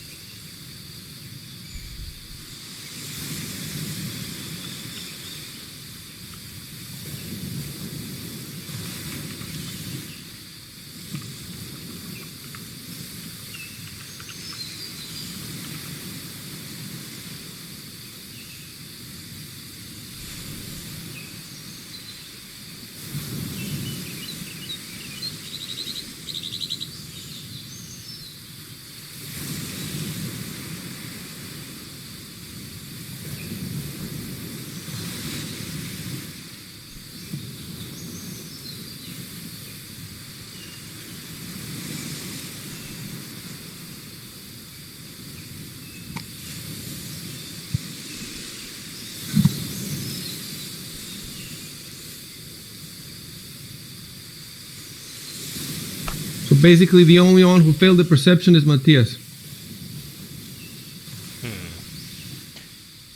Oh no, did I just type something? Oh no, I didn't. Okay, good. Let's see. Just a DC-10, and you rolled 25. Dan. Oh, nice. The others rolled 12, 14, and Matthias rolled. Actually, wait. Matthias rolled a 10. It was a DC 10. No, but even Matthias hit. Oh, okay, let me type something.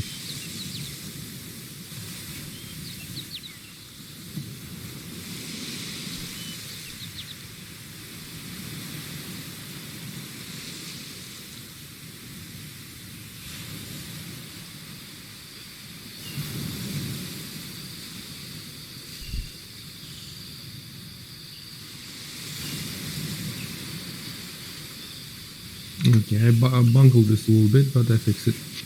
Okay.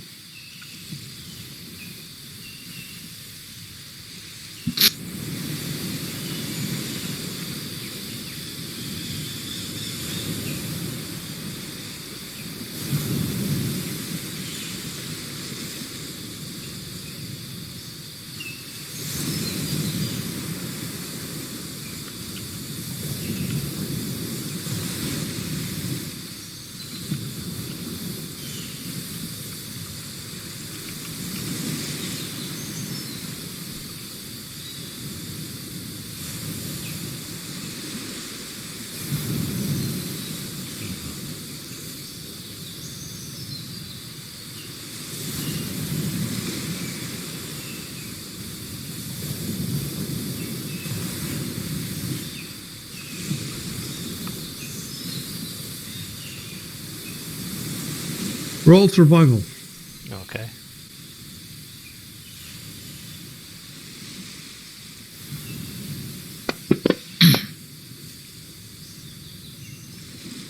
All right, we're in business. Oh, it was yeah.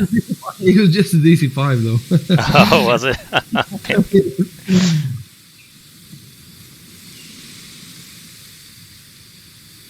This is not a mistake. Normally, I would not like the little goblin to appear when it's just a description. But the way that the Fantasy Grounds people have set up the adventure, these replies, they've set them up as speech bubbles for some reason. But you see the survival above, so you can see that it's the result of a survival check. So it's not a person speaking. I'm not sure if I like it this way. It's definitely convenient because I can just click on the button instead of copy pasting it. But anyway, that's how it is. So it says you can follow these tracks. Well, I guess it's a mistake to give you the whole thing anyway, because then you should have told me I follow them. But you can see that they lead northeast and then south through the gate. So they lead to the gate. You can see from here that they lead to the gate. And you asked me also about. I'll give you the other one. There you go. Oh, very weird. Yeah, I'll describe this to them. Maybe someone is dragging something.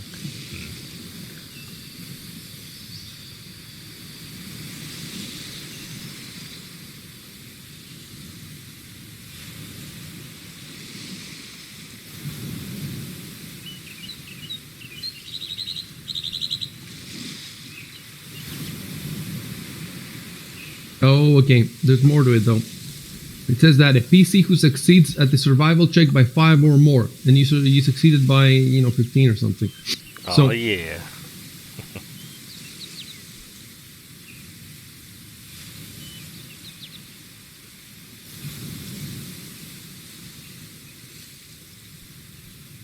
but you already made this deduction anyway. Hold on. Oh, is that what it was? Yeah, pretty much. You'll see. Yeah. Oh, rolling a barrel.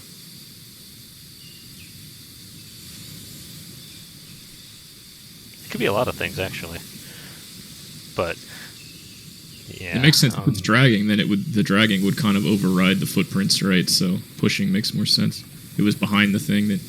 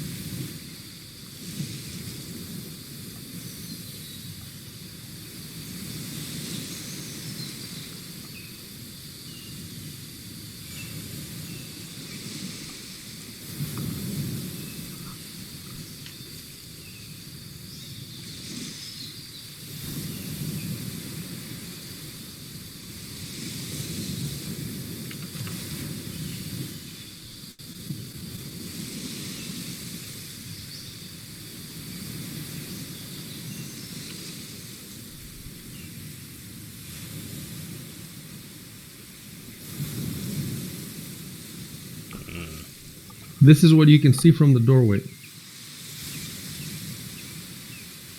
Okay, hold on a sec.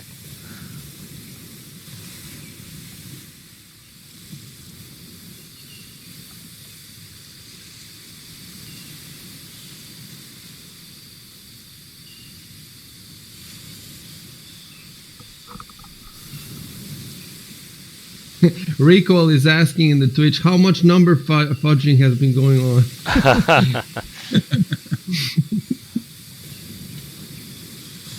Actually, 0 because we didn't get it to work, right? No, exactly. Only our sessions can be verified 100% untampered.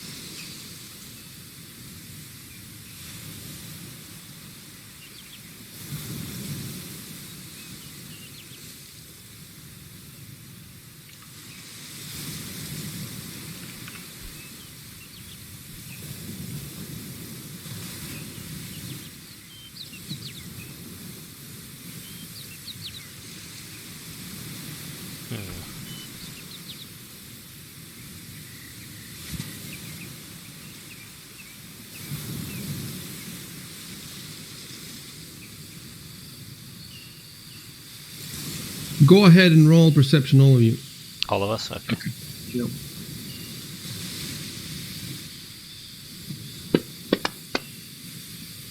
Oh, damn. For once we're rolling well. Yep, when it doesn't matter. Well, it does. We're actually getting clues finally. Oh, no, we'll see. We'll see. Well, this is one where only one of us needs to succeed, right? Yeah, Unless that's it's true. Seeing the monster who's staring at us from the corner. Well, if more of us notice it, though, we wouldn't be surprised, assuming there's like a... That's what I'm saying. If it's combat, Yeah. if it's not combat, it doesn't matter. We just need one success.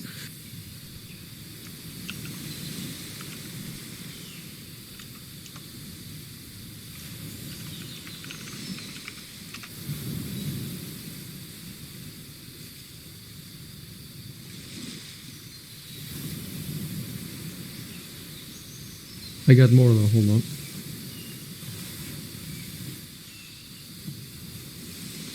Well, when let's say 4 of you now rolled, and all of you succeeded basically because the DCs were way lower. Let's say there's one item to find, right? The Yeah. person who's gonna find it is the first person who rolled, Oh, okay. right? Okay. So Jabal found it. Nice. So now you're gonna Now it's going to be a clicking. race. It's like, no!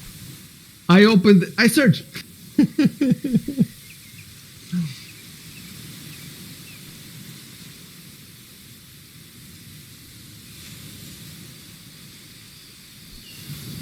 Might as well set up a keyboard shortcut that rolls perception since you do it all the time anyway.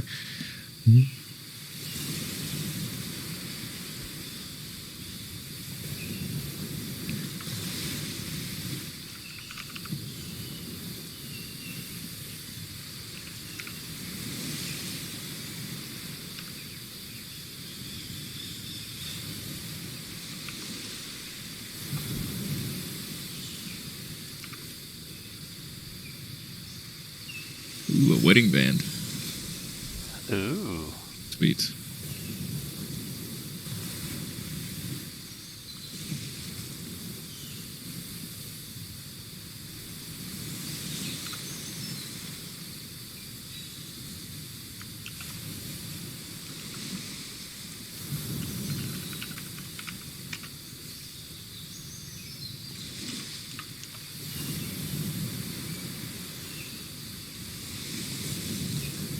Is everyone else able to see what you just sent me? Uh, I only see that you found the gold wedding band. Oh, okay. yeah. So I'm putting it in your inventory. Okay. So that means that every time I put even Oh, a single item in there, yeah, I have to go to the party sheet and I remove think you're it. showing me something I shouldn't see because I just got a little window. It has probably details I wouldn't know. Okay, stop looking at it. Let me look at Yep. it again. I don't think so though, because I looked at it. Oh fuck me! I Did you read it? glanced at. You I read glanced. it? Well, sadly, I can't. Get the vague idea, but I don't remember the details. But yeah, Hold on. Now it's called an identified item. Take a look again. Just don't read all of it. Just take a look. Does it say anything in the description or no? Now it does. Yeah, still. it still does. Yep. Actually, yeah, nothing changed. It still has It still says gold wedding band at the top. What about now? Still. No, I mean, close it. Close everything and reopen it. I don't know if I can reopen it. You have to push it to me again, I think. It's in your inventory. Oh, sorry. Let me check.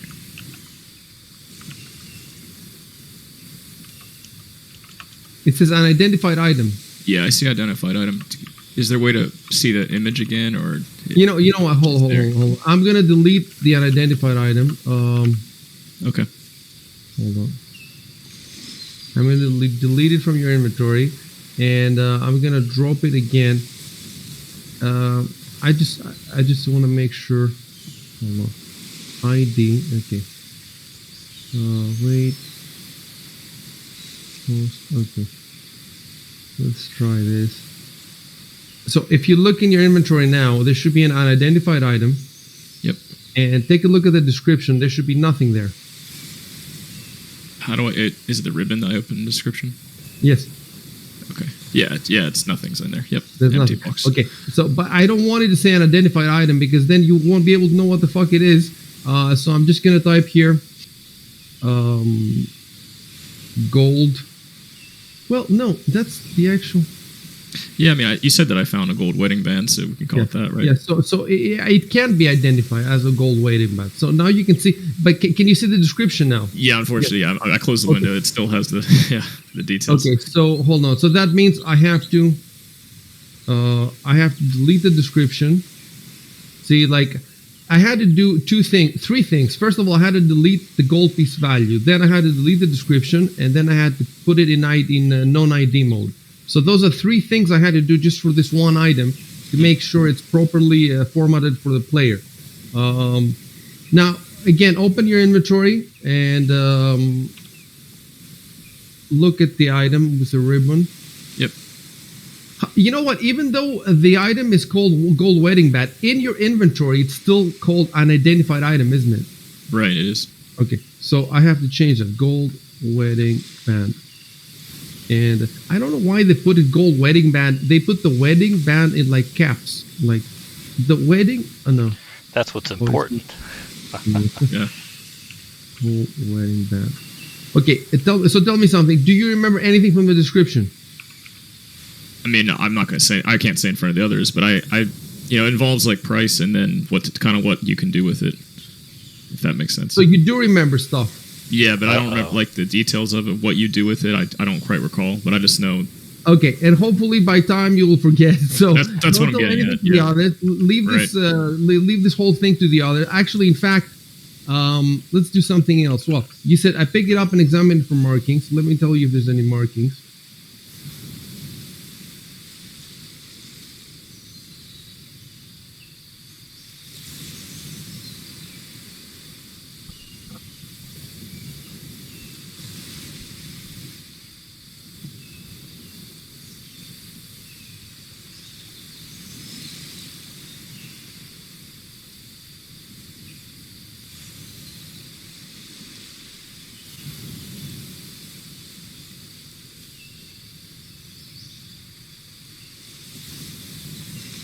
So now I want one of the other characters to say, let me see that.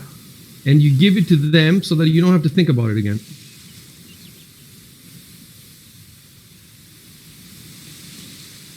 So whoever wants it, Probably the just other type, arcane guy might make sense for him to look through it. Okay, yeah, I'll do it.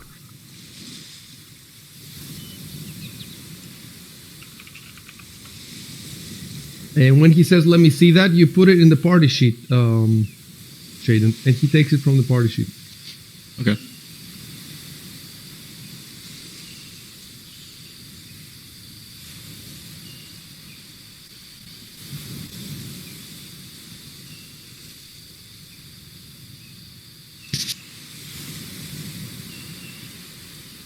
Remember, I click the ribbon. you drag the ribbon into your character portrait, or even better, I think you drag it into your inventory. So have the inventory open.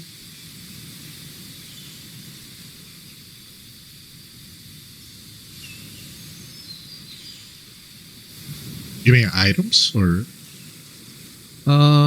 Your inventory is in the character sheet. There's an inventory, and you just drop it on top of the other items. You have a list of items there. Oh, I see it. Yeah. Yeah, it automatically sort it and put it where it belongs. Okay, I got it now.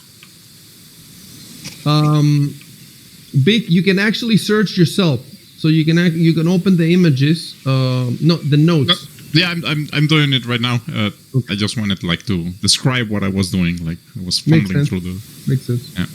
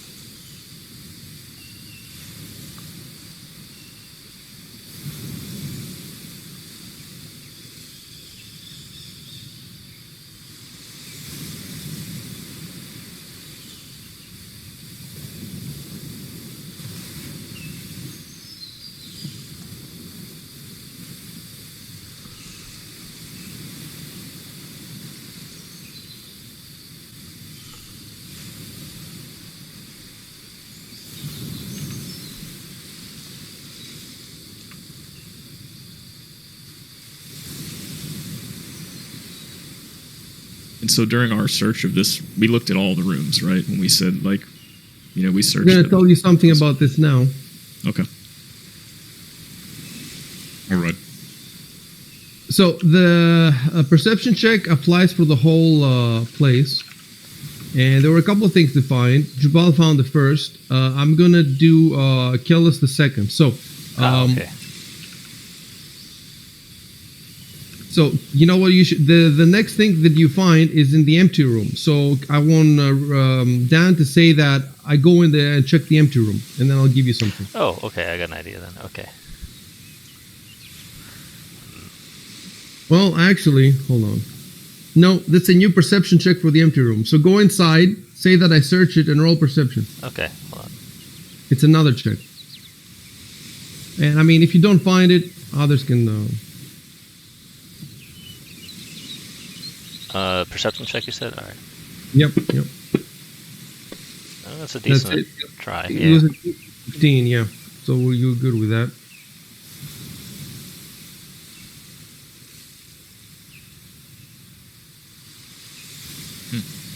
Stuff that was moved. And okay, so I kind of bungled this. There's another DC, so it's not for the whole house. So the first perceptions that you did were for the main room.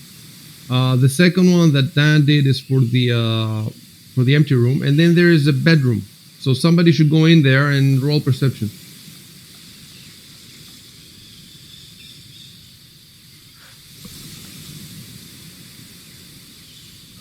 And just I think I type that. said that I searched the bedroom. Should I make a perception roll also? Yeah, I said I investigate the bedroom earlier. Okay.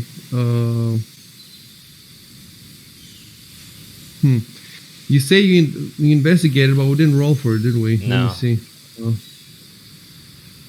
Okay. I know what I'm going to do.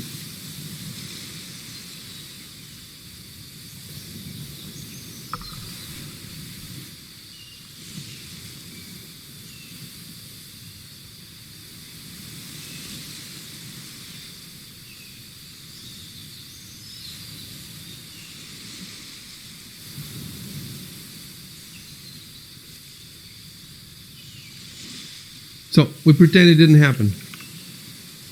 And that I didn't walk in there to investigate. Yeah. That makes sense. So now I'm gonna reply to Biggs.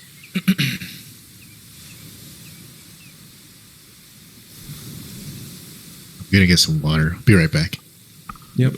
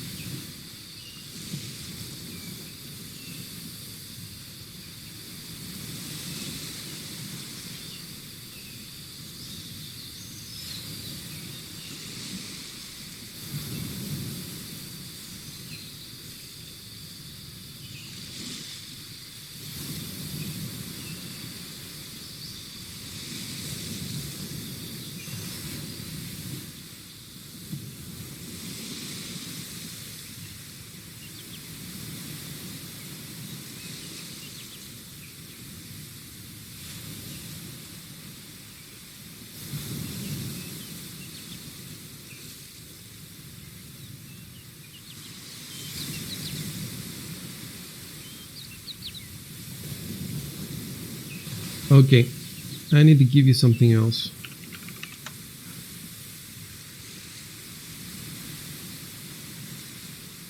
Oh, about this chest? Hold on for a sec. Okay, back. Cool.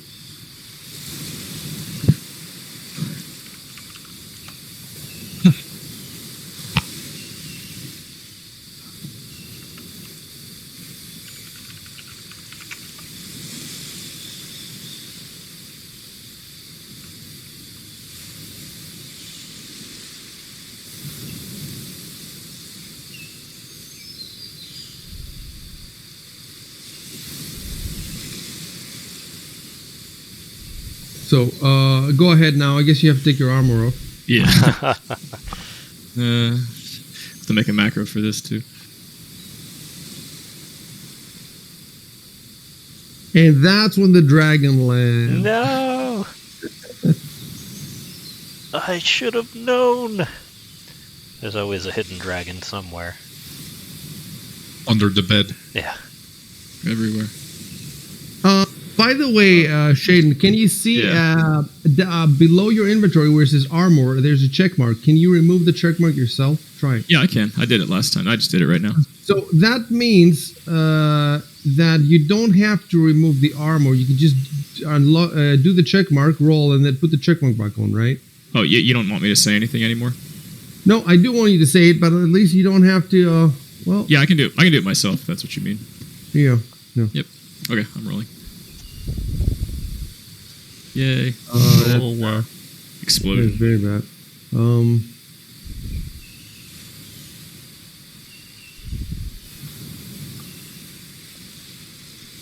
Let me type something.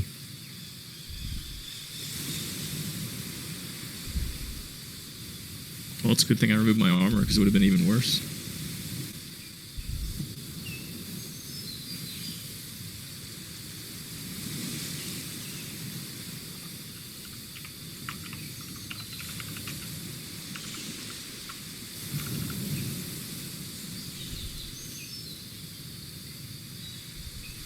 Can we do anything else? Can we try to bust it open or something?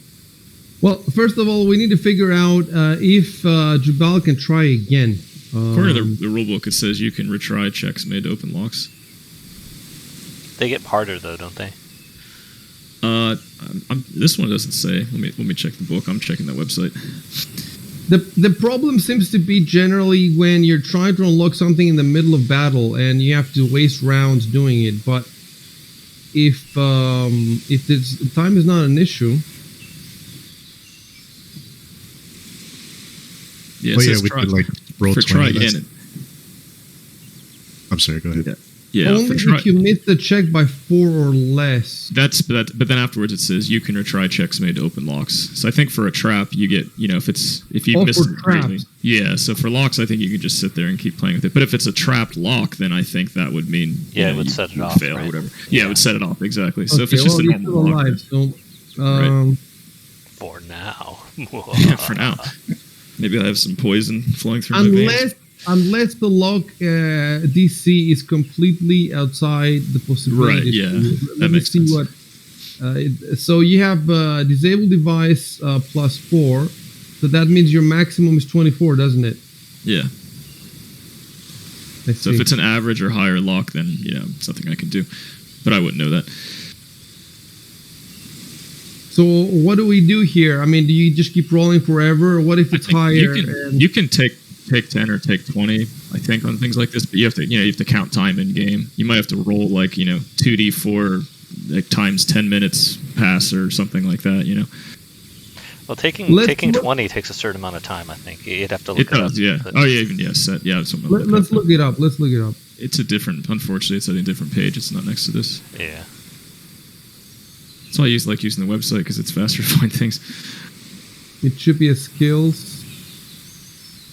Yeah, I found it. It's on page 86. Taking 10 and taking 20. When you have plenty of time, you are faced with no threats, and the skill being attempted carries no penalties for failure. You can take 20, and it means taking 20 takes 20 times as long as making a single check would take. Usually 2 minutes for a skill that takes 1 round or less to perform. So if it takes 1 round to do this check, then now it's going to take 20 rounds basically, which is exactly. That's not too bad for something like this. It makes sense. I mean, yeah.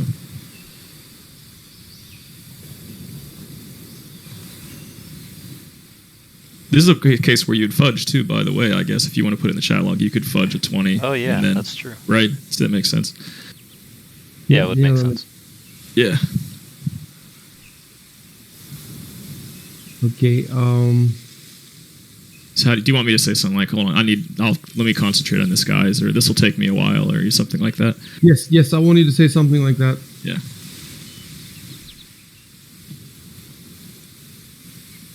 So it says it takes 2 minutes for a skill check. So how many rounds? Yeah, how many rounds? 20 rounds. Yeah, a round is what, 6 seconds? Something like that, I think is what it was. I think so. So then... And then 10 rounds is 1 minute. Right. Yeah.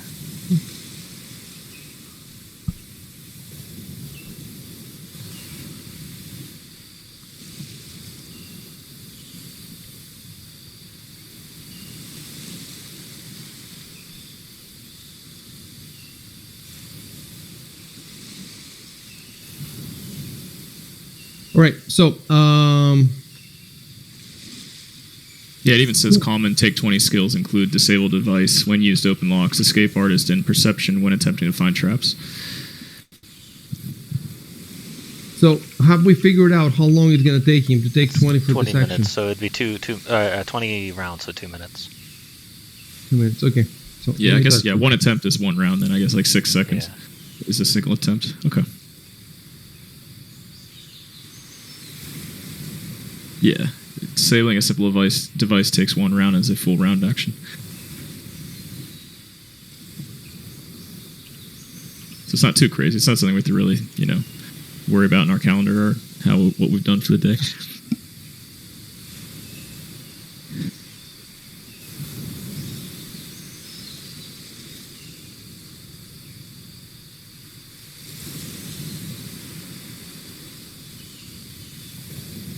I think this is a proper order, though. Like, I should always roll for it first, just in case something crazy happens. And then, we do I say something like, "Oh, this is taking me some time. Let me work on this," and then, Yeah, because there might be a chance of failure, and you might not know. Exactly. So you should always do the roll first, and then, right.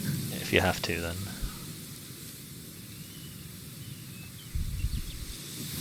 Oh damn! It's even harder than 20. Oh, this must be like a masterwork lock. Harder than 24. The best you can get is 24. Then you have to. Well, an average lock. Yeah. An average lock is a DC of 25. Good is 30. Amazing is 40. So it might be an average. But so what are the rules for busting open things? Yeah. That's what we have to look into That's now. when we summon our good friend Shadrick Orcface, and he goes, Smash! Shadrick is happy he has something to smash. He's been waiting for it. He's like, now's my chance. Good. No, he's been rubbing his hands together. Good. He's like, yes. Silly Jubal. So, could have been done with this earlier if I just smashed it. There we go. He's like, okay, so I don't have here any advice for breaking the lock, so we're just gonna have to find it from somewhere.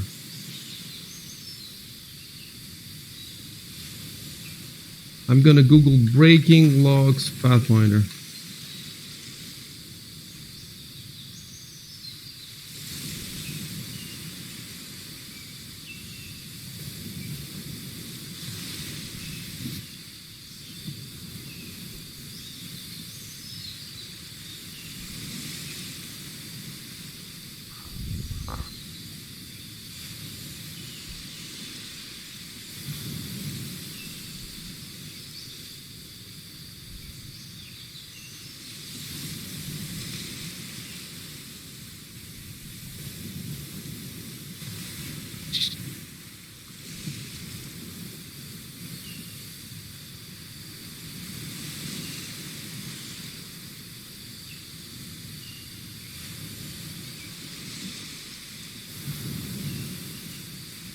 By the way, in Pathfinder 2nd edition, if you roll a 1, you break the lockpick. oh, wow.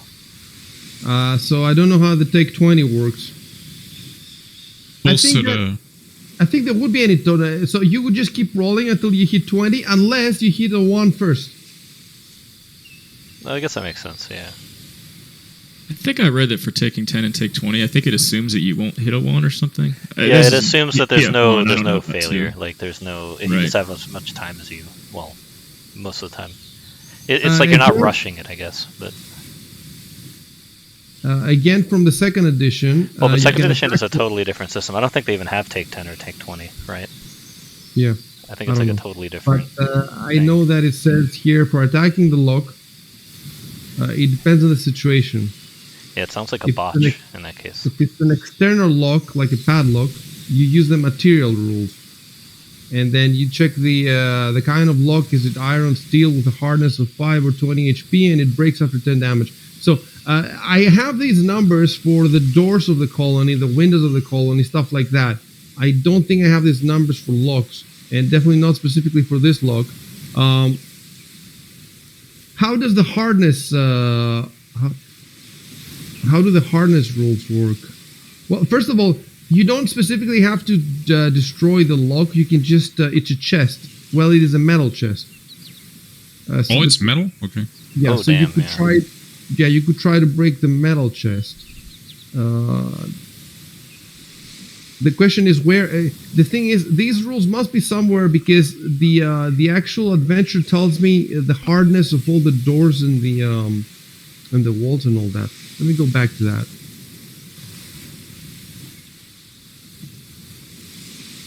Yes. So I have here that the walls are either wooden or brick walls or whatever, and I have the hardness, the HP, and the break DC. It even gives me a break DC for every.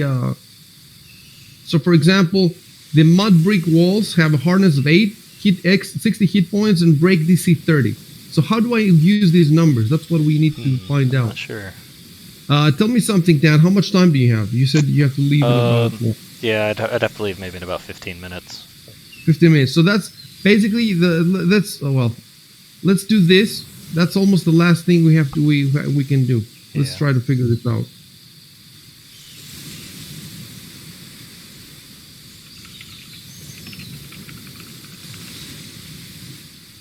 Damaging objects. Okay, this is Pathfinder.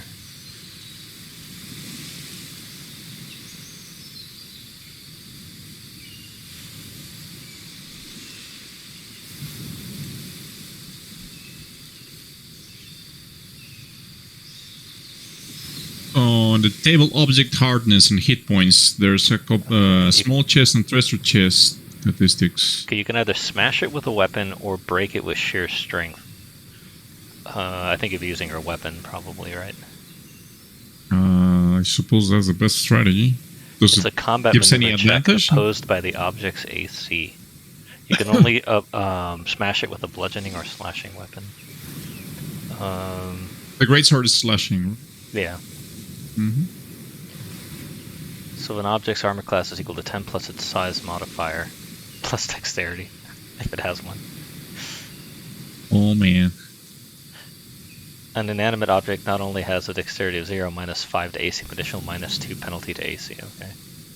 If you get a full round action to line up a shot, you get an automatic hit, and a plus 5 bonus on attack rolls with the range. Okay, so you essentially hit it automatically, because we're not in combat. So now we gotta worry about hardness. When it's damaged, subtract its hardness from the damage. Only damage in excess of hardness is deducted from the hit points. Okay, so essentially, you get to hit it for free every turn. Because it's, we're not in combat, it's not dodging, it's not moving. And then every time you hit it, you only do damage over its hardness when you roll damage. And Are that's we not what putting applies the to its hit chest points. in the combat tracker? Yeah, that's what I was thinking. So you would now- essentially keep rolling damage, and only the damage over its hardness would apply until it runs out of hit points. So okay, so which die So do I have to roll for the hardness greatsword? Is this like a Look. treasure chest? Do we want to smash the object or breaking? What's the difference? Wait, what are the two options? You can either smash it with the weapon or try to use brute strength. I don't think he's gonna be able to use brute strength to pry it open so wait, you want to try the sheer strength? though. Do you? Oh, that one's different. I'm not even seeing it. Like I'm scrolling down. Smashing Where an is the sheer object. strength? Breaking items. Okay, if you try to break or burst something with sudden force rather than by dealing damage, use a strength check rather than an attack roll and damage roll to determine whether he succeeds. Since hardness doesn't affect an object's break DC, this value depends more on the construction of the item and the material it's made of. Okay, DC is to break or burst items. Hold on. DC is to break or burst items. I'm looking It at says it. Okay. bend iron bars. Would that be the equivalent? Or Bend break, iron bar. burst chain bonds. Maybe if the lock is on a chain, maybe that's it. That's a DC 26 though.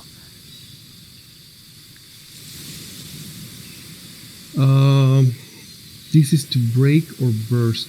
So he would be That's if you're trying. using outright strength to just like strongman it. Break down iron door, it takes 28. Yeah. Burst chain bonds, 26. Break down bar door, bend iron bars, burst rope bonds. The reason I say bend iron bars is because if he's trying to pull the lock off, that would kind of be like bend iron bars, right? Yeah.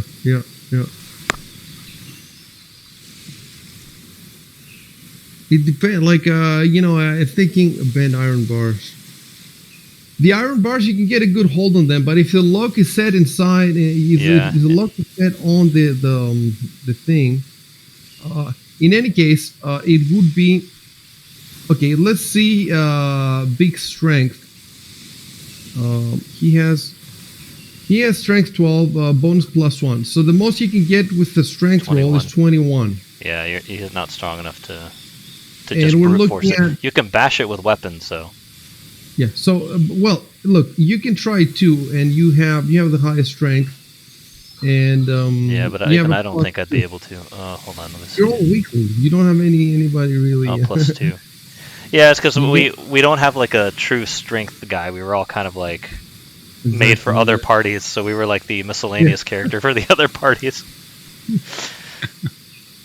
Well, so we're leaving for now the break or burst items with your strength. So we go back to the smash, the hard smash. He can smash it for free. He just has to do more damage than its hardness, and then try to do enough damage to get its hit points down to 0.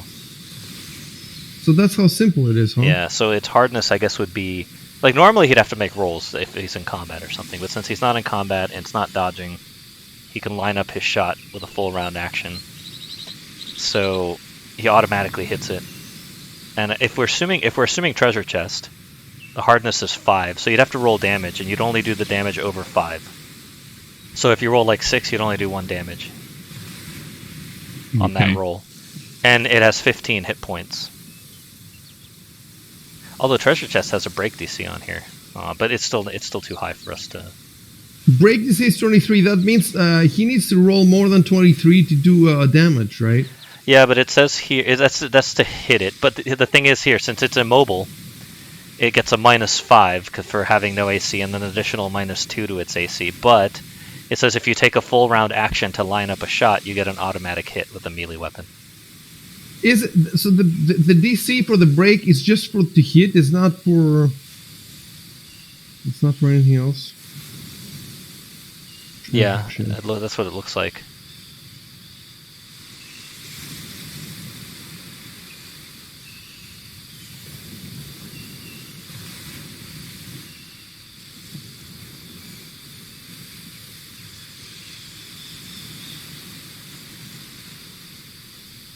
Okay, let's do this.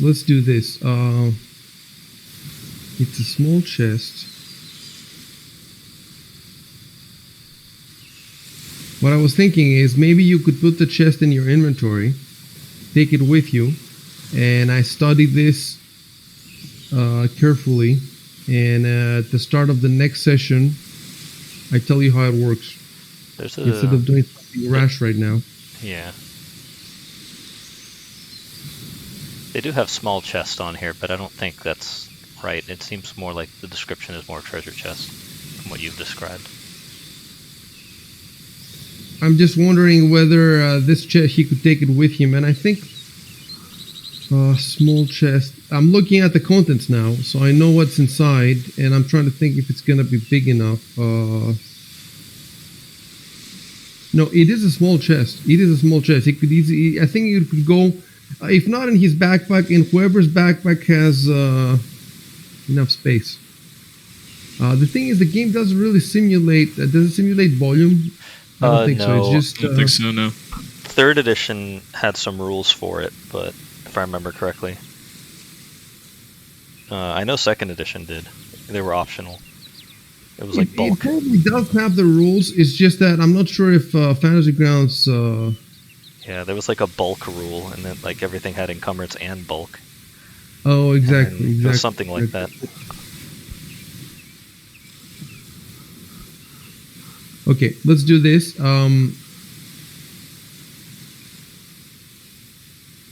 Okay, let's put the chest in peaks. Small metal chest. Okay, so I put a small metal chest from small metal chest from large home.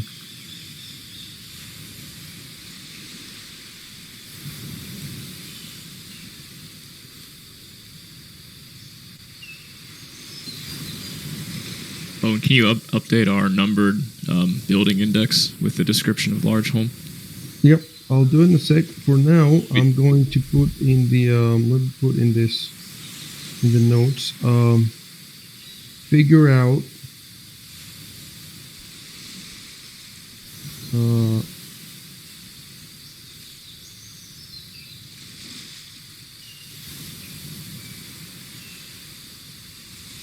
okay, figure out how to break small metal chests for big. So at the beginning of the next session, we'll have this.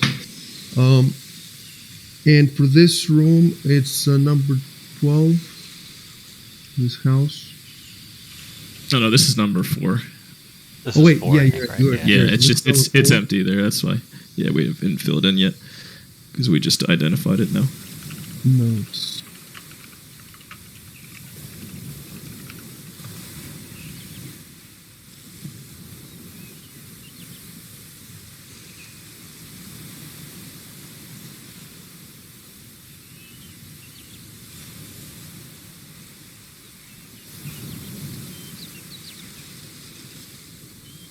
Who has the wedding band? It's Matthias. yes, go wedding band. Okay. Command county number 4, large home, and let me see what description I'm gonna put in. Yeah, you put up earlier. You put this long rectangular building appears to be a home. Blah blah blah. That's it. And that's about it. That's about it. And Yeah. you can you guys edit that file? Check it out. Check if you can edit. Which file? No, Oh, no. No. it's read only. Okay.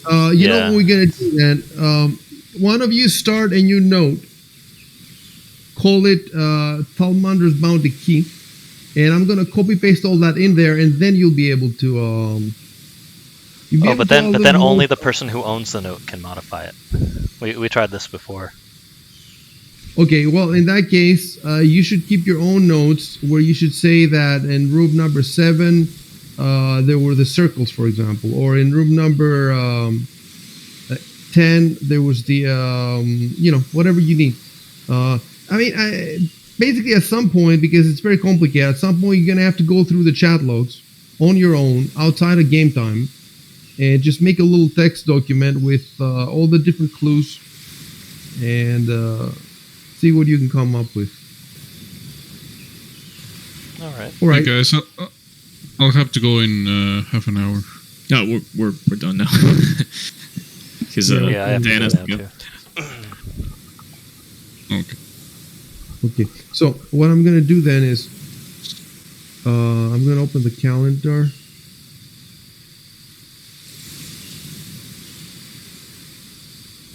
Okay.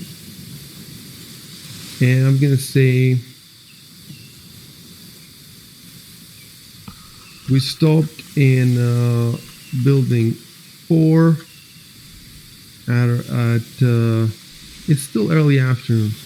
Early afternoon, right after Chadrick. Was it Chadrick who found? No. Oh yeah, Shadrick found the chest, gave it to me, and then I gave it back to him. So I gave up. Move it to.